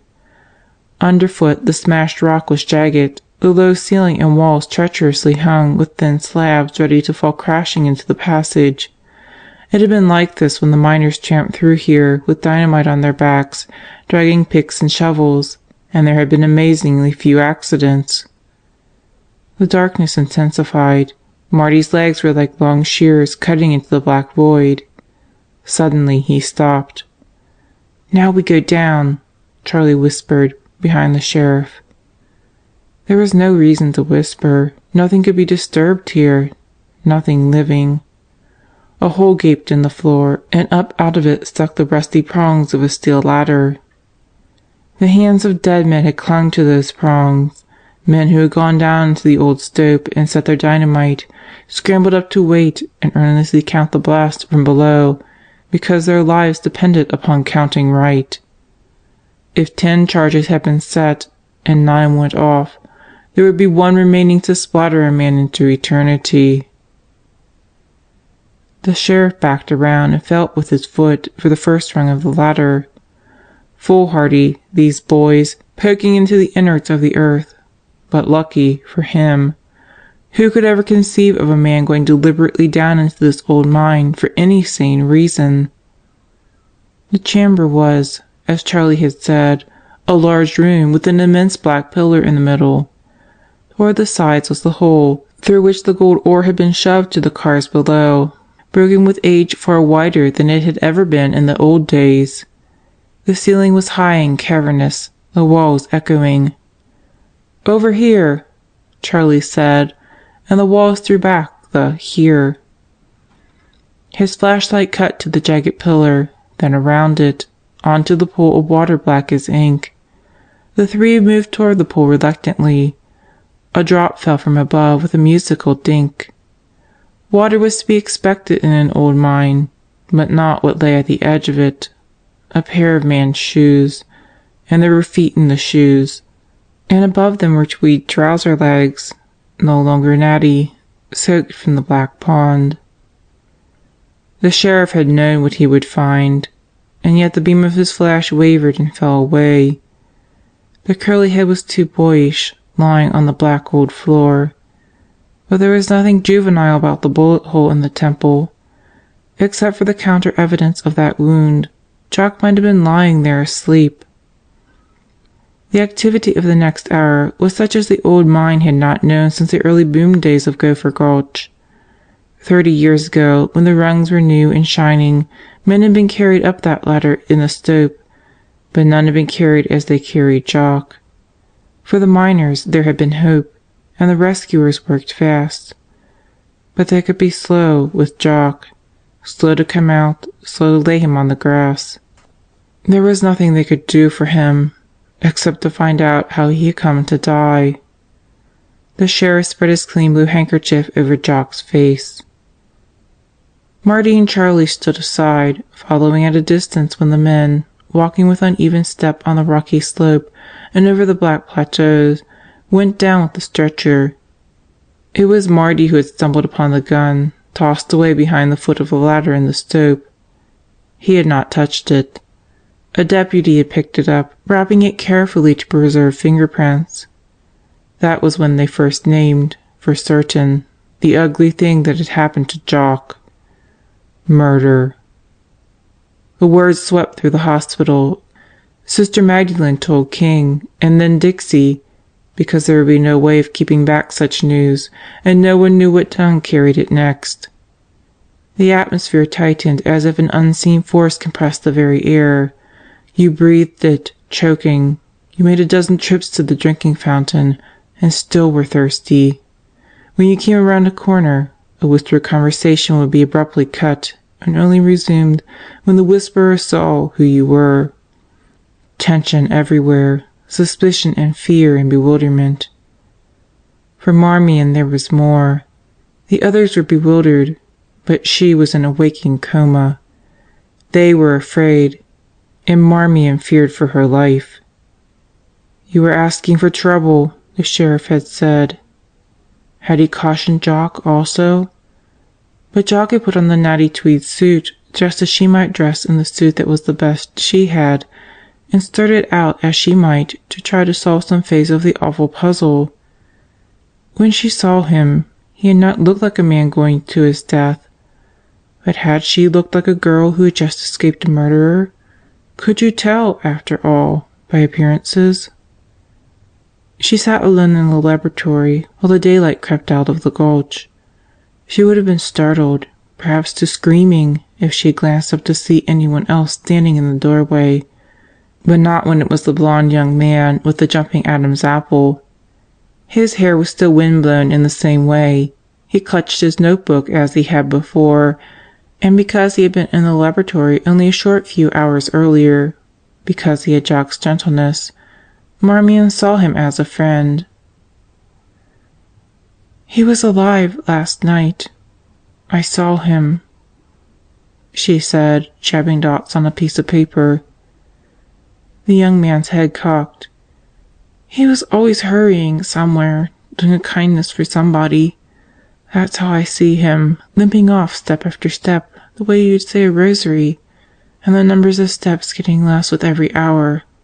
And then last night, when he went, even then, the rosary was running out. He had only a few steps left." She dropped the pencil and her lovely blue eyes stared as if she actually beheld the limping figure. "I might have been the last to see him alive. If I'd said something to him, maybe asked him what was the matter, it might have made a difference."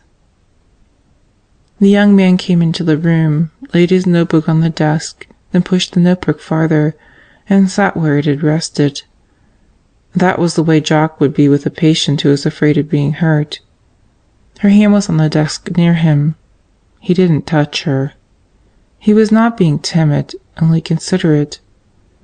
How, Marmion thought, how could I ever have seen him as gawky and homely? I'm not afraid," she faltered. "Of course not. You're a very brave little girl."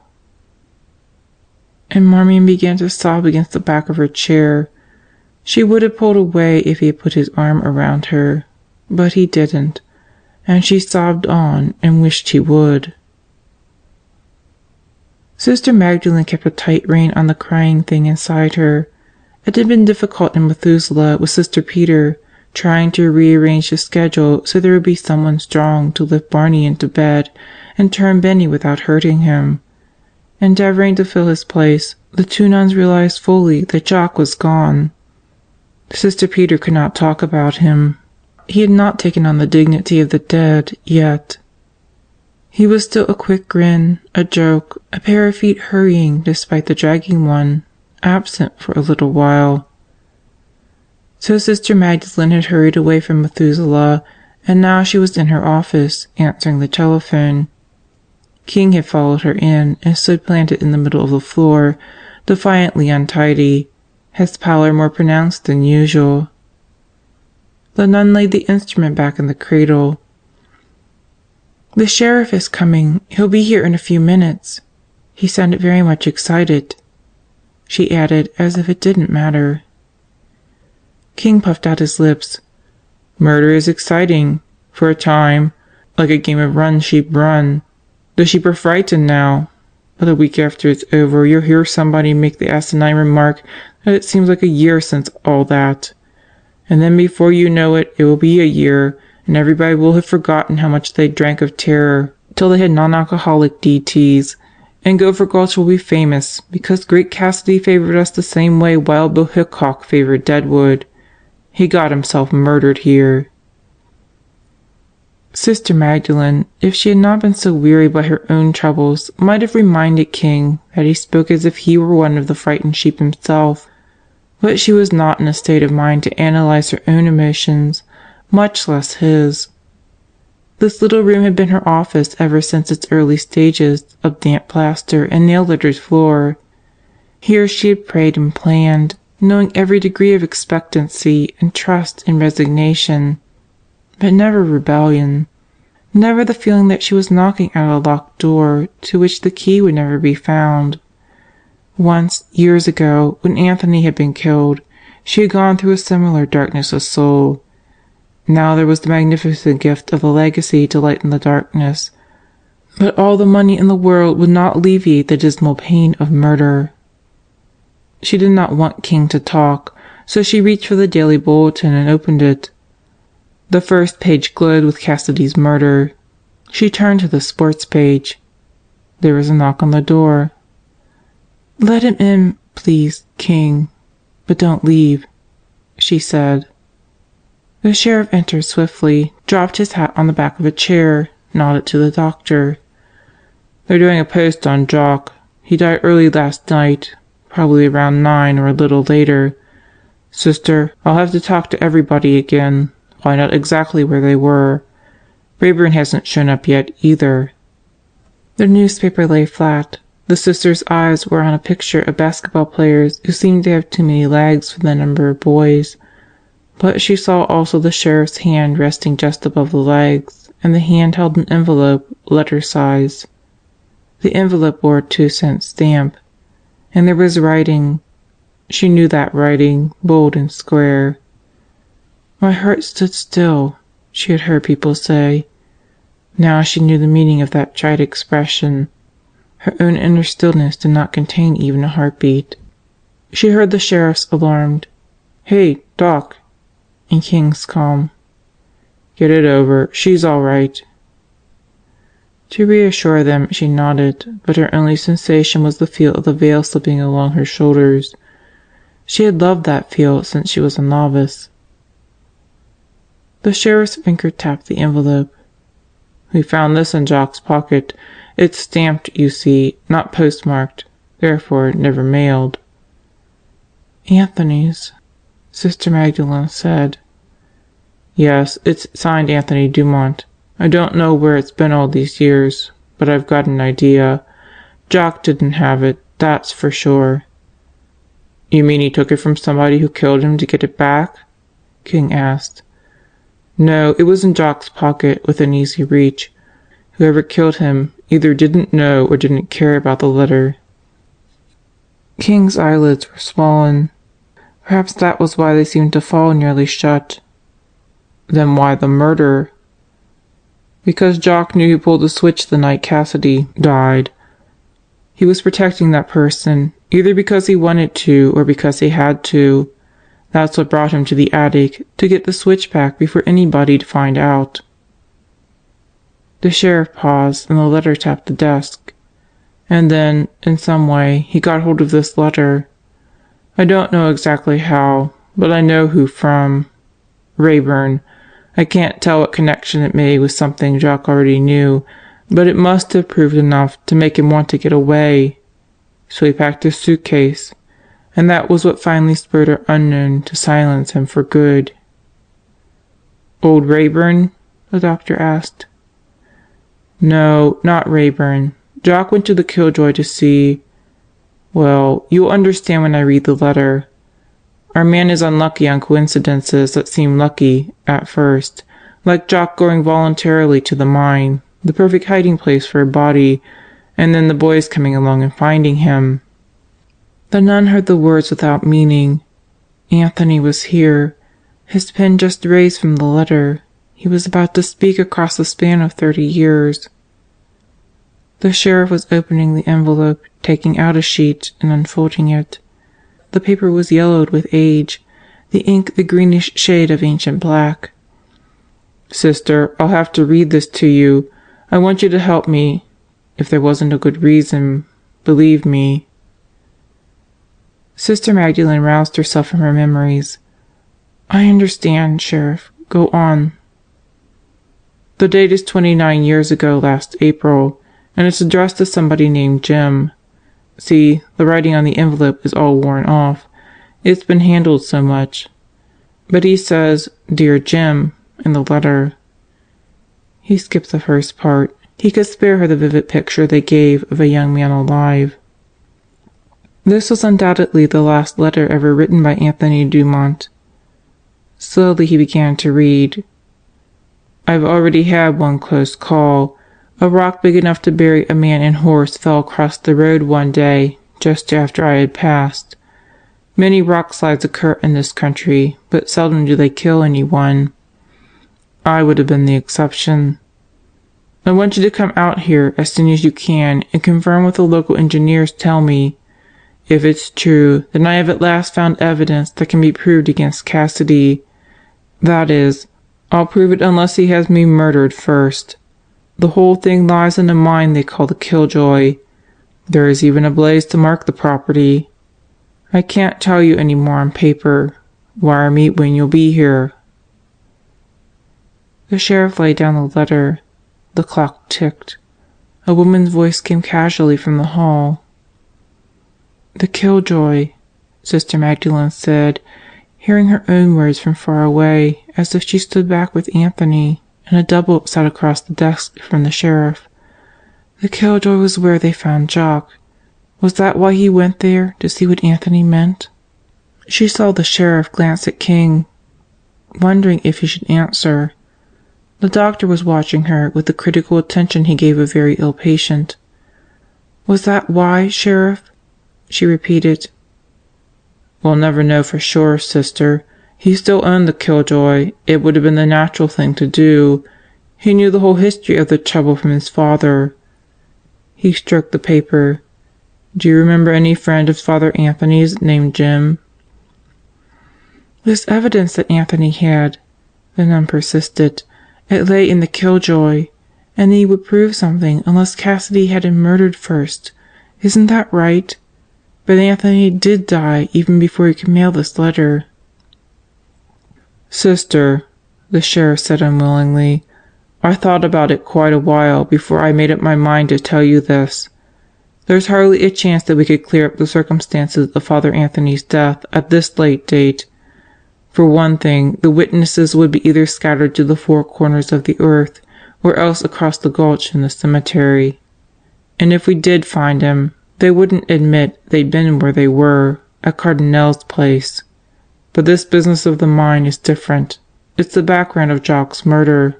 And that's why I want to locate this Jim, if I can. Father Anthony might have told him more in an earlier letter. Do you have any notion of who he could be, Sister?" Jim Cartwright, I wonder. Anthony and I went to school with him. He was a brilliant student. He used to say he wanted to be an engineer. He might have gone into mining." "And where was this, Sister?" "In Denver. He could be anywhere now." "Well, we'll start with Denver. Now about old Terry Turner. Father Anthony was a pretty good friend of his, wasn't he?" "Yes. Terry was young then. He had been so hopeful when he made the rich strike. And then his wife died, Mary Ellen, and left him alone with the little boy." Sister Magdalene could not go on. They had found the little boy, today, beside the black pool in the killjoy.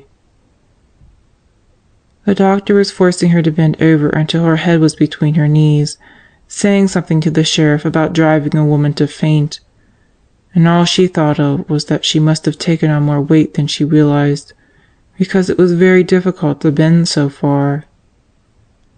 She was relieved when at last they left her alone. The two men appeared to be companionable, walking together down the hall. They paused at the stairs. "So he killed Anthony," said King. "Cassidy did." "There is no doubt of it. Then 30 years later he gets an attack of conscience and pays for the life he took. A good price, too. $1 million. You call that conscience, Sheriff?" "Why not?" "It could be spite." The sheriff grunted. He clattered down the stairs and was outside before he realized what King meant. Marmion cried for as long as it took the sheriff to read Father Anthony's letter down in the office. She heard the young man get up and take a turn around the room, and she would have stopped then if she hadn't been quite certain he would return to his perch on the desk beside her. And he did. So she cried for another minute. Then she raised her head. "You're sweet, Mr. Sam Scully, Daily Bulletin. I wish you weren't a reporter." "I won't be, long. I'm doing very badly on this Cassidy business." He held out a tangled wad of 1-inch gauze. "This is all I could find for you. Our office is much handier. We have a roller towel." Marmion was surprised to hear herself laughing. She took the gauze and mopped her face. "You're getting nicer all the time, Mr. Scully, but how can you come up here any time you please without being caught?" The question confused him, and she added quickly, "Never mind, it doesn't matter, but I can't tell you anything. Sister Magdalene would do nip-ups if we talked to reporters, and now that Jock is—" Sam's honest brow crinkled with earnestness. "I wish you didn't have to be unhappy about it, Marmion." Unhappy, only, when she dare not walk through a dark hall? The adjective was so inadequate and so like this young man that she giggled again. "How did you know my name?" "The first article I ever sold was a feature on the Hellbent. I sort of played up little Joe Pius. I felt sorry for the little guy." He smiled, squeaking his finger on the varnished desk. "I saw you get off the bus, too, the day you came. You had a suitcase. I was in my jalopy. I wanted to offer you a ride, but it was getting dark, and I didn't think you'd go with me." "I suppose I wouldn't have," Marmion replied. Sam knew her so well. Had he seen that she was dead tired but filled with expectation that night? The delight of being on her own, her confidence in her own abilities, the lovely and imagined marvels of life at St. Denis, all had helped her up the long hill despite her fatigue, and then at the top of the road she had met the sound of the lung. Nothing had been right since. "What a long way I had come, Sam. A girl on her first job travels so far, even though it's only half a block from home instead of 300 miles. You know, leaving school behind her and everything. I didn't realize it then." "Sure, the journey of 5,000 miles begins with a single step." "Or a single misstep, Sam?" Whether he would have answered, she never knew, for someone was hurrying in through the passage through the twilight, and Marmion sprang up. "Sam, you shouldn't be here. Pretend you're a donor. I'll be making out a slip for you.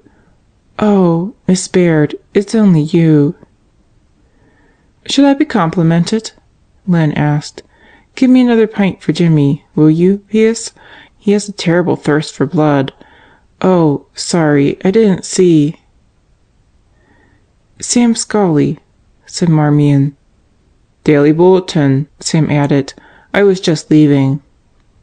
"The Bulletin has done a fine coverage on the Cassidy story," Lynn observed. Marmion sighed with relief.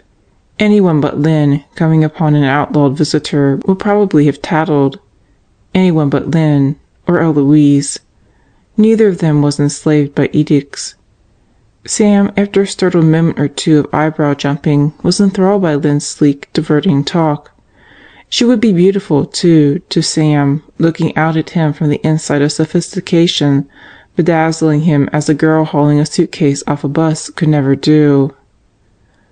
A bottle of saline solution slipped out of Marmion's hand, cracking hard against the sink. "Darn," she muttered. Good saline solution down the drain because she resented another woman's God-given glamour. Lynn was at the window, gazing casually down on the drive, the young man giving the impression that he was frisking around her, begging for attention, although he remained behind Marmion's desk. "You were on duty when he died, weren't you?" Sam inquired. "Wasn't there something about the regular nurse having a headache?" "Your facts are not quite accurate, Mr. Scully. Miss P.S. happened to be with Mr. Cassidy." "I was with him when he choked to death," Marmion snapped. "Your tray, Miss Baird." She came forward with it, a bottle of clear liquid and another of crimson, a coil of tubing beside them. But Sam was not ready to give up. "He choked? I thought he just didn't get enough oxygen. I mean—" Lynn took the tray, checked it completely, and her amused little smile grazed Sam. "Conjecture is a dangerous field, Mr. Scully. Only an experienced writer should attempt it, and then not unless he has the boldness to back up his guessing. It takes considerable backbone." Sam, confounded and confused, gaped at the empty doorway where Lynn had been. Marmion began to pick the broken glass out of the sink. Sam was not worth a bottle of saline. Stubbornly, she remained with her back to him while he shuffled, cleared his throat, and finally left. Even before his steps had stopped echoing forlornly in the hall, she was mulling over what Sam had said. "I thought he just didn't get enough oxygen." But Big Balsam had choked, gagging horribly. Marmion knew. She would never forget the terrible sounds of his dying. There was something frightening about what Sam had said. Like Mr. Wilkins when he stood under the stars, she could not quite catch up the memory and hold it. But something was there. The snake? Was it something to do with the hissing? She walked to the window where Lynn had stood looking down. The sheriff and Mr. Wilkins were talking together under the lamp-post, the light flooding them as it had herself when she hesitated out there on that first night. If she had turned and run away, as she had wanted to do, she would be safe now.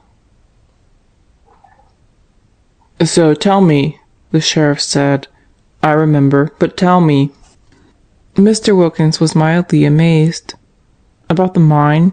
Terry Turner would not sell to the hellbent." "Not the mine," the sheriff prodded patiently. The old preacher sighed. He could well be forgiven a reluctance to look back, although the mists always rose for him at this hour. He had just come from a visit to Barney, who had spoken of ghostly miners climbing the mountainsides to the Killjoy and the Mary Ellen, the White Hope and the Jingo, and the Benison, miners long dead, but climbing again every twilight with candles in their hats. Mr. Wilkins had very nearly seen them too. He fixed his far gaze on the artificially lighted faces of Mount Rushmore. "She was the most beautiful woman I ever saw." "Cardinal. She was like her name, scarlet to the heart, young only in years when she came out to this country. You don't need me to describe her gambling house up Horse Thief Trail." The sheriff shook his head, and Mr. Wilkins resumed. "It was in a good location, near enough to the mines, far enough from town. The law couldn't touch her." "The law was busy with shooting scrapes and a few other little items," said the sheriff. "Items such as trial by jury for a lawbreaker before a mob could string him up on the hurdy-gurdy tree." "No criticism intended, Sheriff. And Cardinal ran an orderly house. Then, of course, she was Cassidy's friend." "So?" "Father Anthony was summoned there to attend a dying girl. The messenger, an Indian rider, urged him to great haste. And yet, When the priest arrived, no one would admit to having called him. There was no dying girl. It was a treacherous night. The rain was greasing the trail. What wonder that a man and horse fell to their death that night? "I know all that," the sheriff reminded him. "Well, then the raid on Cardinal's place a couple of weeks later, by a sheriff's posse, supposedly." "It wasn't. I was the sheriff." Mr. Wilkins gently lifted his shoulders. "I said supposedly. None of the deputies, so-called, could be identified afterward, and they made no arrests. There was shooting. They said it was a stray shot that killed Cardinal. She was the only casualty." The sheriff drew a long breath, relieved that the thing had at last come out. "Yeah." There was reverence in the little word. "Yeah, she sure was a humdinger, lying there. A shot corpse has it all over every other kind, for looks. They're waxy, sort of, and she was a looker, anyhow, wearing something pink, and this big red pole round her, and that hair. She was under a window, and the curtain was all that got messed up." He paused, embarrassed. "I remember well, because I was just getting shaken down into office when that deal broke loose. Maybe if I'd been older, had more experience, I'd have been able to make some headway." Mr. Wilkins shook his head. "I don't think so, Sheriff. It was all too cleverly planned. A fake raid, men dashing in out of the night and gone again, and one victim left behind, dead. It could have been an accidental shooting, some of the boys staging hijinks and getting in deeper than they expected. Or it might have been on purpose, somebody that lost too much at gambling and wanted revenge. Or it could have been because Father Anthony had gone over the cliff 2 weeks before. But that also was accidental, Sheriff." The sheriff began to whistle softly, enclosed in a speculation that shut out Mr. Wilkins and his murmured good night. The dowdy figure disappeared in the darkness. The sheriff turned back to the hospital entrance just as the door flew open, and a young fellow, vaguely familiar, halted for a second of eyebrow jumping and then dashed past and away. The sheriff continued on in. Mr. Wilkins, plodding down the grade, heard the steps behind him, and he stopped instantly. This would not be a repetition of last night's performance, when the silent stalker had turned him to jelly. "Who's there?" he demanded with authority. "Come forward, please." To his immense relief, the gravel crunched again, and because Mr. Wilkins was downhill, he saw the young man against the sky. Contrast dark and light. The teasing memory nagged again, but he had no time to pursue it. "Tell me who you are, sir," he ordered. "Scully, Sam Scully of the Daily Bulletin." The baritone voice was of fine quality, and Mr. Wilkins coupled it with a splendid physique and handsome face, and it sounded trustworthy. "Well," he said mildly, "well, will you walk with me to the gulch?" "I sure will, sir, and thanks. I left my jalopy down below. For security reasons." "Security?" "My own. I thought they'd throw me out on my ear." The old preacher made an absent reply. Memory was riding him and holding a tight rein, because the sheriff also had wondered why the fake raid had taken place but a short time after Father Anthony's death. Wondering over facts 30 years cold could produce nothing. And yet, when Mr. Wilkins began to talk to Sam, he spoke of Cardinal and the yellow taffeta curtains that had been the envy of every woman in the gulch. "Where's he been, Merv?" the sheriff demanded, clattering down the stairs behind the deputy. "In here, the furnace room? What's he been doing all day?" "I guess Pussyfoot figures he's a law unto himself. Right through here, boss. Ain't this an awful old barracks?" Pussyfoot was cringing on his bed, but at least he had managed to get the long, slim box out of here. He'd have to be careful, though. Maybe explain a little. "I've been tending to my own business, and I'm hungry. That's why this fellow found me in the kitchen. I ain't done nothing, Sheriff. You think for a minute Sister Magdalene would have me here if I was—" A blackmailer? You ain't got no call to say that. She hired me out of the goodness of her heart, like Jock and all them women." "Then where did you get the money you deposited every month in the Balsam Butte National Bank?" The sheriff opened his wallet and showed the letter. "This is the answer, isn't it?" Pussyfoot's recognition of his paper was awkward to see. No man should cringe as he was doing, doubled forward, his head wagging from side to side. "Why didn't Cassidy kill you?" the sheriff persisted. "He killed other men for less. Or did you know how far you could bleed him, without him trying to get out from under?" Pussyfoot went on rocking. The sheriff winked at Merv. "All right, put the cuffs on him. He killed Cassidy for some reason connected with this blackmail scheme. Then Jock. We've got plenty on him, without him saying a word." At that, the old fellow bounced off the bed. "I didn't do murder, Sheriff. I was collecting on a commodity, like, but I didn't kill him. Lordy, he was worth more to me alive than dead." Anxiously he watched for the sheriff's reaction. So long as they didn't ask why he went to Cassidy's room that early morning after the guy had died, it wouldn't be so bad. The truth would sound weak, that he had wanted to see where and how the stinker had given up the ghost. He had been as surprised as the girl not to be alone in the room. He had to get away unseen. He couldn't afford to be connected with murder. So he had biffed her with a corset box, harder than he intended. But they'd never believe such a story. "How did you get hold of the letter in the first place?" the sheriff demanded. "Father Anthony give me it to mail. I was his helper, sort of. He was getting Turner to start a lawsuit, and this here Jim Cartwright, he's a mining engineer, he was coming out here. I just didn't happen to have mailed the letter before we started up Horse Thief Trail." "So you were along on that ride?" "Sure. I didn't like the looks of him going to Cardinal's place, alone, only for that engine." Pussyfoot paused. "I ain't one for poking in. I stayed outside." "So you saw Cassidy come out and loosen the horse's shoe?" "I didn't. I swear I didn't see nothing." "And then you had the letter to back it up. I'll fight him unless he has me murdered first. Something like that.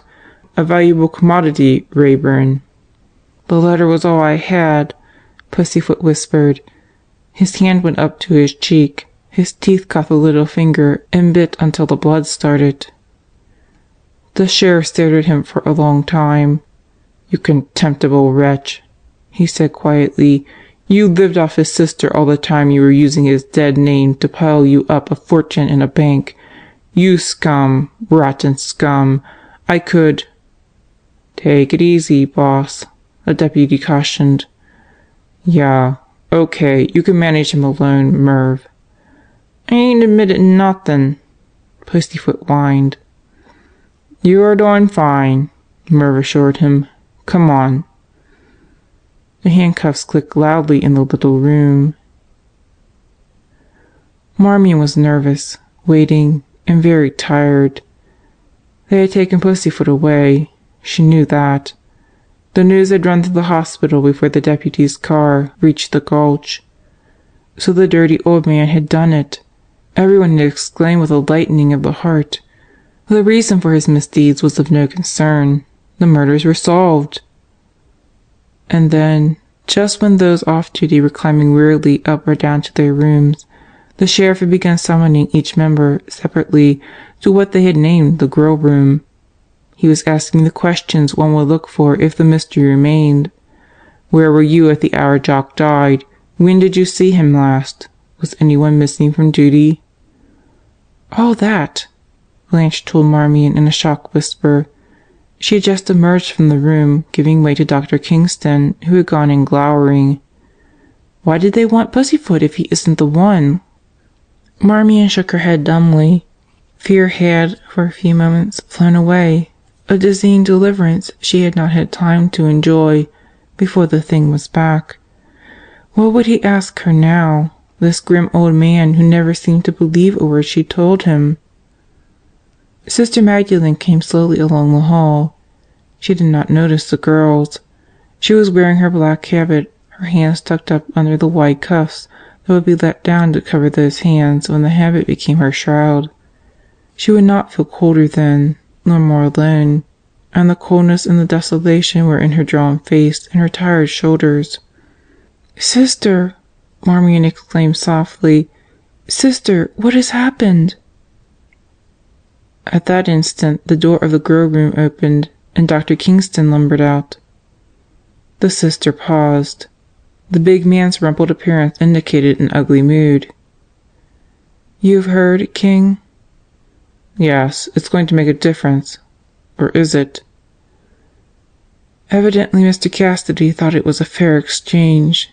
Anthony's life for a new hospital." "I'm no judge of fairness, sister. Right and wrong, to me, are matters of personal preference. I wouldn't know what to think of restitution that was ground out of a man by his conscience." "I have already made my decision." The doctor shrugged. "Was there any to make? Money is power and prestige, and it's only human to want both. Not for yourself, naturally, since you're bound by a vow of poverty. And you would see a distinction between expending the million on a house and fine clothes and on a cause that's your very life. If you spend the money for God, you have the power, and still you gain the reputation for great unselfishness and holiness.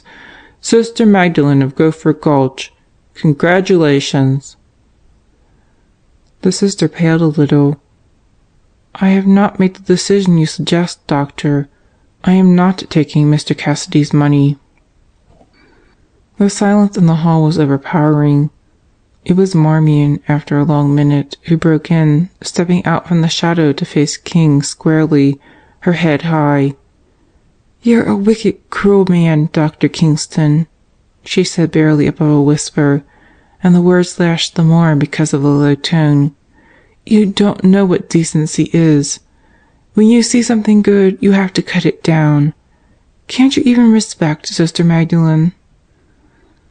King's big hands opened as if he would settle them around the girl's slim throat. Then, deliberately, he clasped his fists behind him. "The sheriff is waiting for you, Miss Pierce. Don't waste his time." As if on cue, the sheriff opened the door. Her fury at King helped Marmion through the next quarter hour. She answered the sheriff's questions with a confidence she had not shown before, a confidence based on inattention until nearly the end. He had been asking about Jock, how well Marmion knew him, whether he had appeared to be worried, and she hardly realized that he had switched to King. "And you've never known him to leave the hospital?" "The doctor? No, never. But then I've only been here." Suddenly she realized where the questions might have led. "Sheriff, you couldn't think Dr. Kingston would. Didn't you arrest Pussyfoot for Jock's murder?" "No." "But King never leaves the hospital." "I'm not saying he did. But if you have a phobia about keeping inside, doesn't it make an airtight alibi for the time you might want to sneak off?" Marmion was stunned. The sheriff was not merely an old man now. He was ageless in a menacing way, as if he knew all and simply waited for these blundering humans to arrange their own downfall. "Miss Pierce, we have reached a point where we can't be polite any more. What do you know about Dr. Kingston?" "Why, nothing." "He seems to be attracted to you." "Then he takes a strange way of showing it." But in spite of herself, Marmion felt her cheeks flushing. "You're mistaken, Sheriff. The doctor dislikes all women, me in particular." "Isn't it possible that a man can try to hate a woman because he likes her too much?" When Marmion only shook her head, the sheriff insisted. "He's never talked to you about himself?" "Hardly." The officer hitched impatiently in his chair. "It's unbelievable that a man could step into his position of trust without disclosing something about his past. Sister Magdalene advertised in the medical journal for a resident doctor. Kingston applied. She looked up his scholastic record, because he wasn't long out of medical school, found he had been in the Navy, and, by thunder, the job was his." "He's done some wonderful work here." Marmion said, shaken, wondering why she should defend him. It's the same with the nurses, the sheriff went on, as if this were a personal grievance. Sister hired them through the registry, or because they asked for a job, or because she knew their mothers. And what do we wind up with? Murder. He jumped to his feet and began to stride about the small room. The deputy, riding at the bed, shifted his chair out of the way. Miss Pierce, people murder other people for a good many reasons. Revenge, jealousy, to gain something the other fellow's got, like his money or his wife. But there's the innocent bystander that saw too much. Sometimes he gets murdered too. The girl also arose. Why can't I make you believe? Oh, I believe you, all right, but I think you know something you don't know is of any importance. That can be just as dangerous as the conscious kind. More so. You can't tell when the thing will pop full bloom into your head. The door opened, slamming against Marmion. Oh, sorry, said the deputy who put his head in. Long distance, Sheriff. Denver. The sheriff hurried out. The secretary-deputy went on catching up on his notes with a notebook spread wide on the bed. His forehead was girlishly white where his hat always covered it. He said you could go, miss. I know, but is there anything else you want to ask? Me? I guess not, miss. The boss asked the questions. He would tell the sheriff later that he'd bet his boots the girl had something on the end of her tongue right then. Ask me questions, Marmion was silently begging. Dig out this treacherous thing I know and don't know. But the deputy did not respond. She let herself out into the hall just as the gong was sending forth an emergency call for the laboratory. The sheriff was in Sister Magdalene's office, listening eagerly to the voice on the telephone. This is Jim Cartwright in Denver, Sheriff. Your office got in touch with me. Something I can do for you? I expect you've heard about the death of Big Balsam Cassidy? I read about it. The papers here are full of it. You knew Cassidy in the early days, Mr. Cartwright? I knew of him. Every mining man did. You had a mutual acquaintance, Father Anthony Dumont. The line was silent for a second. Then the voice came dryly. It's a good thing you said acquaintance, Sheriff. Cassidy sure didn't call him a friend. But you did? Absolutely. Anthony Dumont and his sister Hetty and I were all schoolmates, public high school. Hetty went into the convent. The sheriff grinned. Hetty's present whereabouts must be unknown to Mr. Cartwright. I have a letter here addressed to you. Father Anthony wrote it. Good Lord, how could that be? It's turned up in the middle of this murder investigation. I'll read it to you. He laid the letter under the desk lamp and read, and the crumbling old paper dropped another flake or two under his handling. That's it, he ended. Evidence he could prove against Cassidy, he says, down in the old Killjoy, ablaze at the boundary. Would you have any idea of what this boundary business could mean? That mine lies right next to the one owned by a fellow named Turner, doesn't it? Right, the Mary Ellen. Well, you could get an engineer there to confirm this for you, Sheriff, but I give you 10 to 1 I'm right. The Hellbent outfit was undermining Turner's property. Turner wouldn't sell out to them, so they just proceeded to follow the lead right along underground into what rightfully belonged to Turner. It was most likely a pretty deep drift. From the outside you might hear the blasting, but you couldn't tell where it was coming from, and the Hellbent wouldn't let anybody go down into their workings. But Anthony must have got hold of an engineer who determined the boundaries, because he hinted it in a letter. You haven't run across anything like a mark? There's a slop of white paint on the pillar just about where we found Jock, the old man's son. Then that's it, the blaze. I'll be jiggered, the sheriff muttered. Anthony had a good basis for a lawsuit, Jim Cartwright continued. One suit wouldn't faze the Hellbent, but it would establish a bad precedent. Others might get the same idea. Too bad Anthony had that accident before Turner started proceedings. I guess the whole thing just petered out when he died, eh? It was meant to, yeah." After he had hung up the receiver, the sheriff sat for a long time, thinking. He had the motive to back up Pussyfoot's tale. Cassidy was defending his right to poach on another man's property, a justifiable ground for murder to him, and Cardinal had either not been a party to the plot which brought Father Anthony to her establishment, or else she had known and later been appalled by the outcome. Even a cardinal could well be revolted at the murder of a priest. And so in her turn she had become a menace to Cassidy and was removed.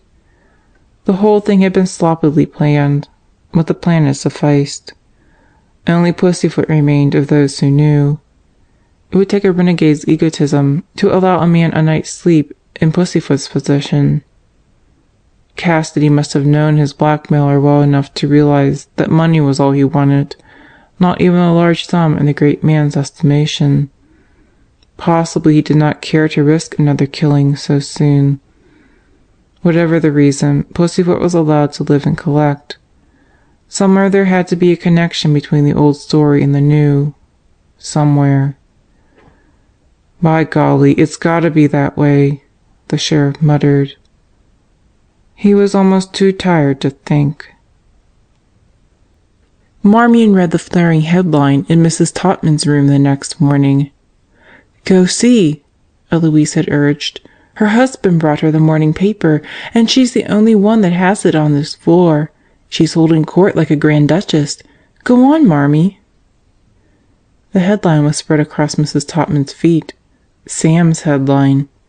To Marmion, it was what her speech instructor in college had called an emotional blow in the midriff.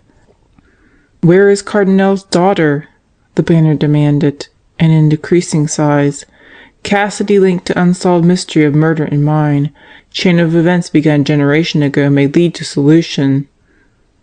Then in 12-point print, the type used for a child's easy reading, Sam's scoop began to explain itself. "Who," he demanded, "is Cardinal's daughter? Where is the baby who was left motherless 29 years ago when the flaming-haired beauty of the gambling casino was shot down by an unidentified gunman? Who was accountable for the accident that took the life of Father Anthony Dumont, popular young missionary, a few weeks before the murder of Cardinal? The answer to these questions may contain clues that will point the way to a solution of the recent killings in Gopher Gulch."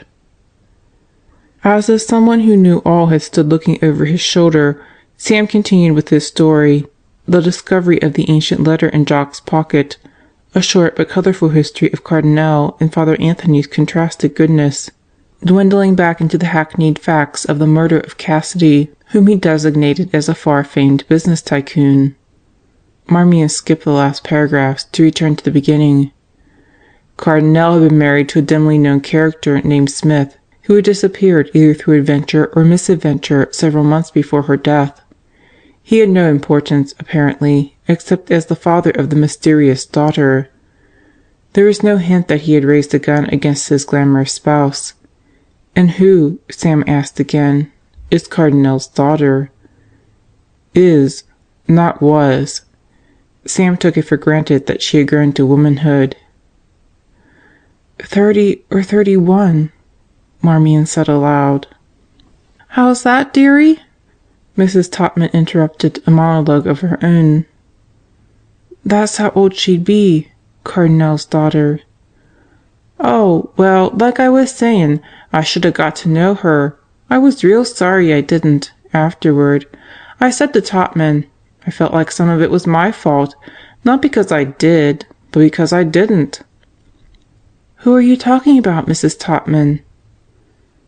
The woman regarded Marmion with affectionate reproach. "You ain't been listening, honey. I was talking about his wife." She pushed the sleeves of the pink nightie up her brawny forearms and nodded sagely. "Jock Turner's wife." Mr. Wilkins had been worried about the funeral.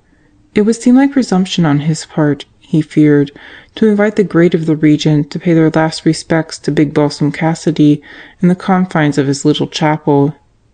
But when he saw the assemblage, silent and expectant, and how it overflowed to the porch and into the street, up to the dead end against the cliff, and down to what used to be the post office, he knew his doubts to be rooted in personal vanity. The chapel, although better than a stable, had not been chosen by the mighty Cassidy as a setting for a final gesture of sham humility. The building was only incidental. He had come back to the gulch where as a prospector he had possibly known the only happiness of his life, when the dream was all ahead, but well within the power of realization, and this was the last return of a friendless and lonely man. The old preacher stepped out on the porch as the organ music ended. He had not planned to speak from here, but if he were to remain inside near the fine bronze casket and the organ draped in for the occasion, it would seem like a private service for the benefit of the hell-bent dignitaries and other important people gathered inside. They could hear him perfectly well on the porch. Clasping his Bible with a finger marking the place, he let a moment pass while his eyes strayed over the crowd. If Cassidy wanted friends, he had them, today, jammed into the sun of Main Street. Sam's lurid story had only spiced with romance the charity of this man who had stooped so low that he had risen high. Not that one of them would condone murder, but so long ago, and nothing had been proved. A good many were weeping, he saw, shedding the almost involuntary tears always called forth by organ music at a funeral. They wept, not for Cassidy who lay in the satin-soft coffin, but for all the dead they had buried before, and for themselves who would die, and for the frail living who could hardly be expected to last out the winter, and yet would most likely surprise everyone by attending the funerals of some of the weepers. Mr. Wilkins understood so well. One never attends another's funeral solely. He sits also at his own. He opened the Bible, finding his place. He would have been shocked to know that some of the tears were inspired by emotion over himself, a dear old man in a shirt ironed to a fine gloss, his white hair professionally trimmed, but not too short, his suit brushed to a good blackness, his hand trembling a little over the page, a childlike, guileless soul. The sheriff was not one of the emotional ones. The officer stood alone at the edge of the crowd. He had spent the morning insistently digging facts out of Mr. Wilkins' copious memory. The old man, he felt, had had a motive in giving that young whippersnapper reporter such a yarn. But listening to the rich voice reading the psalm as it should be read, "Out of the depths I have cried unto thee, O Lord. There is forgiveness with thee. My soul waiteth for the Lord more than they that watch for the morning." Listening, the sheriff wondered. It would have happened exactly as Mr. Wilkins declared. Sam had caught him in a reminiscent mood. He had rambled on and chanced upon the fact of the baby daughter, something long forgotten. It was no secret that Cardinal had had a daughter, perhaps a year old at the time the mother was killed. No one had ever seen her. As those women almost universally did, Cardinal had sent the baby away. Possibly, if the girl were alive, she was still ignorant of her parentage. That was the one thing Cardinal's kind could do for their children, protect them from their own way of life. The prayer began. The sheriff bowed his head. An instant later he noticed a familiar profile ahead of him. A woman. One of the nurses from the hospital? Funny, he couldn't place her, then. But they all looked quite unlike themselves in street clothes, even Marmee and Pius. She was there, clutching her purse as if it helped her to keep her balance. The sheriff was near enough to Mr. Wilkins' house to hear when the telephone began its irreverent racket. No telling how long the ringing would go on with no one to answer. People were turning their heads in annoyance. Quietly the officer made his way to the house and entered.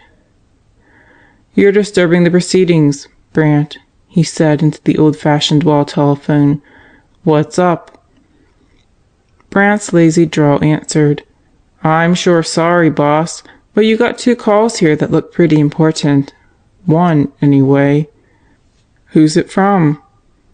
That pretty kitty at the Hellbent, Boulevard Mannering.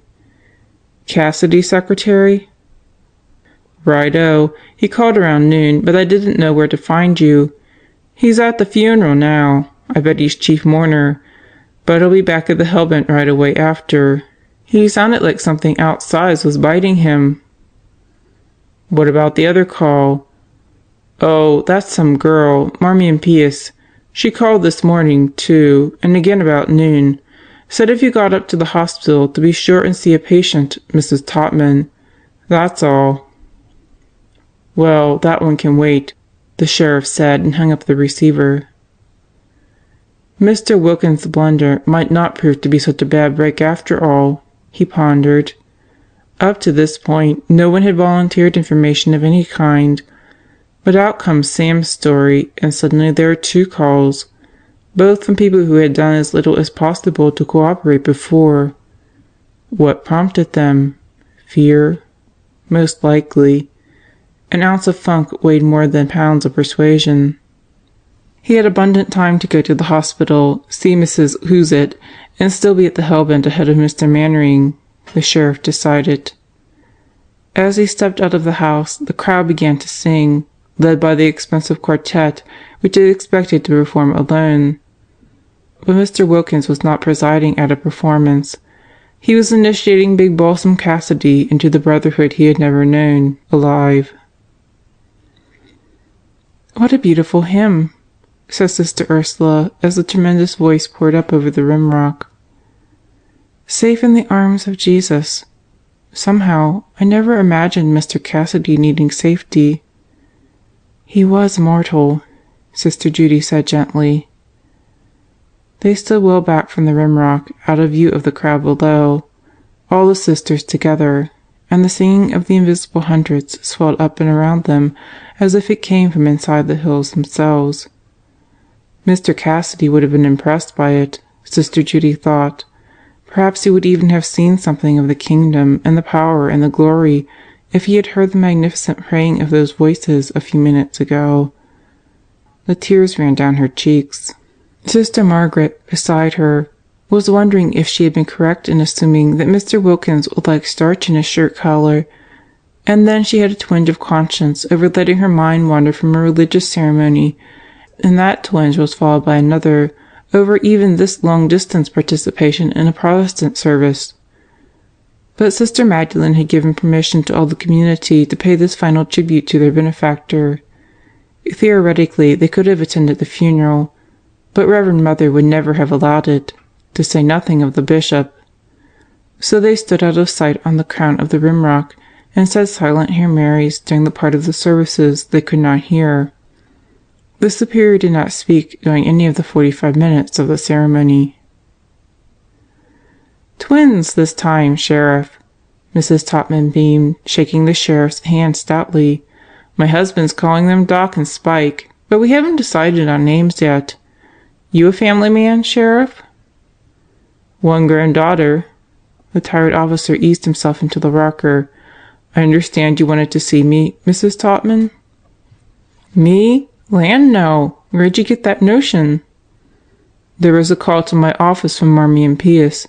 She said for me to—" "So that's it." Mrs. Topman stiffened against her pillows with a gleam in her eye. "I knew there was some skullduggery about that corset." The sheriff blinked. "A corset?" "Oh, not just any corset. This was Sister Peter's, and I give it to that girl, trusting her like I would my own. And I says, 'Will you see that sister gets it?' And she says yes. But I know perfectly well she never did give it to Sister, because she ain't mentioned it. Sister Pete ain't, and she would have if she got it, because sisters are that polite, even to each other, let alone—" "Mrs. Topman, I don't believe—" Mrs. Topman's gaze was unseeing upon the footrail of her bed, and her eyes were hearing nothing but Marmion's treachery. "I'll be glad to," she says, and off she goes. And what she could have done with it, I don't know. It'd make 2 for her. She's a slim thing, but just you wait till she's had a few kids." "Mrs. Topman," the sheriff interrupted firmly, "I'll be glad to question Miss Pierce about this garment, but there must have been something else.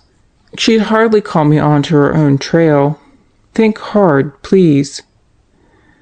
"Then it must have been Jock. I was telling her about him. But land, I didn't think it was that important." She pushed herself more erect, and her plump face glowed.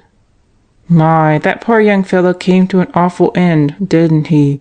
Down in that mine and all. What in the world ever possessed him, Sheriff? And his suitcase right beside him, too, they said. And they said he looked real surprised. My, you just never know, do you?" Rumor had indeed added picturesque touches to the story of Jock's death. The sheriff took out his notebook. He didn't intend to write much in it, but Mrs. Topman was one of those overworked, taken-for-granted beings who would love to have her words recorded in a notebook. "How well were you acquainted with Jock, Mrs. Topman?" "Oh, not much. I don't suppose I can tell you anything you don't already know. They lived near us for a while, 12 miles being near in our neck of the woods. Alkali Flats." "They?" Mrs. Topman's nod humped her hair against the pillow. "I don't get off the ranch very often. Doc and Spike's number 10 and 11. Of course, I only had 8 then, but they're like steps on the stairs, one right after the other. The girl wasn't much for visiting either, kind of hoity-toity. But all us neighbors kind of blamed ourselves afterward. Seemed like the lonesomeness might have drove her to it." The sheriff's hand opened loosely. "The girl? You mean Jock was married?" Mrs. Topman looked at him with reproach. "Look, you dropped your notebook, Sheriff." She waited until he had retrieved it before she continued. "Sure he was married. He had this ranch near us, like I said, and they lived there, 6, 7 months maybe. I could figure it to the last week if you give me time. By Mary's hives. Mary was the baby then, always breaking out with something, and around the time I took her to the doctor." "The approximate time will do," the sheriff told her. "How long ago was this, Mrs. Topman, approximately?" He changed her formula. "Well, like I say, Mary was the baby when they come, and she's 4 now. 3 years, a little longer, I guess. I had one in between." "You don't happen to know the girl's maiden name?" "Not her maiden name, but I know I've heard her first name. Something short. Maybe it'll come to me. I guess I better tell it to you my own way, and some of these things I forgot might pop into my head." "A good idea," the sheriff murmured, making the notebook very prominent. "Well, I've always thought I understood better than some how that girl felt. She'd come from a city, like me, and she must have thought ranches were awful romantic places, the lady riding out like a duchess, and the cowboys circling the herd in full moonlight and singing while a coyote howled in the coulee. Well, the coyote was all that turned out like she expected, if she was like me. And I know how Jock's place looked. The ranch house was a little unpainted, one rearing up in a ravine, and one cottonwood for shade, and the corrals were just plain old pole fences, and the one cowboy on the place couldn't carry a tune. There just ain't no West like in the movies. She used to play her fiddle some. She was a musician, I know that, but the fiddle wouldn't sound like it used to, with nothing to go with it but a little dogie bawling down the draw. Jock was a rodeo rider then, getting up into the money, national champion bulldogger, or something.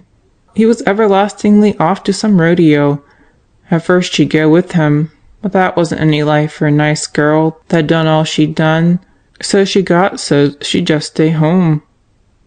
Just what had she done, Mrs. Topman? Oh, I don't know, maybe not so much, but all that fiddling was sure nice, and she had lots of clothes. She must have had some use for 'em in the first place, or she wouldn't have got 'em. Mrs. Topman's eyes were on the undertaker's calendar, which offered helpful services in time of need. It was evident that she had given much thought to the delusioned young wife in her unpainted house down in the ravine with the one cottonwood. "Now this part I don't really know, Sheriff, only that the house burned down and nobody seen her after. Nobody, that is, but the railroad ticket agent in Rapid. They traced her that far, but I guess she didn't go where she bought her ticket for. Anyway, they never found her. See, Jock was gone. We knew that much. And from the looks of things, somebody figured out she'd maybe dumped a lot of kerosene in the kitchen stove to make it burn faster, and it exploded. I expect her fiddle was burned up, too. Poor thing. I often wondered what she did after she left here. And Jock sold the ranch? Yes, a few months after. He got thrown in a rodeo pretty soon, and he was in a hospital over in Cheyenne for a while. Then they brought him here. Couldn't even walk till Doc Kingston fixed him up. My, there's a grand doctor, only he... She glanced toward the door and lowered her voice. Sheriff, is it the bounden truth that he likes his nip? I ain't ever smelled nothing on him. And Jock sold the ranch, the sheriff repeated. That's right. I guess he'd seen too much trouble there. And you never saw the girl? Never. More's the pity. She was real good looking, I guess. She'd brought all her evening dresses with her. My, I sure wished I'd have seen him. But you did know her name. Well, if I could think of it, something short. Anne? They don't come much shorter than that, do they, Sheriff? No, seems like it had a little more to it. But you're sure you don't know where she came from? No, I never did hear. I guess all I know for sure is she had a short name and her house burned down and she played the fiddle. And her and me, we both seen too many Western movies before we got married. Oh, well, we all make mistakes, the sheriff said, closing his notebook. Mrs. Topman laughed heartily. Land, I didn't make no mistake. I wouldn't have lived any place else. It ain't like in the movies, but, my, I wouldn't want to be married to a man that went around singing all the time. He wouldn't ever get nothing done. The sheriff grinned for the first time in days. Maybe you got something there. Now, I don't want to be hard on you, Mrs. Topman, but if you feel up to doing a little ruminating on that name, I sure appreciate it. It ain't going to hurt me one bit, Sheriff. I'm sort of sifting through names anyhow, for Spike and Doc. How would you favor Leonard and Leopold? We could cut 'em to Lenny and Lee. We're great for nicknames. When I named Mary, I said there's one they can't nickname, but the kids call her Mare. Fine, said the sheriff absently. I'll get in touch with the sheriff of your county. You can, but it won't do much good. There was nothing to the investigation. Jock didn't want to push it, seemed like. The sheriff might remember the case. He don't, Mrs. Topman interrupted. He got shot. See, there was this rancher, Plumbag Olibar. He put up a gate to keep this neighbor's cattle from trespassing. But the other fellow, land, I ought to know his name as well as my own. Well, thanks. You've sure helped me, Mrs. Topman, the sheriff said quickly. If you remember the girl's name, you might ask the nurse to call me. I won't tire you out any longer now. So long. My, I ain't tired. And say, don't forget about the corset, will you, Sheriff? Sister Pete wouldn't mind, you being a family man. You bet. Thanks again. The sheriff made his escape. The funeral procession was winding out of the gulch to the highway, where they would travel a few hundred feet, and then turn back onto the opposite hillside, where the cemetery was scarred by an open grave. The sheriff, at the tail end of the serpentine line, fumed at the delay. When finally he reached town and his own office, he had to hasten his instructions to Brant, starting the search for Jock's wife. He did not wish to keep the magnificent Mr. Mannering waiting. The day was very still. Dr. Kingston, at the open window of his office, heard the wheels rolling over clay and gravel on the other wall of the gulch. Slowly, no hurry about getting there. He could see the grave, a small dry spot on the hillside. The black beetles climbed toward it, wound around below it, subsided into quiet. All the tiny people would move now to the open hole. He slapped his thigh impatiently and was about to turn away when he saw the girl again, much as he had seen her on the night she came, climbing, tired from the long road. She had been to the funeral, and it had worn her to shreds. He waited until she opened the door below, until her slow feet carried her up the entrance stairs. Marmion paused when the doctor loomed in the hall before her. He was intimidating because of his sheer physical size, but the girl was not afraid. She stopped because he would not let her pass. She was holding her hat. Her hair was damp where it touched her forehead. King scowled viciously at her. "You shouldn't have gone to the funeral. It was totally unnecessary." "I had permission to go."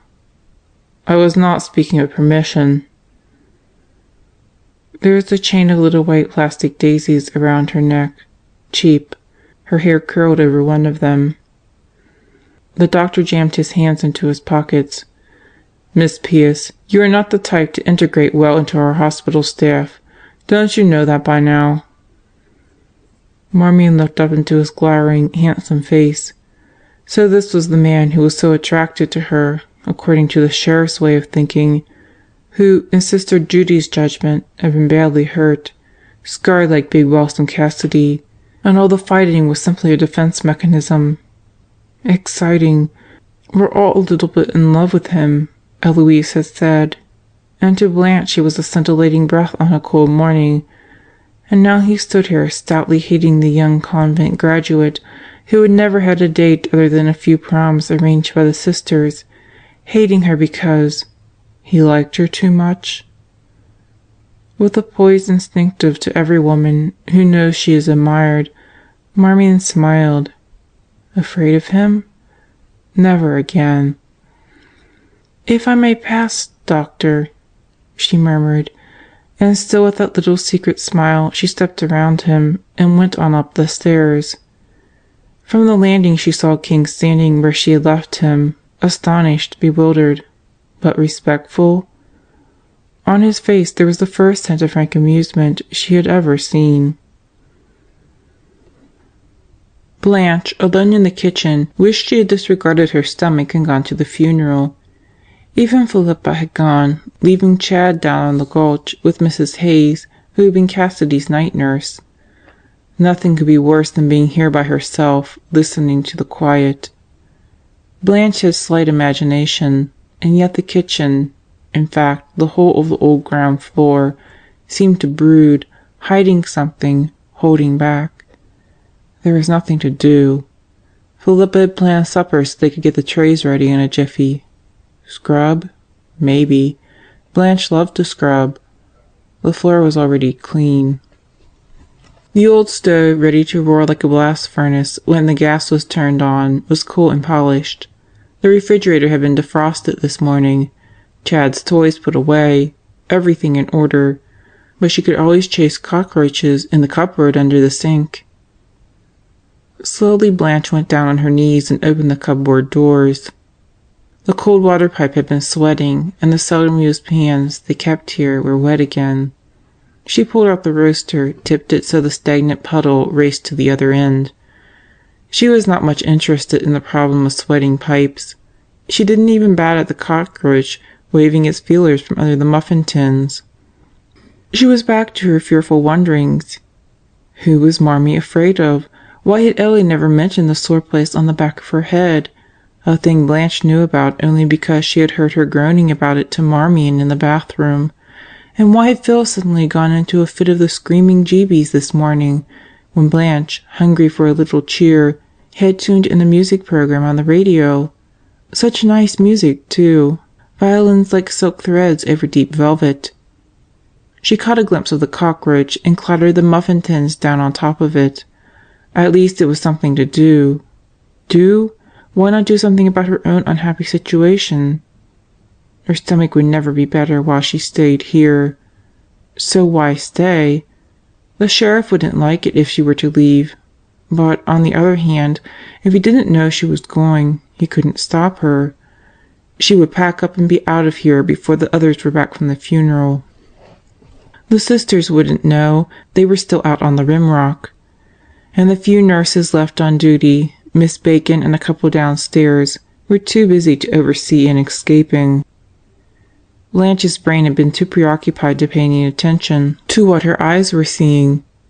Now, suddenly, the realization broke through that there was a box in the cupboard with the pans, a long thin box that had no business being in under the pipes, because it would soon be soaked. Without thinking, Blanche pulled it out. And then she began to wonder what was in it. Something Philippa had stuck away? All she had to do was to lift the lid. A new pink corset lay neatly rolled inside. Puzzled, but not so puzzled as she would have been without worries of her own, Blanche pushed the cover back on the box. The side was dented so that the cover didn't quite fit. The thing would be ruined if she were to leave it here. On top of the cupboard, then? No, someone had put it down with the pans so it wouldn't be seen. A nice, modest gesture. "Gosh, I gotta be going," she said aloud with a glance at the clock. So she carried the corset box with her when she climbed to the crow's nest. "Get the suitcase first," she decided. "Dump everything in, never mind how, then hurry down to the kitchen again and hide the suitcase under the sink. It would be all right. She could set the roaster to catch the drips. Then tonight, after dark, she would catch a bus into town." Although the sun shone outside, the attic space was shadowed. The luggage pushed helter-skelter back near the jelly roll mattress was all dimly alike. She made foot space by nudging aside an overnight case. Then she leaned far over and pulled out the suitcase with the tweed finish. There was another like it, but farther away. Perhaps because she jerked so impatiently, the lid fell open. She caught it with her knee. A long white envelope slid along the blue lining. Her suitcase didn't have a blue lining. In another minute she might have reflected that the envelope was not her property, since the suitcase was not. But it was an intriguing envelope, with a fat paper folded inside. There was no address. That made it even more interesting. The flap was unsealed. No reason in the world why she shouldn't take a peek. She took out the paper and unfolded it. It was very pretty. Fat, dimpled cupids wreathed the page, beautiful little boys as pink as the roses that entwined them. There was printing and writing, too. She would need time to read all this. Quickly she closed the suitcase and slipped it back in the exact spot where she had found it. She was looking for a stepping place when she heard the first tread on the stairs. For an instant she stood there, her heart hammering in alarm. She had blundered into something, just the way Marmee and Ellie had, and now she would go around in danger of her life. What to do? The envelope was too large to go into her pocket, and there wasn't time to reach any door without being seen. The corset box was her salvation. Stooping quickly, Blanche picked it up, raised the lid, and thrust the paper and envelope inside. Then, because her own room was near the stairs, and she would meet the steadily climbing one face to face if she went in that direction, she scuttled as noiselessly as she could back to the sitting room, with the box under her arm. Lucky the climber was so slow. Where would she hide the box? The closet, which had become the pantry, was the only possibility. She pushed the box onto the high shelf just as the steps came along even with the bathroom. There wasn't time to push the box clear back out of sight. She was in the chair with the leaky arm when Marmion, tired but apparently satisfied about something, slumped in and threw her hat and purse in the direction of the bedroom. "I'm beat out, Blanche. What a day. At that, though, I have more pep than Lynn and Dixie. I left them down in the gulch hoping they'd get a ride. Where have you been?" "Me? No place. Why?" "I just thought you seemed out of breath. What time is it? 4:45? I'm going to make a cup of tea before I go back to the lab." "I'll make it for you," Blanche offered instantly. "Thanks, but I'd rather have something to do. I want to get the funeral out of my head." "I'll get you a tea bag and you can take it down to the lab and make the tea there." "The lab isn't appetizing." Marmion turned in the bedroom door. "Is there some reason why I can't have my tea here?" "Gosh, no," Blanche replied hastily. "No, I just thought… You go right ahead, Marmee. I gotta be going anyway." Marmion alone forgot the big girl's behavior. She changed into her uniform. Then she went to the bathroom to get hot water. They couldn't have boiling water for their tea, but the water from the tap was always steaming. She came back with a full cup. Groping to the high shelf, she shoved aside a white box that had pushed the tea almost out of reach. The box was a nuisance. She barely managed to finger the tea into her grasp. She was sitting in a leaky chair, squeezing the tea bag with her spoon, when the strange familiarity of the white box began to impress her. She had seen that box before, and it had not been on the closet shelf. Cookies? They had a cookie jar, empty. Setting her cup on the table, Marmion went purposely to the closet and took down the box. And then she stood there gaping at it. It was the shape to hold a dozen long-stemmed roses. "Sister Peter's corset," she whispered. She raised the lid. The corset was there, the lacing neatly uppermost, and on top of it lay a paper and an envelope. Blanche's paper? But why in the corset box? And where had the box been all these days? The nurses were coming up the stairs now, talking and laughing. Any one of them might come in. Marmion replaced the box on the shelf, but without the folded paper. She glanced at it, saw inane cupids and bulbous roses. She didn't dare try to read it now. When Marmion went down to the lab, her large purse was under her arm, and in the purse was the envelope and the paper with the cupids.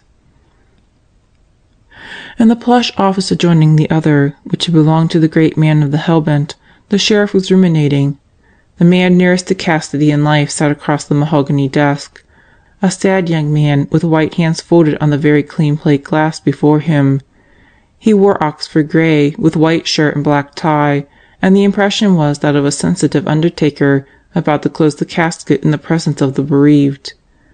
Last summer there had been a rumour afloat that this same Mr. Bolivar Mannering had dug himself a swimming pool in his backyard, then stood in the hole when he opened the dam to let the creek rush in, and nearly drowned himself. The sheriff found the rumour believable, all except the digging. He couldn't imagine a shovel in those dainty hands. "Your message sounded urgent, Mannering. Have you unearthed a new angle? Or is it something you recollected since our first interview?" The young man let pained brown eyes fall to a point on the desk. "It's neither, really, Sheriff. I didn't think this incident would be of the slightest significance, and it does reflect on me because, well, I overstepped the bounds of good taste, a thing I've never—" The sheriff let his annoyance speak. "You understand you may have withheld evidence? There's a penalty for that, you know, Mannering." "I realize what I've done, Sheriff, but honestly, it didn't come to me with any force until this morning when I read that yellow story in the Daily Bulletin." "All right, begin at the beginning." "My duties sometimes take me out of the office, even when Mr. Cassidy was here. I'm not excusing myself, Sheriff. This is simply the truth. I inform the switchboard operator when I'm leaving, and she holds all calls and visitors except the staff." "So you were out and somebody got in?" "Yes, I'd been down to the mills to get the time slips, and when I came back in, this woman was with Mr. Cassidy. When I heard raised voices, well, it was a degrading thing to do, but You listened. What day was this, Mannering?" "A few days before Mr. Cassidy was taken ill." "Go on." "I had reached this desk when I heard the voices, and I looked up and saw that the door there was ajar, and I went over to close it, but when I heard what they were saying—" "Yeah?" The sheriff forgot his irritations over two discreet secretaries and overly bright reporters. "What were they up to?" "The woman, she was young. I knew that from her voice. She was giving Mr. Cassidy a tongue lashing, calling him a devil incarnate and a terrorist. It seemed to me that she was delivering a rehearsed speech, not memorized, but excellently thought through. She never paused for a word." "And Cassidy?" "He didn't say a thing." "What did she want?" "I don't know. Perhaps she had made her demands before I came in. But I thought her attitude was one of utter hatred, that if he had offered her anything, she would have thrown it back at him. Really, she gave me crawlies down my spine." "And you thought this was of no importance?" The sheriff sighed. "You're sure you don't know what she wanted?" Honestly, I don't. I missed a lot of what she said because I was in such a quandary myself. I couldn't decide whether to close the door and hope Mr. Cassidy wouldn't notice, or leave it open and go out myself, which is what I did after a minute. When I came back, she was gone." The sheriff sat down and thought for a moment. Now he had something to root out, a woman's identity, name her, and give her a past and a present. Her future, too, would come under his jurisdiction if she had connived to kill Cassidy. She had disclosed a motive, cold and calculating hatred. Cardinal's daughter would hate him that way. "Did this affect Cassidy at all?" the sheriff asked. "Make him moody, for instance?" "Oh, definitely," Mr. Mannering replied. "Yes, you'd think a wand was waved over him. He lost his appetite, for one thing, because he didn't go out for lunch, just sat in there with the door closed. I wanted to get him coffee, but he wouldn't have even that. I don't believe he ate a thing those days. And of course he began to look thinner. If it hadn't been Mr. Cassidy, I'd have thought he was frightened and, well, perhaps remorseful. Then that last afternoon I heard him fall. I ran in, and when I saw him lying there I thought he was dead." "Can you give me the exact date the woman was here?" The secretary turned to a calendar. "Yes, October 2nd. That would be the date for picking up the time slips for that 2-week period." "Good. Would you know her voice if you heard it again?" "I doubt it. I was very much confused." "Well, if you think of anything else, call me, even if it's the middle of the night. Mannering?" The sheriff grabbed his hat. He had given up any idea of reprisal against Mr. Mannering for withholding evidence. He was at the door when the young man spoke again. "There's one more thing, Sheriff." "Yeah?" "Something she said, quite horrible because she said it so softly and clearly. I could imagine her screaming it, and it wouldn't sound half so terrifying. But in that low voice, you'd have to believe her." The secretary's voice fell to a hoarse whisper. "Sheriff, she called him a murderer." When Marmion reached the laboratory, she saw the reason for the doctor's amusement. He had lined up a full evening's work for her. Exasperated, she flipped through the slips. Nothing unnecessary, but he had marked them all for tonight. "Damn him," she muttered, flinging her purse into a cupboard. "All right, Kingston, M.D., you'll get them tonight, and from me, personally." Sister Judith had left the laboratory, no doubt before King sent up the slips. He would never have dared do it if the nun was on duty, and Marmion would not call her. Straight through the supper hours she worked, and her hair grew damper on her forehead, and her uniform clung to her shoulders. It was 9 o'clock when she was finished. She stacked the reports neatly and went down to the doctor's office. To her surprise, he was there, seated in his swivel chair, the lower desk drawer pulled out for a footrest, a medical journal tossed open in front of him. Marmion slapped down the sheaf of slips. "My reports, doctor." "How efficient you are, Miss Pierce." "Thank you. Will that be all for tonight, doctor?" "I believe so. If anything comes up, I can always call you." "Oh, don't hesitate. Sister Judith is on call tonight." "Thank you. Good night, Miss Pierce." He whirled the chair until his back was toward her, but instead of looking over the reports she had worked so hard to provide, he picked up the magazine and began to turn its pages. Marmion was not surprised. Striding angrily back up to the lab, she told herself that this was what she had expected of King. She would not leave voluntarily, so he would persecute her. She was not at all thrilled by him now. Through the dark little labyrinth that spewed off to the X-ray room she went without thinking of being afraid, and when she took her purse out of the cupboard, where she had kept it all evening, it was with never a thought that someone might be lurking out of sight, but within hearing. She was going to peruse the mysterious paper right here and now, without being disturbed. Upstairs there would be Eloise, at least, possibly Blanche and Lynn and Dixie to come in upon her and ask what she had. Opening the purse, she mused that she could return the thing to Blanche, or put it back in the corset box for her to find, but all the time she was taking out the paper. A week ago she would never have considered reading anything belonging to another person. Now, quickly, although her hand shook, she smoothed the sheet out on her desk. The page was printed, with names handwritten in the spaces provided. She read it, then read it again. On the 10th of September, 4 years ago, Eleanor Ann Roberts had been united in marriage to Joseph Terence Turner. Jock was Joseph Terence. Sam's article had thus named him, and he had been married, just as Mrs. Topman had said. The wife would be the logical owner of a marriage certificate. But how could Jock's wife, a stranger, have hidden it in the hospital, where only an insider such as Blanche could find it? She didn't for a moment consider that Blanche might be Eleanor Ann. But the elusive Eleanor was not a stranger. She knew her way around the hospital. Therefore, she must have taken another name. She did not want to be identified as Jock's wife. Why not? Because she had killed him?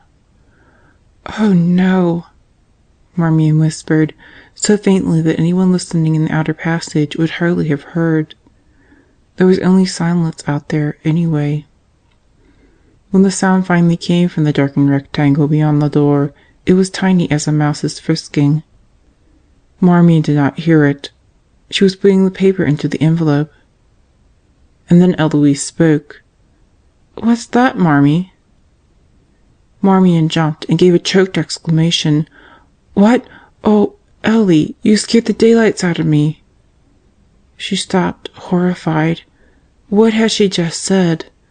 Oh, Ellie. And Ellie could be short for Eleanor Ann. But it wasn't. This was Eloise, her friend, her confidant. Ellie, who had gone down the big balsam's room to get the corset box, who had insisted on going, and she was too young to be Eleanor Ann. "Marmee, what in creation is the matter with you? So help me, you look as if you had seen a ghost." The tall girl was in pajamas and robe, her feet in soft slippers. Anyone could walk unheard like that. Marmion fumbled at her purse, closing it clumsily. "You just startled me, Ellie. You know how we all are." "What are you hiding in your purse?" "Hiding? Nothing." "Yes, you are, baby. Tell Mama." Eloise came softly over to the desk. Marmion laughed shakily. After all, why not let Ellie see the certificate, watch her, and try to detect any recognition? It would be a quick test. And she would know, then, whether Eloise was friend or enemy. She opened the purse. "Can you keep a secret, Ellie? This is a whopper. Look!" She unfolded the paper quickly and thrust it at the girl. And Ellie's reaction was the same as her own. Bewilderment first, then comprehension, then awareness of danger. When finally she looked up, her eyes were dark with fear. "Marmee, this isn't good," she whispered. "How did you get hold of it?" "It was in Sister Peter's corset box, on her closet shelf." Marmion, reassured by Ellie's apprehension, felt her own doubts fade. "There's nothing to get us into trouble, really. I'm going to telephone the sheriff right away." "Of course." Eloise folded the paper and tucked it into Marmion's purse. But she was listening oddly, as if half her attention remained in the dark little hall she had just traversed. "Come on, Marmee, upstairs. You can phone from there." "But this is more private." "No." Ellie's green eyes slid away from the door to Marmion, and her face was whiter than if she had fainted. "Oh, Marmee, come on." There was nothing else she could do. She had to obey Ellie's insistence. And Eleanor Ann, perhaps, had never been nicknamed at all. Talk about jumping to conclusions. "I'm with you, Ellie. You go ahead and turn on the lights, then I'll turn off this one. Everything's under control." Queer for her to be encouraging Eloise. They ran together all the way to their sitting room. Mrs. Topman lay on her back, staring into the comfortable dimness made by the nightlight down in the base of her floor lamp. She had been thinking, ever since the sheriff's visit, mulling over names. She had not come upon a pair that would do for the twins, but her efforts had not been entirely wasted. Out of memory, at last, had come the name of Jock's wife. A simple one, but tricky to remember. Several times she had picked up the string of her signal light to call the nurse and ask her to telephone the sheriff, since she had promised. But Baxter with the corns was on duty, and probably not in a frame of mind to deliver messages. Tomorrow, too, the sheriff would be here, and there would be the great satisfaction of telling him herself. She wouldn't forget the name, either, once she had remembered it. She turned over and settled for sleep. She wouldn't forget. The name was Ellie. Indian summer abandoned the hills for good in the night. Morning came dismally, under a gray sky and over ragged veils of fog trailing the valleys. In the hospital corridors the lights burned without dispelling the gloom, but the day was beginning. Dr. Kingston, coming up from the basement floor, stepped back to avoid meeting the procession of two. Sister Magdalene with her lighted candle and her tinkling silver bell, the young priest in white vestments bringing communion to the patients. King nearly always managed to escape the halls at such a time. This morning, particularly, he was disgusted with his blundering up the stairs, but his mind had been on Marmion and the invention of a casual errand that might take him to the laboratory. Once there, he would consider what to do about an apology for his boorishness of last night. He was further incensed at Marmion, then, for the distraction that brought him face to face with Sister Magdalene. He had not seen her since the night before last, when he had heaped such bitter censure upon her. They passed on by, the priest's robes rustling softly. He was very young, recently ordained, still looking starved from his seminary days, a mere assistant at the cathedral in Balsam City. No wonder Magdalene had not consulted him about the moral problem involved in Cassidy's legacy. No wonder she had Johnny drive her into the city to consult the bishop last night. As if she remained in doubt. King's lips made a derisive plop, but the derision was difficult to maintain. When he continued on up the stairs, his head was not high like a conqueror's, and he did not go to the lab. Sister Magdalene tried not to be disconcerted by the sight of the doctor. She had been worried, naturally, by his outburst, and more than ever by his avoidance of her yesterday. She had mentioned it to the bishop last night. Had she been lax, she asked, bringing in an unknown to the staff and to the inner life of the hospital with so little investigation as she had made? The bishop had kindly set forth all the arguments she had already thought out in self-defense. A hospital such as St. Denis was lucky indeed to have a resident physician and surgeon. His brilliant record in the past 6 years proved she had judged him rightly as a doctor, and as a man he had behaved himself. His past actually did not matter. And then they had gone on to the urgent problem of Cassidy's money. It was still a problem. She must decide for herself, the bishop had said. There was no moral reason why she should not accept the gift.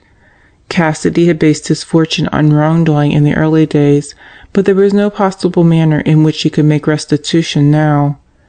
Except as the great man had indicated, a fine hospital would benefit all the people of the hills. Ringing her little bell, the sister walked slowly on. And even for her, preoccupied as she was, the healer walked again among the sick, comforting and restoring. An inch at a time, without a betraying creak of the springs, Marmion pushed herself cautiously out of bed, listening, halting at every tiny slide of the sheets. Eloise's breathing was a steady, comfortable sound, one you'd wish might go on through the gray day this promised to be. There was barely light enough for Marmion to grope for her clothes. The luminous face of her watch set the hour as a little after 6. Plenty of time, before anyone stirred, to run downstairs to the telephone. Ellie had been so very firm about not calling the sheriff last night. "You're too tired, Marmee," she had insisted. "Call that old buckaroo, and he'll be out here half the night. What would you gain? Nothing but lost sleep.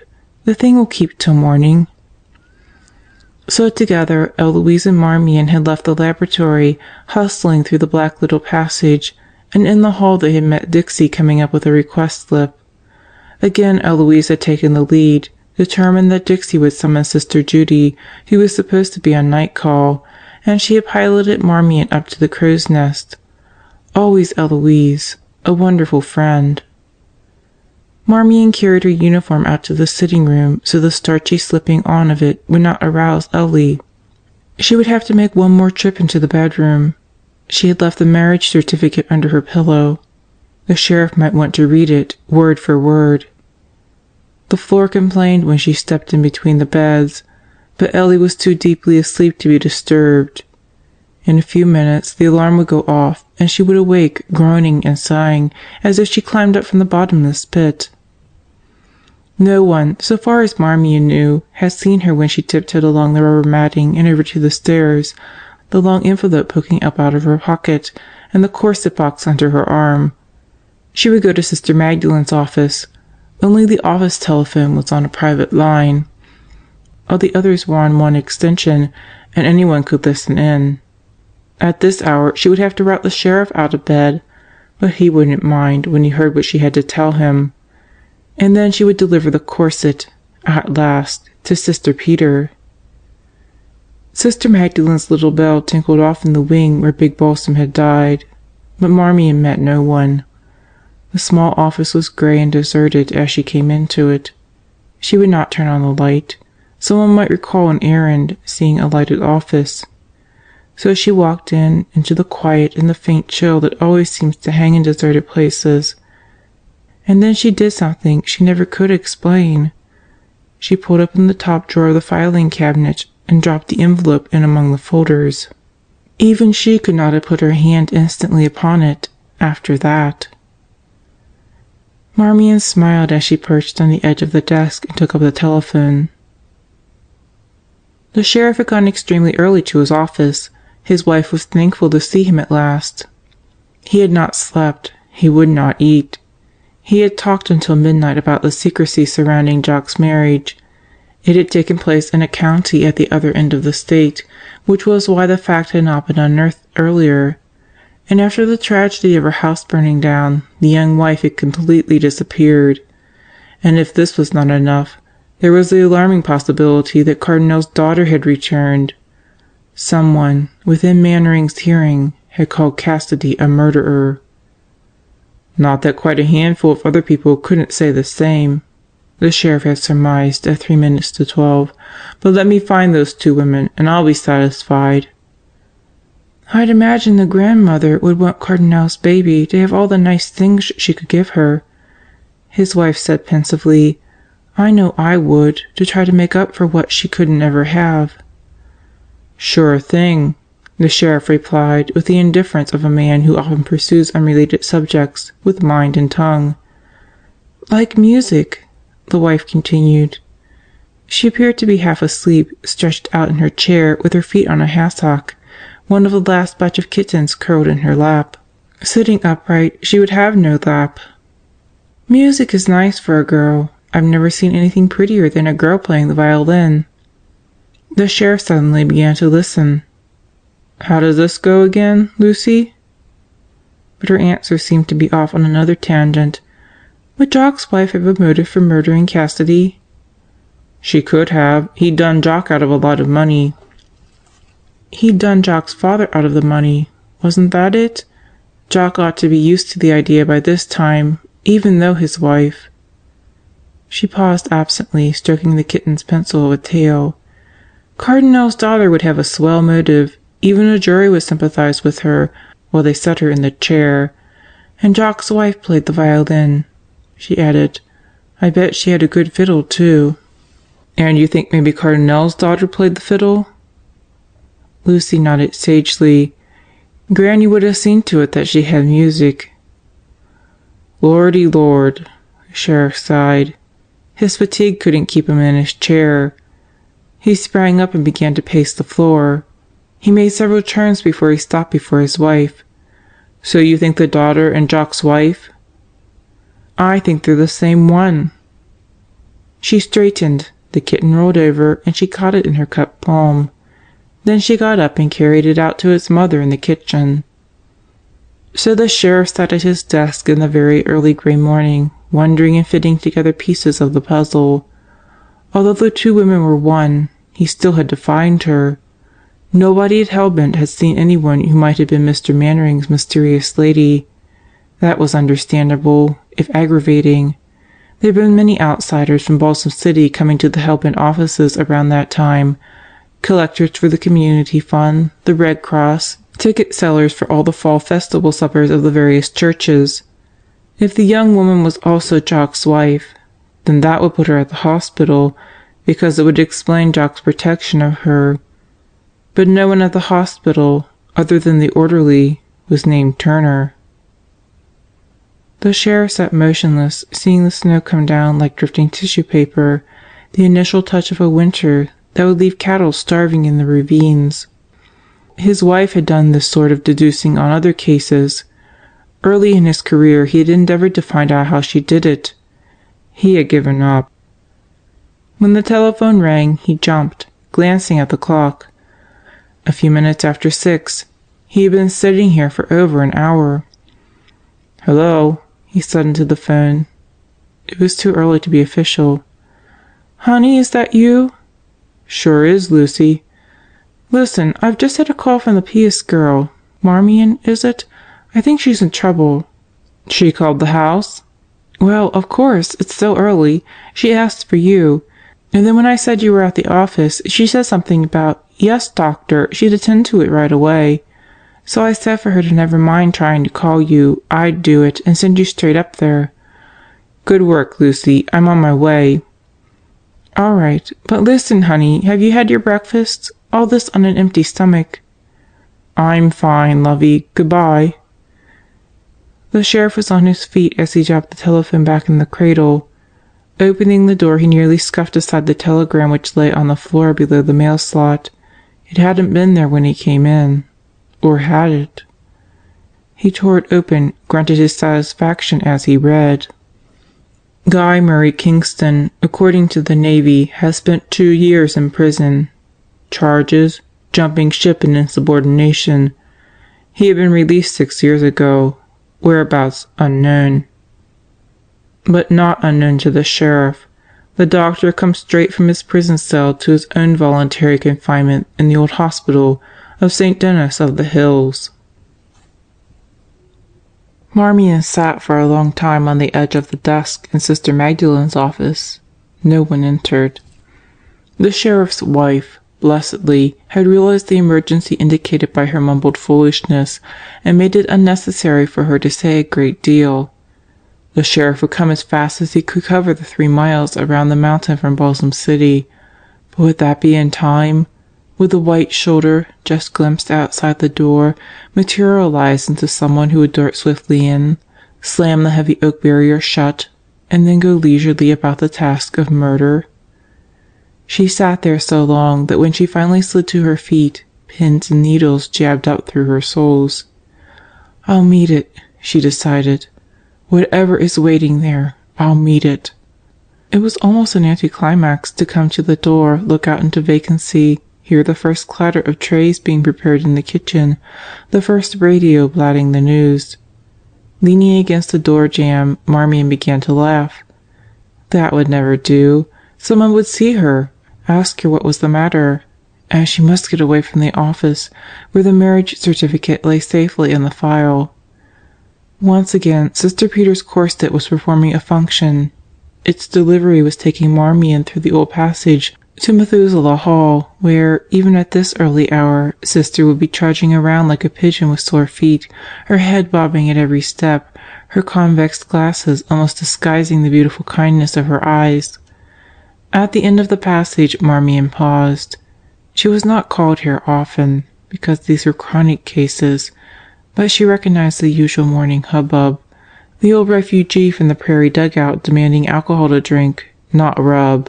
Barney cracking an Irish joke. Fat old Mr. Larson reading the morning paper aloud. The country club, Johnny called it. Sister Peter, carrying a wash basin, came out of a ward and stopped when she saw Marmion. Her day would not end until 9, or later, this evening, and yet she was beginning it with placid expectation. "Sister, this is for you," Marmion said, offering the box. "Mrs. Topman gave it to me nearly a week ago. I'm sorry I didn't get it to you sooner." The sister's homely face flushed with pleasure. So she remembered. Thank you, dear. Did she happen to tell you, to mention the size? Marmion searched her memory hurriedly. Plenty big, she said. Exactly right. Running back through the passage and up to the crow's nest, the girl mused almost enviously upon Sister Peter's tranquillity. Did it come to you when you took the veil, or was it something you made for yourself? But tranquillity was too ethereal, too unattainable to ponder long. Ellie, she thought more practically, would be gone by this time. She didn't distrust Ellie. It would be easier, however, not meeting her. The third floor was noisy now, a girl laughing, someone running a shower, another singing the prisoner's song, a normal awakening to a new day. If Marmion had paused in the sitting room, she would have noticed that the bishop was hanging crooked on the wall. It was Eloise's tumbled bed that caught her eye. Not only was the bed tumbled, but the bottom sheet was ripped off and hung torn over the footrail. Dazedly, Marmion reached the door and saw the full turmoil of the room. The dresser drawers had been pulled out and dumped, clothes thrown out of the closet, her own bed with even the mattress crooked. She didn't have to ask herself why, or who. She knew. Eleanor Ann had come hunting for her marriage certificate. Only Eloise, she thought after a blank interval, only Ellie had known she had the certificate. But Ellie had seen her put it under her pillow. She wouldn't tear the room apart like this. Relief flooded Marmion's tired brain. Now she could admit that she had been foolishly wrong about her roommate, especially last night when Ellie wouldn't allow the call to the sheriff. What a wonderful thing to know there was someone to trust. With the relief, Marmion could think again. Quickly she closed the open door to the hall. No one must see the mess in here until the sheriff had come.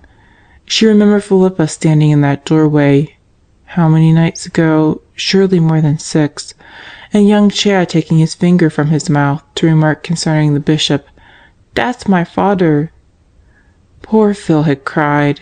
Chad was always adopting inanimate things as fathers, she said, because he didn't know what a father was. Cassidy had done that to her baby. She would kill him, she screamed, if she knew how. The house phone rang down the hall.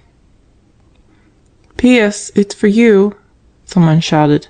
"A man. Felicitations." It would be the sheriff, Marmion knew. He would ask her to come downstairs, and she would tell him everything. Sister Magdalene knew she was sadly neglecting her duty that day.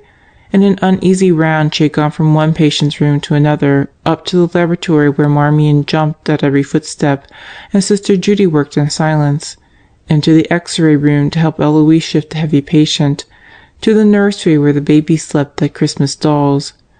Anywhere but to her office and the pile of mail lying on her desk, and King tramping in from time to time to see if she was there. She did not wish to meet him. Her unpreventable interview with the sheriff had been enough. Marmion Pierce, he said, had at last told him a straight story, given him the marriage certificate, been as helpful as she had been hindering before. But now he was uncomfortably certain that Eleanor Ann, under cover of some other name, was here. The girls who had been in the crow's nest during the ransacking of Marmion's room seemed to have formed a conspiracy of false clues and denials. No one had heard or seen anything that someone else couldn't explain away. There had been people all over the place. The ransacker had evidently chosen a foolhardy but foolproof time for her search. "Well, I'll have to get her from another direction then, but I'll get her." The sheriff swore to Sister Magdalene. "I'm going to put more men out here, that's for sure. And if you hear or see or even smell anything out of the ordinary, call me, will you?" With that he had gone away. One could almost gain an illusion of peace looking out on the gently falling snow. The ponderosa pines were becoming heavy with it, their branches drooping until the wet load slid off and the branch snapped up again, dark among its white neighbors. Sister Magdalene watched the lovely process from the sun porch. In a minute she would go and find something to do. but it was too late. She recognized a step coming in behind her. How she wished she had gone straight to the cloister. "May I see you a moment, sister?" "Of course, King." "You've been busy today." Because there was a bit of ridicule in that, she didn't answer. When the silence became cumbersome, the doctor broke it. "It's not easy to talk to a person who won't look at you, sister." She turned around. King's hair was tousled, his linen rumpled, but there was something different about him.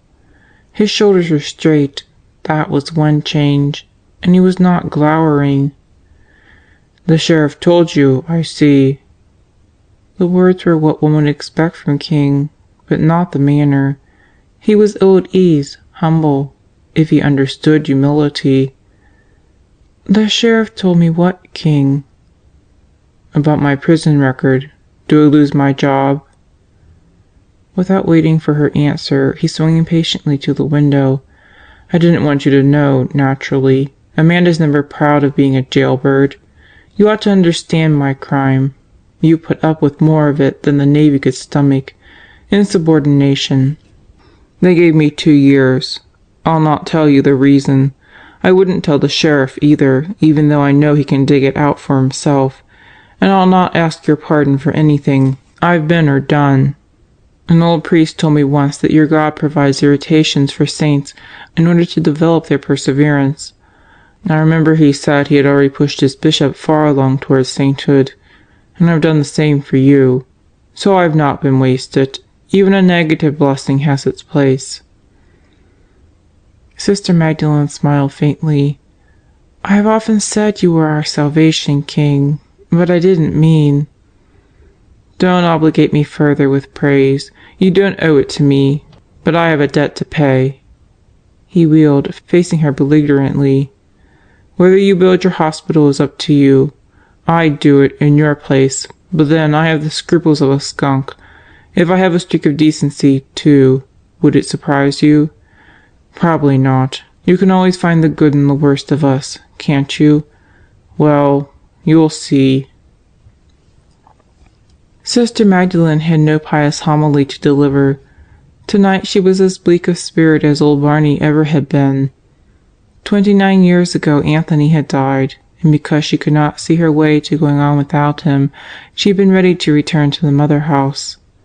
Not that she would have found it impossible to bear the personal loss, but Anthony was her only entry, it seemed, into the places where money abounded. Without his help she could not hope to build beyond the log cabin that was her hospital up near the Hellbent, the small and pathetic attempt to care for the miners and their families. She had finally persuaded Sister Peter and Sister Margaret, and they had even packed their belongings and were ready to leave when little Job Pius came with his gift. This beautiful tract on Balsam Mountain. The city would grow here, he predicted. The hospital would stand in the middle of the new boom. What more to the sister than the deed to the land was little Job's sympathetic understanding. When he left, she had gone back to her room and unpacked. The other sisters had rejoiced with tears of thankfulness. But the gift had not been given in charity. It was only a means to keep her here, too busy to wonder what actually had happened to Anthony. There was a small sound behind her, and the sister turned. Mr. Wilkins stood in the doorway, his hat in his hand, the new haircut giving him a briskness quite out of keeping with the sag of his shoulders under the old overcoat. The coat was embossed with melted snow beginning to fall in small drops around him. Sister Magdalene was touched by the appearance of her old friend. He had always been unassuming, but now there was a timid buoyancy about him, as if somewhere he had found hopefulness and enthusiasm he had never chanced upon before. She smiled. "The walking must be very bad, Hal. Should you have come out?" "It's slippery, yes. There will be accidents tonight." He hesitated, and the sister was afraid she had not sounded cordial. "Do take off your wet overcoat. You're not in a hurry, surely." The old man was pleased at that. Carefully, not to soil the floor, he slid out of the coat, folded the wet side in, and laid it over a chair. "I suppose I have no right to risk broken bones that my parish would have to pay for mending, but I'd love to be out. Except for the snow, I imagine this old gulch resembles the country around Jerusalem. The Valley of Hinnom, perhaps." His eyes twinkled. "Ah, yes, the valley that was the model of hell for the rabbi's sermons. You know, Maggie, that valley was nothing more than the city dump. They kept fires burning in it to do away with the refuse. No doubt from the hillside the smoke and flames did look like hell." Sister Magdalene chuckled. She had seated herself in a rocker, and now she began a gentle rocking, her arms folded as if she held a baby. "You're good at banishing ghosts, Hal." "I've come to banish another, I hope." He sat down with his back to the window, and the snow seemed to fall around him as he went on. "Big Balsam Cassidy's ghost, Maggie." She stopped rocking. "His ghost is laid, for me." "If I could be sure of that, I'd say nothing. But," he leaned forward with kindly determination, "one look at you and I know it can't be true. If you had reached a decision you felt was binding, whether it was to take the money or not, you would be at peace. And you aren't. You believe you have turned down the legacy, of course. Actually, you haven't. I would guess that your bishop, being a very wise man, counseled you to follow your own inclination in regard to the money, and so you are considering again." He paused in embarrassment rather than uncertainty. "I am not so wise as your bishop, you see, and I have come to offer advice, to urge you to accept Cassidy's fortune. I pray for such an opportunity for you. I want my prayers to be answered." Sister Magdalene smiled, about to thank him and assure him that she had quite irrevocably made up her mind, but Mr. Wilkins' gesture stopped him. "Let me say it out, please. I've never thought it was by an odd run of luck that we all came west at the same time, you and Cassidy and I, and in the past few days I've been more convinced of it than ever. Our lives are meant to be lived out together. One can believe in a divine plan without being a fatalist. You saw the practical vision of service. Cassidy made the money so you might carry out the dream before you die. What my part was meant to be, I don't know, Maggie. I do know that my regard for you has kept me in Gopher Gulch all these years." The nun wondered, for a moment, whether she had heard correctly. Mr. Wilkins had lost a shade or two of his usual healthy color, and his eyes were fixed on the wet circlet, where he had stood with his overcoat dripping. But elderly ministers did not sit in sun parlors speaking of lifetime affection for nuns. She had mistaken his meaning. Mr. Wilkins continued, "Until yesterday I would have said that my dowdy little round in Gopher Gulch amounted to zero in the general scheme of things. In fact, I did say as much to you. But then I conducted Cassidy's funeral, and I realized suddenly the loneliness of everyone's passage, and that there is so much loneliness because we don't know how to go about finding real friendship. Cassidy didn't. He didn't know how to make a generous gesture, beyond buying a few tickets for bazaars. He was the Lord's instrument, like Judas. I've always been sorry for Judas. He had to be the one to strike Father Anthony out of your life because you were to be enabled to build uncommon spiritual strength, and now the Lord is using the same instrument to endow you with temporal means." The old man's hands were lying upon her knees, and he turned them suddenly palm up. "I have not said this well, Maggie. The excitement of these days has tired me. I'll have to leave the rest to your understanding." He rose, shrugged on the overcoat, and stood before her with his hat in his hand. "I've brought tears," he said gently. "I'm sorry. Whatever I have said that needs forgiving, I know you'll forgive. Good night, Maggie." He left her. He had never felt so tired in his life. He would go straight home and to bed, and he would sleep until his brain was perfectly clear again, and then he would think over what he had said to the sister that he should not have said. After that, perhaps, he would go back and ask her pardon properly. Although why, indeed, should he degrade by apology the affection that had been the splendid experience of his life? The old man stopped because he had run almost headlong into King. He did not know that the doctor had been watching him from the time he left the sun porch. "You're out on a bad day, Mr. Wilkins." "God never made a bad day, Doctor. He knows we can attend to that ourselves." "It's coffee time in the kitchen. I'm on my way down. Come along and have a cup." Mr. Wilkins needed no persuasion. He was a little surprised that the doctor, usually brusque, should seek his company. It was, as King had said, coffee time in the kitchen. Quite a group had assembled. Mr. Wilkins knew every one of them by sight. He answered the chorus of greetings with a bow and smile, which always sufficed when he could not remember names.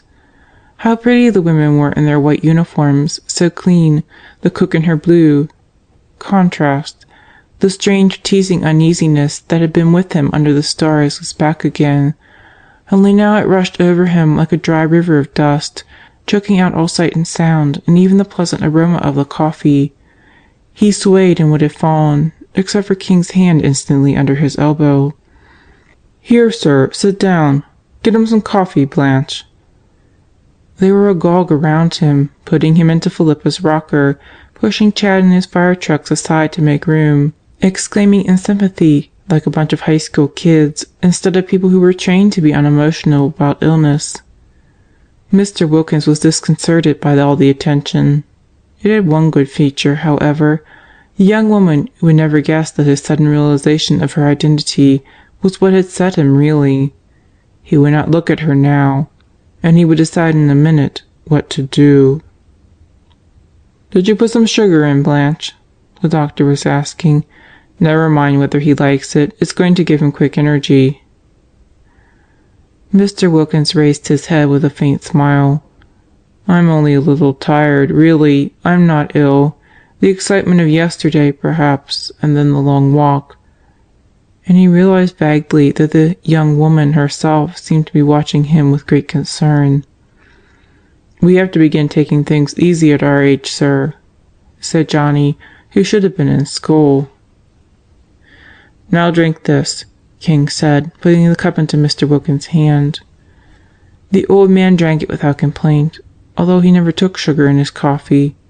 It really was a poor brew, too bitter under the sweetness, but it made him feel stronger at once. "There's nothing like coffee for a harmless stimulant," the doctor said. "Don't let anyone ever talk you into giving it up, Mr. Wilkins." They had stopped fluttering around him. Several of them left. Little Job's daughter was one. Mr. Wilkins was still shaken, but he knew now what he would do. He would get back down to the chapel as quickly as the snow would let him, and he would take one more look at the picture, just to make certain. Then he would call the sheriff. When Mr. Wilkins started down the road, the gravel was greased with snow. He had to walk slowly, digging his heels in. He saw a stout branch hanging from an aspen, pulled it loose, stripped it of twigs, and went on down the hill, using it as a staff. The staff was a great aid.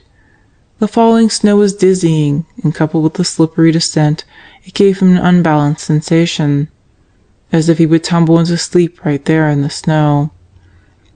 The going was easier once he reached the gulch. He paused, and taking off his hat, raised his face to the sky.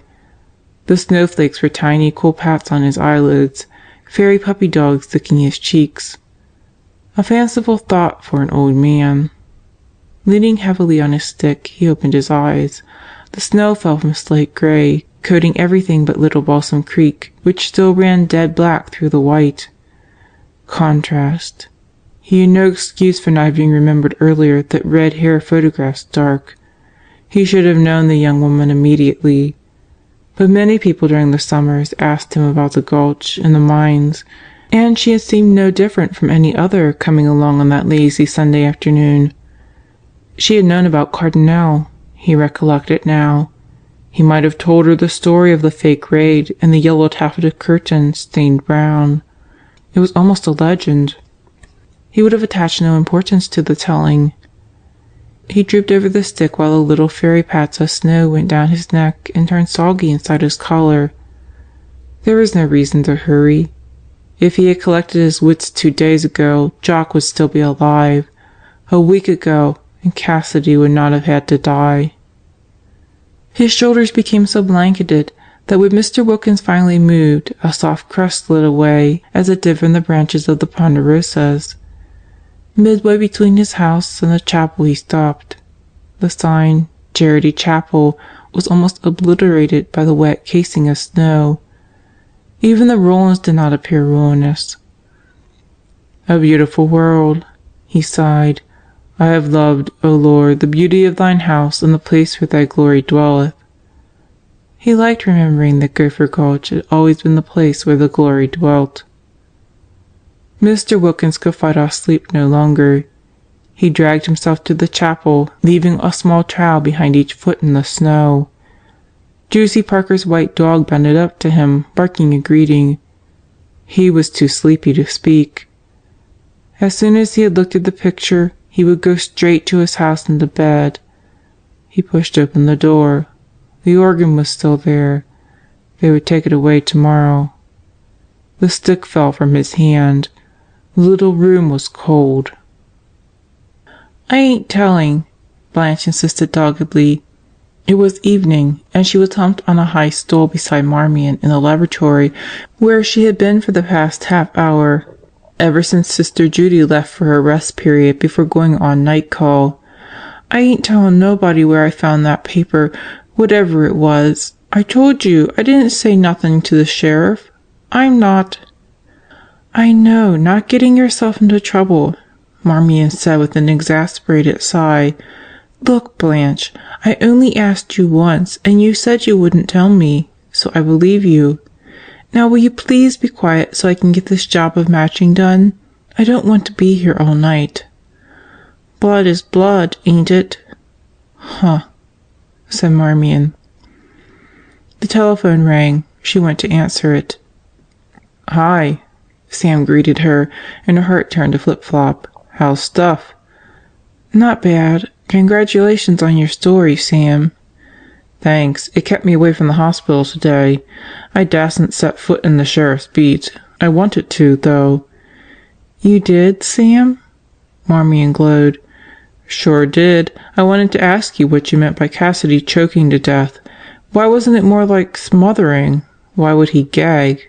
That's worried me." "What a pity," she snapped. So Sam couldn't come to the hospital because he was afraid of the sheriff, and if he had braved the perils, it would have been merely to get another story. "I'm afraid you'll have to get your information from someone else," she added coldly. "Goodbye, Sam." "Oh, now, listen, I didn't mean—" She broke the connection with her finger, leaving the receiver against her ear. After a few seconds, she listened again. Sam was protesting in very satisfactory anguish. And then, in a tiny pause, she heard the unmistakable sound of a receiver going down. Not Sam's. He was still talking. Someone was listening on another extension in the hospital. "Gee, you're mean to him," Blanche remarked. Softly, Marmion dropped the receiver onto the hook. Why should she feel a blast of raw cold in the overheated little room? The dark gray window was tight shut, 2 stories above ground, safe from prying fingers. "Come on and get this stuff done, if you're not going to talk to him," Blanche urged. "I want to get upstairs." "Why don't you go ahead?" "I'm scared. Look, you got 2 Johnsons here. Is that poor guy ever going to have a bill?" "It isn't the same family. I wish you'd go, Blanche, honestly." But Blanche remained. She was not, she insisted, getting herself into trouble. Marmion, concerned with her own frightened thoughts, worked quickly. She had said nothing to Sam that would be of any consequence. How could it matter, then, that someone had overheard the pointless conversation? Even in the security of the crow's nest, Marmion could not relax. Eloise had not come up, although it was nearly 8. Throwing herself on the bed, she tried to face her apprehensions and reason them away. The sheriff had been here today. He had listened to her story, seen the ransacked room, talked with Eloise as he had with everyone else, and apparently seen nothing alarming in the similarity of names. So why be concerned? Think about Sam instead. Perfidious Sam. A little determination had scared him away on that first day when she had pretended she thought him to be a blood donor. Blood? Marmion closed her eyes tight. She had just set out a bottle before coming upstairs. RH negative for Lynn's Jimmy. But was it negative she had left ready for Lynn? Or, in the confusion of listening to Blanche's chatter, had she inadvertently taken RH positive? For a minute she lay there, thinking. Only one way to be sure. Go down to the lab and look. Wearily, Marmion sat up, swinging her feet around to find her shoes. Lynn might notice the mistake, if there had been one, but she might not. It wasn't good to take a chance, and the trip to the lab would be very quick. She was not even afraid when she started past the rooms. Ellie was up here. She could hear her talking to Philippa. Silly to feel relieved. The laboratory was opposite the stairs to the crow's nest. Marmion switched on the lights in the small passage, hurried through it with only a glance at the dark X-ray lab. Her own workroom looked cozy tonight, the white walls gleaming, Sister Judy's little footstools neatly shoved out of the way. She glanced at the bottle, saw she actually had made a mistake. In a minute she would find the right one. She sat down at the desk and laid her hand on the telephone. Really, it would be only decent to call Sam, let him know she wasn't always a witch with a temper. On the other hand, a short period of squirming never did a young man any harm. Tomorrow she would telephone him. That would be time enough. Marmion didn't realize she had sat thinking of Sam for 10 minutes. She was faintly smiling when she arose, went to the refrigerator, found a bottle with the correct type for Jimmy, and took it out for labeling. And then, backing against the door to close it, she caught a glimpse of the passage. It was dark. She had left the light on when she came in. Had Sister Polycarp flicked off the switch? But Sister would have seen the bright lab, then, and come to investigate. The red flagon was cold in her hand, but Marmion was aware of no sensation but terror. She was not alone. No one was in the room, to be sure, but out in the black little passage there was a gentle unrest of breathing.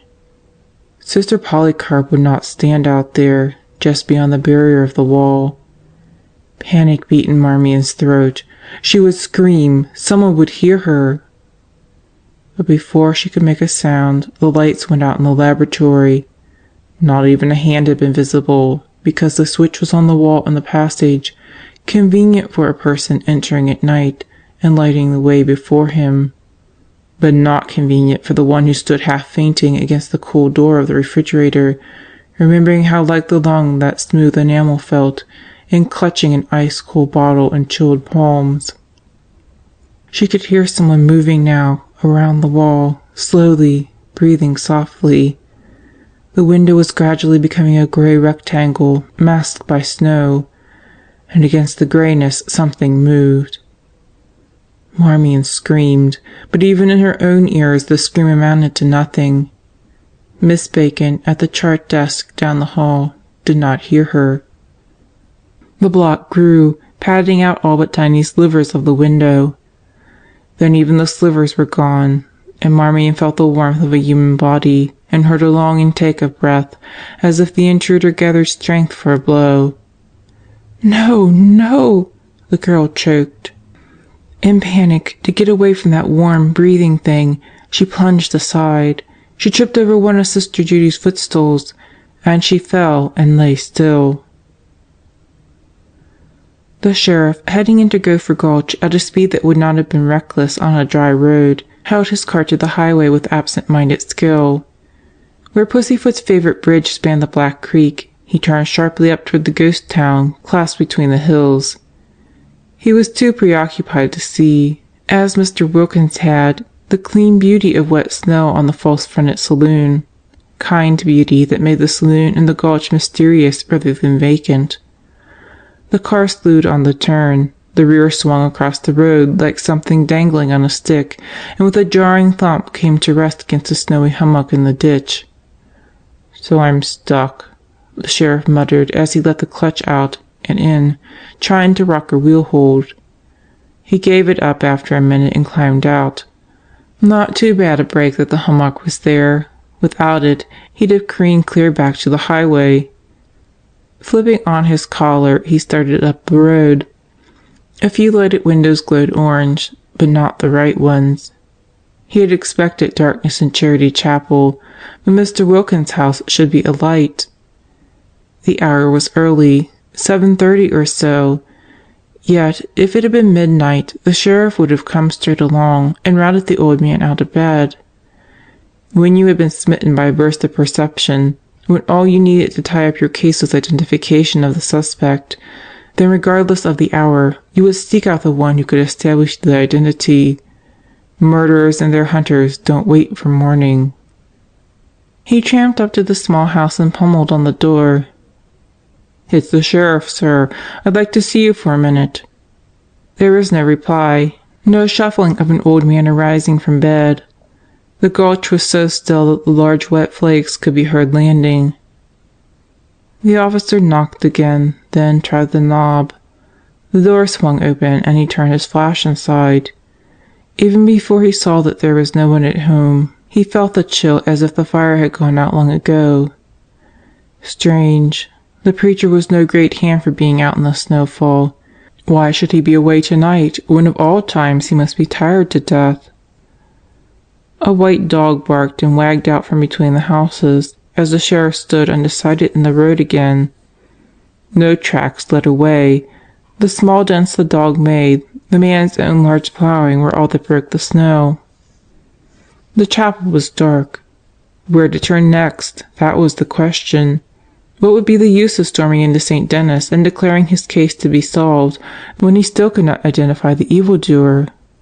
Through the afternoon, the feelers he had sent out for information had been paying off, one by one, building his case to a climax, and now it appeared that the climax had fizzled to a cold ash. All he had accomplished by driving so impetuously to Gopher Gulch was to get his car stuck in the snow and keep company with a roaming dog. The dog had been leaping in circles around his new friend, throwing the snow high as he burrowed through it. His last circuit had taken him close to the chapel. Suddenly he stiffened his legs, sliding deep into a drift. The hair rose down his back, his neck stretched, and slowly, one stalking step after another, he crept to the chapel porch. His low growl was a warning and a summons. The door was open a crack. The dog did not like what was inside. The sheriff caught him in the beam of his flashlight, but the animal was not distracted. One paw raised, his nose only a foot away from the dark crack, he crouched there and growled deep in his throat. The light fell from the man's loosened fingers, and the next thing he knew he was on his knees in the snow, hunting. He had to have the flash. No sense in shaking like this. The old preacher had simply come out of the chapel and neglected to close the door tightly, and the wind had blown it open. He got up, brushed some of the snow off his clothes, turned on the light, and strode to the porch. "All right, Buster," he said. "One side with you." The dog backed a slow step. A wave of snow had curled in through the crack, a small dune out of which an aspen stick protruded. The dune did not reach Mr. Wilkins's feet. The old man sat in his chair with the dingy cushions. He must have sat down in daylight, for he had not turned on the lamp beside him, and he had been looking at something, a picture lying under the hand in his lap. He was wearing his overcoat and overshoes. His head lay against the chair back, and his eyes were closed.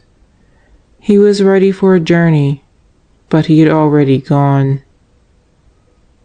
The sheriff touched him only once. At the touch, fury skimmed away the dread that had come with him across the road. How dared she do this thing? His wrath was as cold as Mr. Wilkins's flesh. Harmless, mild old man, but not harmless to the one he could have identified as Cardinal's daughter. And this last act would not protect her. Somewhere in the world there would have to exist someone else who could do what the preacher had been denied. "And I'll find him," the sheriff promised solemnly. "If I have to walk after him barefooted to the ends of the earth, I'll find him." He turned the light away from Mr. Wilkins's peaceful face, and the beam fell upon the picture. Eagerly he bent down to look. The picture was one of the type sometimes taken as a news shot for a feature story. It was a group of people around a gambling table, 4 men and 1 woman. The woman was nearest to the camera, and her charm had not faded with the dulling of the old print. She was beautiful, not young, not smiling. Her eyes narrowed in supercilious amusement. Her red hair had photographed dark. The picture of the mother was more like the daughter than the two could be in real life. The sheriff did not straighten for a long moment. Then he gently disengaged the picture. Mr. Wilkins had framed it. For some reason, he had prized it. "You've done it, Mr. Wilkins. She didn't stop you. Bully for you." A small doubt struck him. The old man's heart might have been unable to stand the strain of the walk through the snow after the cumulative excitement of Cassidy's death. But when there had been 2 murders, and Mr. Wilkins had been about to point the finger at the one who was Cardinal's daughter. He turned away quickly. The dog's eyes shone like iridescent grapes. The man kicked out the snow and closed the door. The dog trotted at his heels as he crossed the road to Mr. Wilkins' forsaken house. Dr. Hamlin, riding up the gulch on horseback, saw the car in the ditch where the sheriff had left it, but he did not stop. Guiding his horse as best he could, he held the blanket-wrapped child with arms that were numb. He would be in no shape to operate tonight, but King would do it if necessary, and they might be safe in waiting until morning. A blood test would tell the tale. He urged his horse onto the long slope where the snow lay unbroken. The child stirred and whimpered. "We're doing fine, Beth. We're almost there," the doctor said. "Sister Magdalene will put you in a soft bed, and you can go right to sleep." "It hurts, doctor." "I know it does, honey. Hang on now." Beth had been a great little soldier. For nearly 2 hours he had ridden with her down from a cabin that was inaccessible by car. Why these fellows with families wanted to live off in the wilds, he'd never know, but there were too many of them to wonder about any more. Even their wives, having babies in the dead of winter, would stay at home until the doctor was frantic about them, and when there was a case of appendicitis, like Beth's. Johnny met him at the hospital door. "All right, you take her," the doctor said. "I'm about whipped. Her father met me at the road with a horse, and when I came back out, the snow was so slippery I figured I'd make better time if I stayed on Dobbin. He's out there on the drive. You take care of him when you get a chance, Johnny?" "Sure thing, doctor," said Johnny. But there was a good deal to do, and Johnny forgot about the horse. So the tired beast, tied Western fashion, with the reins hanging to the ground, stood on 3 legs while the snow melted over his wet sides, and the 4th foot, bent under to rest, was soon lost under a small, driven mound. Marmion came back to consciousness in a dream. Her bed was floating away with her, the pillow moved under her head. And then she realized that someone was carrying her, that the pillow was a shoulder, and finally that the shoulder belonged to Dr. Kingston. But why was he carrying her downstairs instead of up to the crow's nest? She was not alarmed until he reached the main floor, and, instead of turning towards the patient's rooms, where he would be taking her if she were hurt, he continued on down. Fully awake, she began to struggle, but the powerful arms held her easily. Down here were the boiler room, the dark and vacant little room where Big Balsam Cassidy, at the end of his crusade, had lain awaiting Gus Omley. The undertaker. The deserted kitchen, the other closed door, behind which Jock's packed suitcase still remained. "Please let me go," Marmion begged. The doctor was at the bottom of the stairs, the black open door of the pharmacy immediately beside them. "No!" she cried. "Be quiet." He carried her inside. Holding her with one arm, he threw shut the lower half of the door, found the hook and pushed it into the hasp, swung the top half tight shut and hooked it. Only then did he turn on the light and release the girl. The change in him was shocking. Marmion had seen him contemptuous, defiant, sullen, But now it seemed that the darkness of this weird night had crept into his very soul. He looked at her, but she wondered if he saw her. She would know in a moment. Without taking her eyes off him, she backed a step to the door, let her fingers slip along to the lower hook. She could never open both halves. The lower would be enough, if she could open it quickly and duck out. "Leave it alone." Marmion snatched her hand away from the hook, and then, surprisingly, as though he trusted her to obey him, the doctor turned his back on her and sat down at the work counter under the window. "Come here, Marmion." She moved, felt her clothes sticky against her, and glanced down. The whole front of her uniform was bright red. "I'm hurt." "No, you had a bottle of blood in your hand when you fainted. It broke." King got up, opened a drawer, took out a clean gown and tossed it to her. He perched on the stool again, his back to her. She slipped out of the uniform and into the long gown. "Marmion," the doctor said slowly. "Marmion, do you know what prison is? Walls. Walls of stone. Walls of estrangement from the world. There are no gates in them."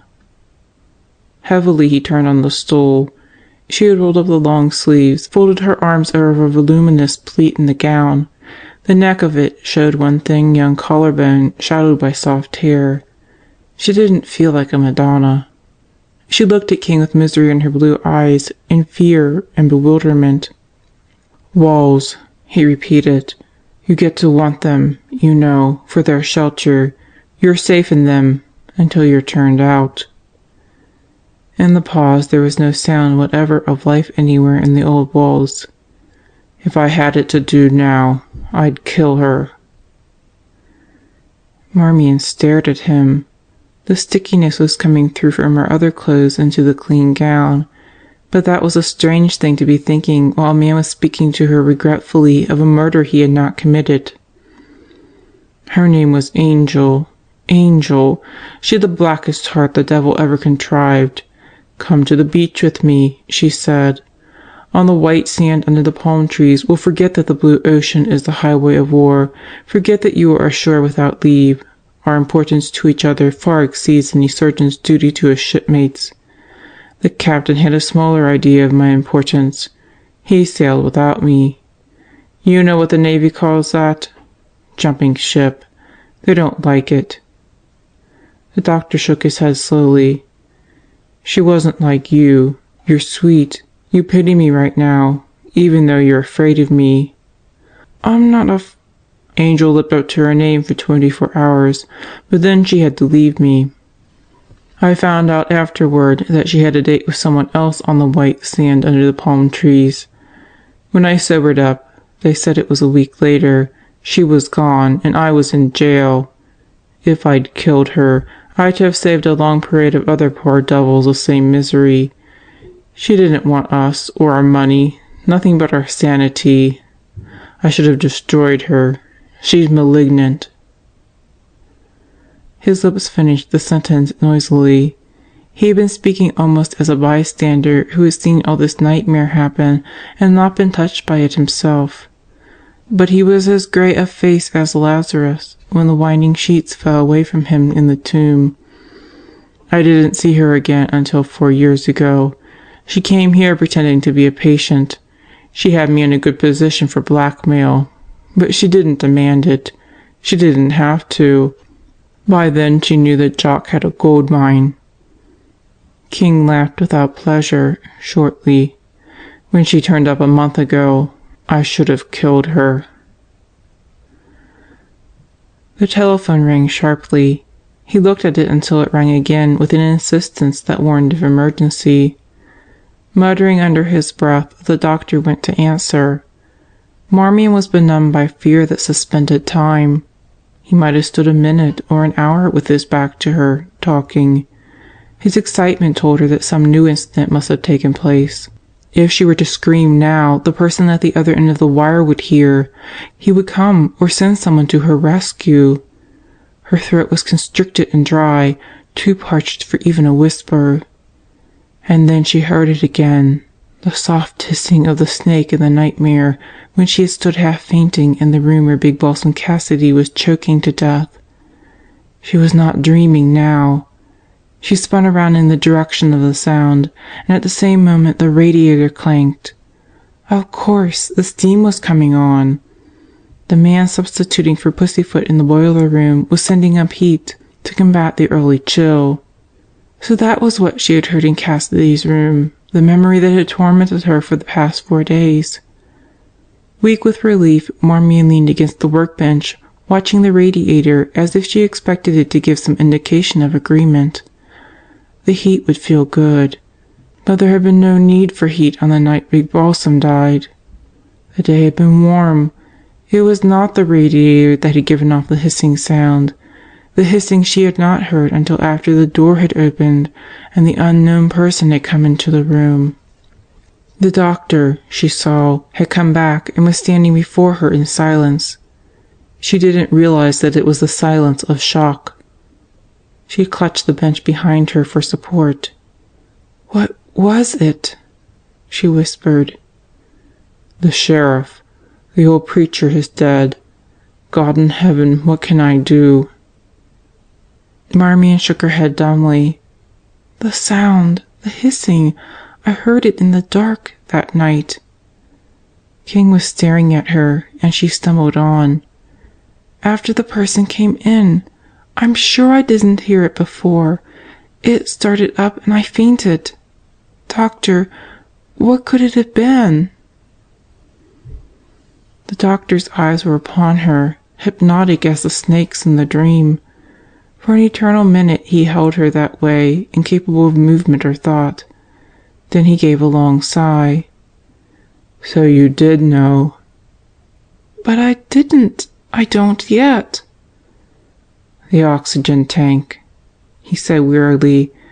"It was turned off in order to make Cassidy's death certain when the lung quit, but it had to be on again. Everything normal before help came." His voice fell to a hoarse whisper.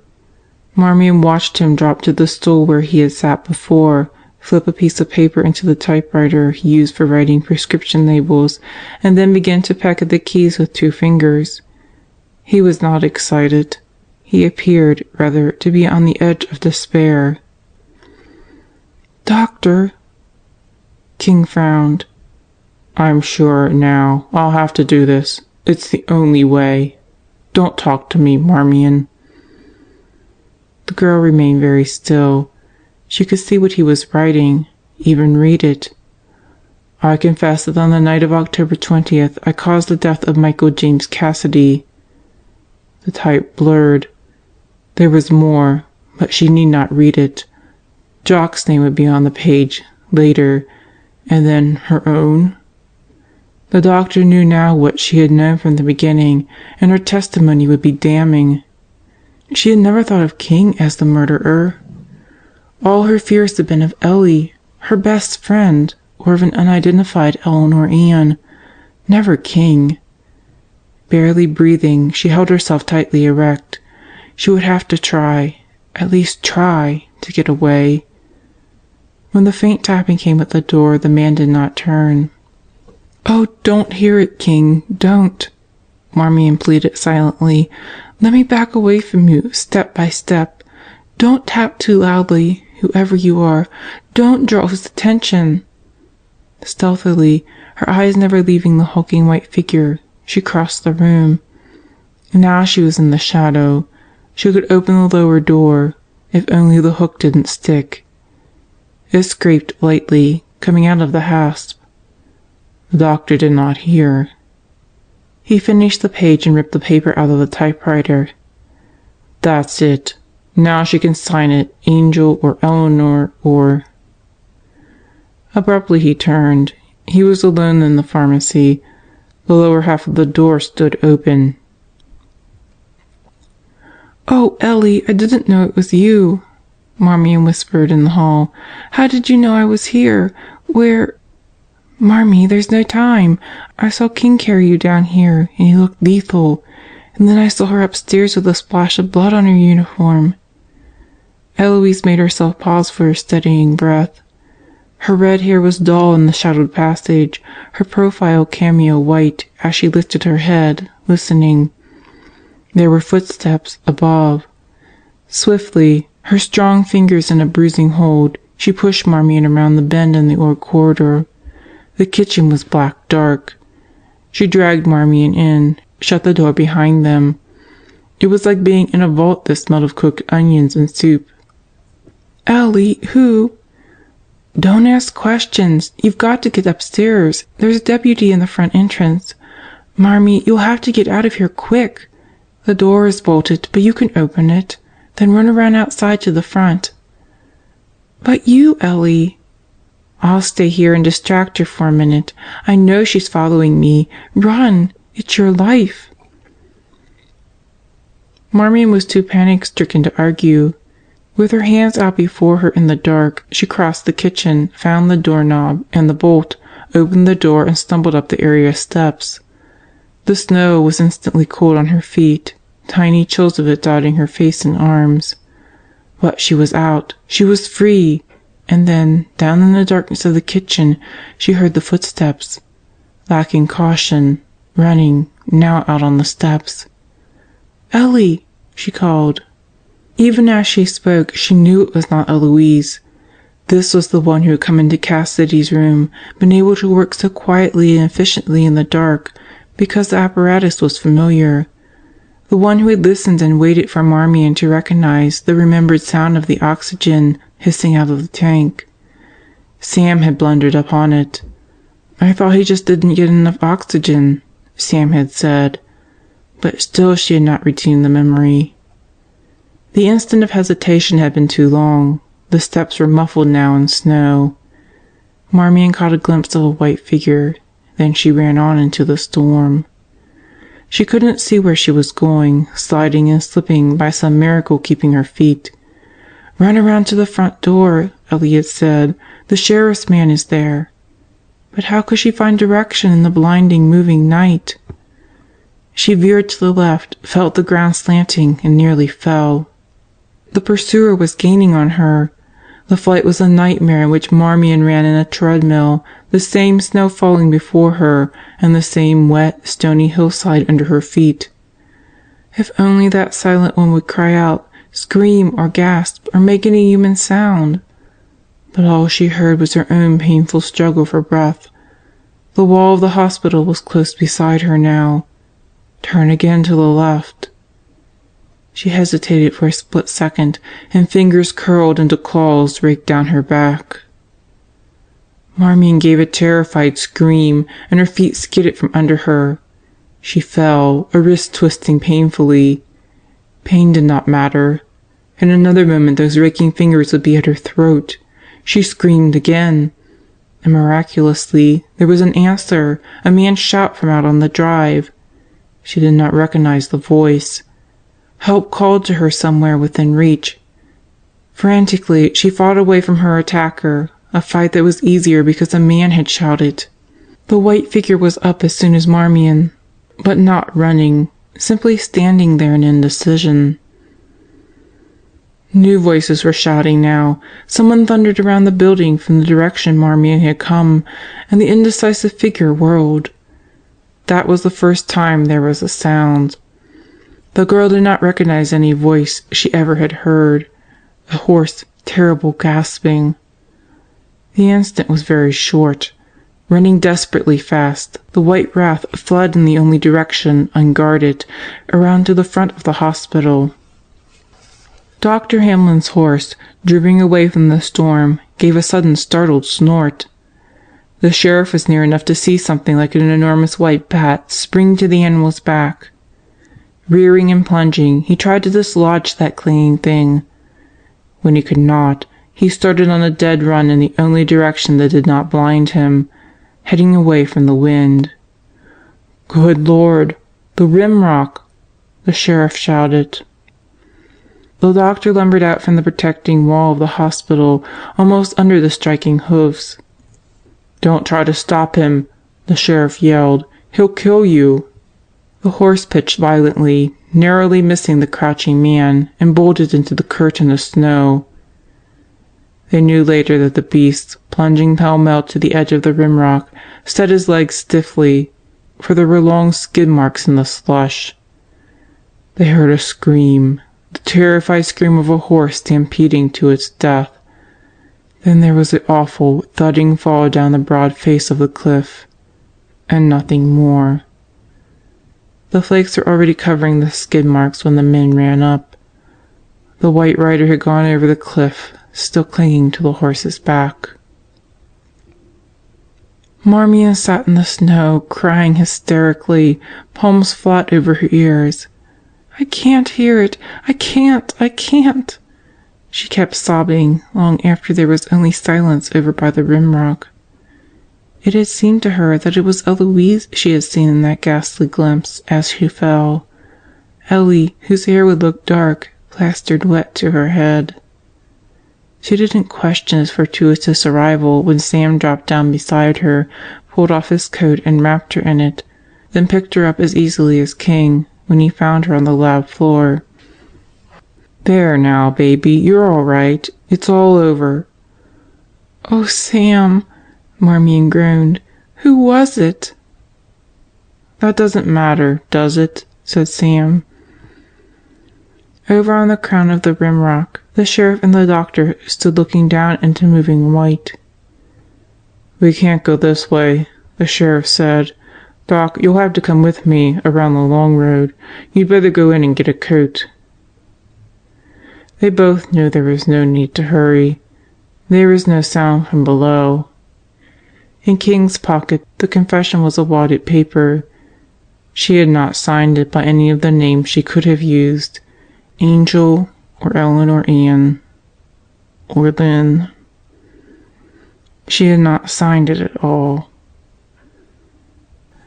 The doctor, standing close to the wall of old St. Denis, looked out into endless space.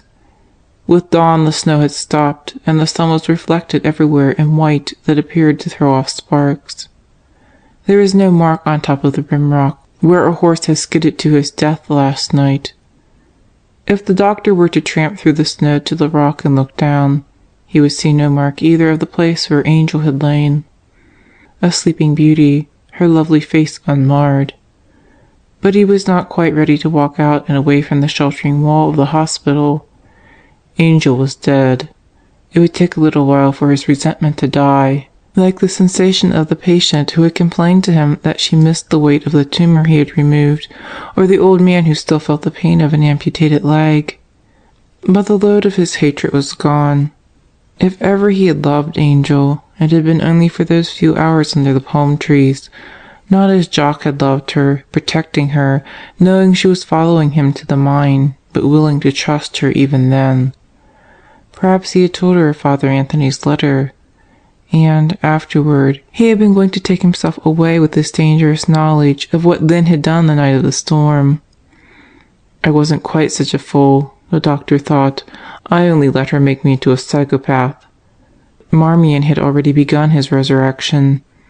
Last night, when she screamed, he had run out into the storm as if it were the natural thing to do. That was the sweetness of Marmion. She was so real and timid and determined. But why think of her when he would so soon be leaving St. Denis?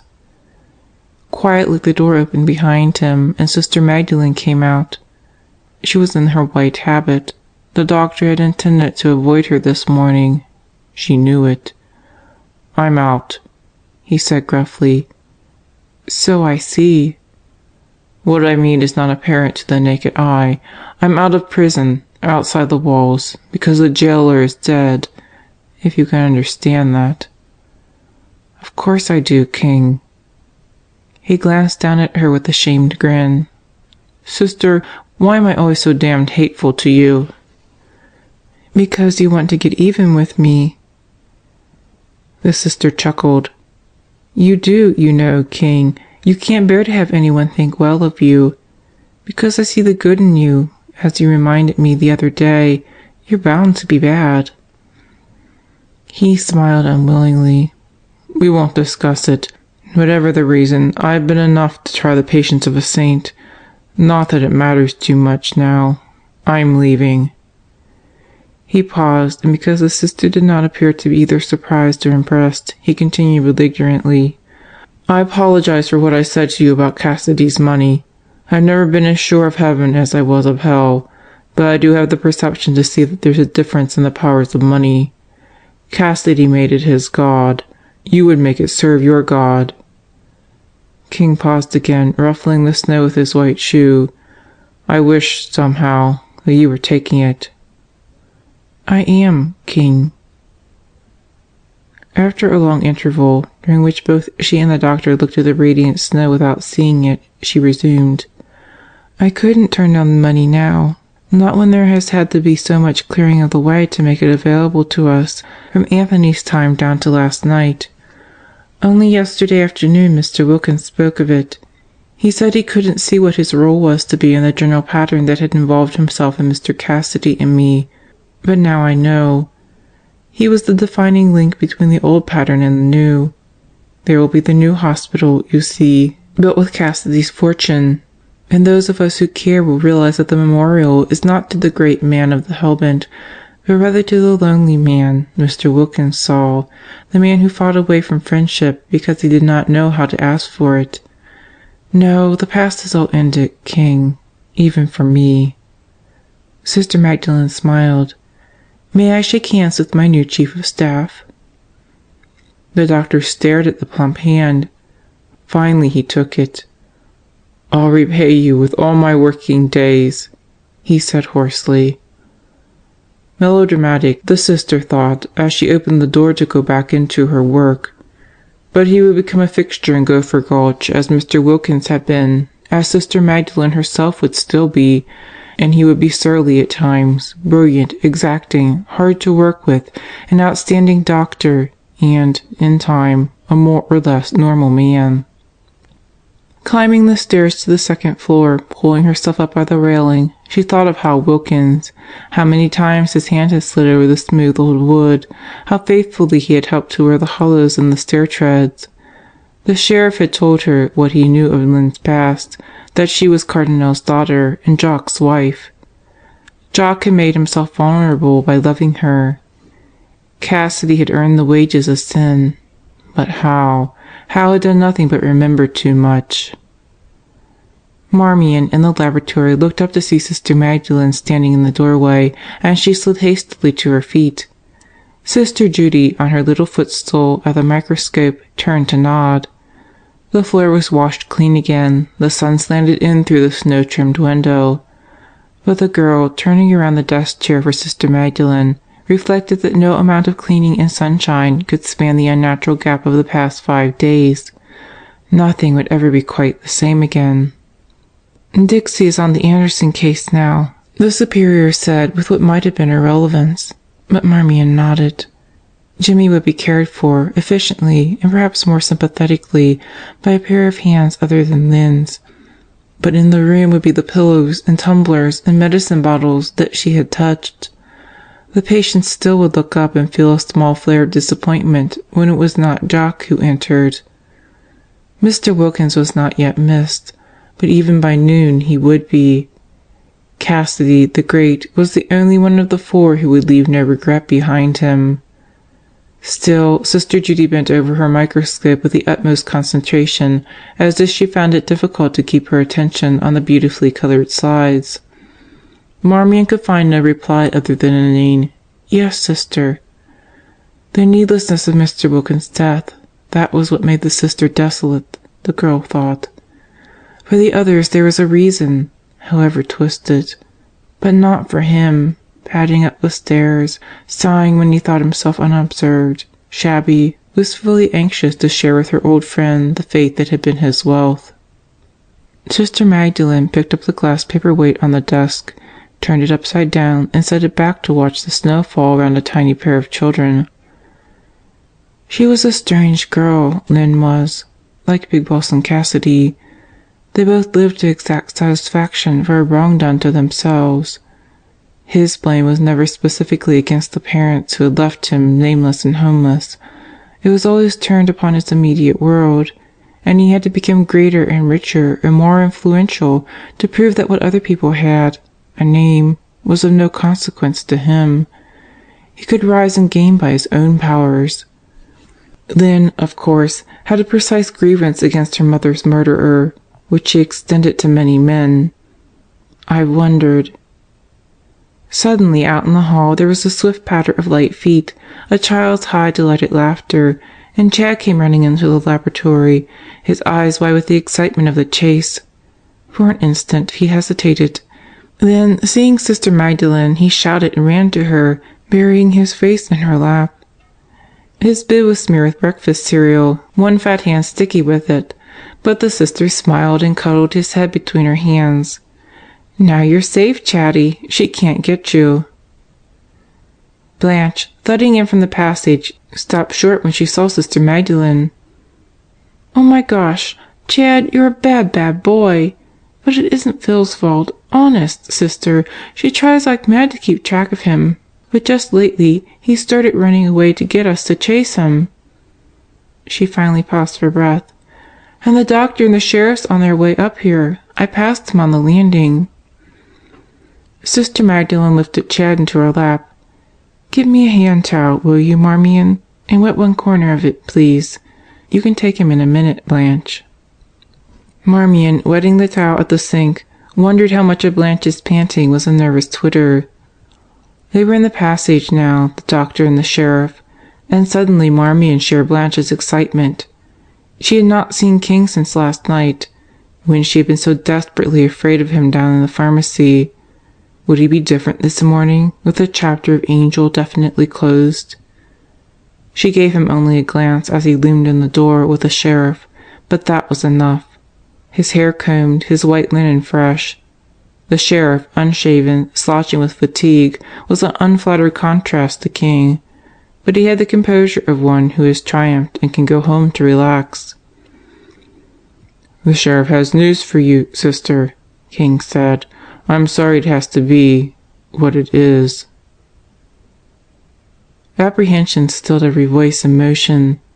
Sister Judy stepping off her footstool, Blanche with a hand pressed to her lips, Marmion near enough to Sister Magdalene to hear the soft sigh that was almost like life leaving a person. The sheriff regarded the superior with sympathetic understanding. "I wanted to tell you about Mr. Wilkins. It didn't hurt him. I mean, he just dropped off to sleep. You'd know how it would be." Sister Magdalene went on wiping Chad's fingers. The officer glanced uneasily at King. When the doctor nodded, he cleared his throat and continued, groping for the right words. "It was an overdose of sleeping medicine, barbiturate. The coroner found enough in his stomach." "She said it was saturin," Blanche whimpered in the tense silence. "I didn't know.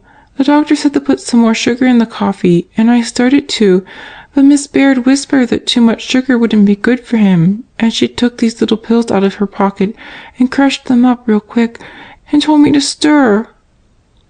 Blanche's voice rose hysterically. "How would I know? I liked Miss Baird. I thought she was beautiful." "Honey, don't." Eloise put her arm around the weeping girl. The sheriff seemed relieved at the distraction. "I can't understand it. A good-looking, intelligent girl like that. Why, my wife says we heard her play in that dance orchestra she traveled with 4 years ago when they were up at the Silver Flute. I didn't remember, but Lucy says they were great. That must have been when she got mixed up with Jock." Sister Magdalene appeared not to have heard the sheriff. When Chad complained, "Hurt," and pulled his hand away, settling back against her shoulder, she held him tight. "I thought she was beautiful too," Marmion said slowly, "so assured and poised and glamorous. But still, she nearly killed me. When Ellie went down to Mr. Cassidy's room that night to get what I'd forgotten, and she thought it was me." "That was Pussyfoot in the room, not Baird," said the sheriff. "He's come clean. Says he wanted to see the respirator, the thing that had finished off the man he despised." "But in the chapel," Marmion insisted. "She would have killed me then, Sheriff. I told you, but you wouldn't believe me." "Oh, I believed you all right, but I thought then, and I do now, that she was only trying to scare you away. She couldn't have you here. with what you knew about the oxygen tank being turned off. She was about the only one that could have done that, you see. You could practically have identified her any time you recollected that noise. So when you wouldn't scare, she had to try to shut you up. Permanent. I did remember. Last night, when the radiator began to hiss. Marmion hesitated. The doctor was answering the telephone, telling the sheriff there was no urgency about the call to Charity Chapel because it was already too late. Lynn, entangled finally by her own desperation, had performed her last unnecessary misdeed. "I'm sorry," Marmion said. To her surprise, Sister Magdalene stirred and looked up at her with a faint smile. "We're all sorry, dear, but I brought to mind one of Mr. Wilkins' quotations. 'Look not mournfully into the past, it comes not back again. Wisely improve the present, it is thine.' And our present is composed of people who need our attention." She gave the baby a gentle slap on his fat leg. "Hop down, Chatty. Sister has to get back to work." They all moved then, speaking, even smiling, buoyantly, thankful for this common-sense return to normal. Marmion found herself beside King. He was observing her uncritically for the first time. Attracted to her, the sheriff had declared. To keep herself from blushing, she thought quickly of something else. Angel. Judging from the discussions this morning, King had not disclosed the episode of Angel. Why should he? It would serve no useful purpose. Angel was a separate identity. In the course of the sheriff's investigation, the doctor had learned of Lynn's second role as Jock's wife. Of the third, that of Cardinal's daughter, he would have had no knowledge unless she had told him, and it was hardly a subject to be discussed under the palm trees. Jock was the only one who had possessed the dangerous knowledge of Lynn's parentage.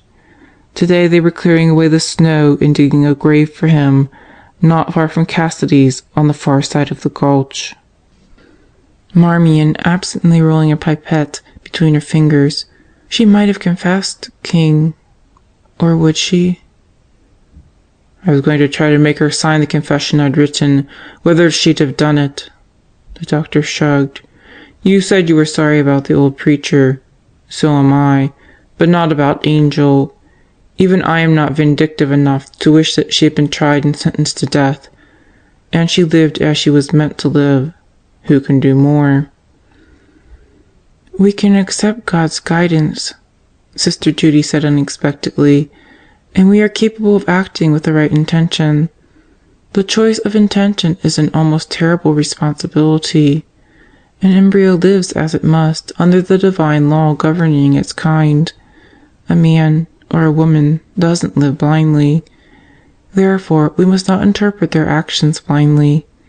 It seems to us that they built Mr. Cassidy and Lynn without the Lord because we judge by what we see of the building, but what they intended, what they hoped to come by, how can we know?"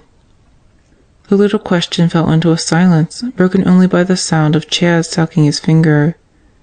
"Yeah," said the sheriff finally. "Yeah. Well, I'm going along home and get some sleep." "Come on, Chad," Blanche urged. "Listen now, no monkey business. Mommy wants us." The little boy went with surprising docility. In a few moments only Sister Judy and Marmion were left in the laboratory, and then only the small sister remained, because Marmion followed the others to the hallway. But she did not go further with them. Leaning against the door, she watched King and Sister Magdalene walking away from her, the light from open rooms falling upon them.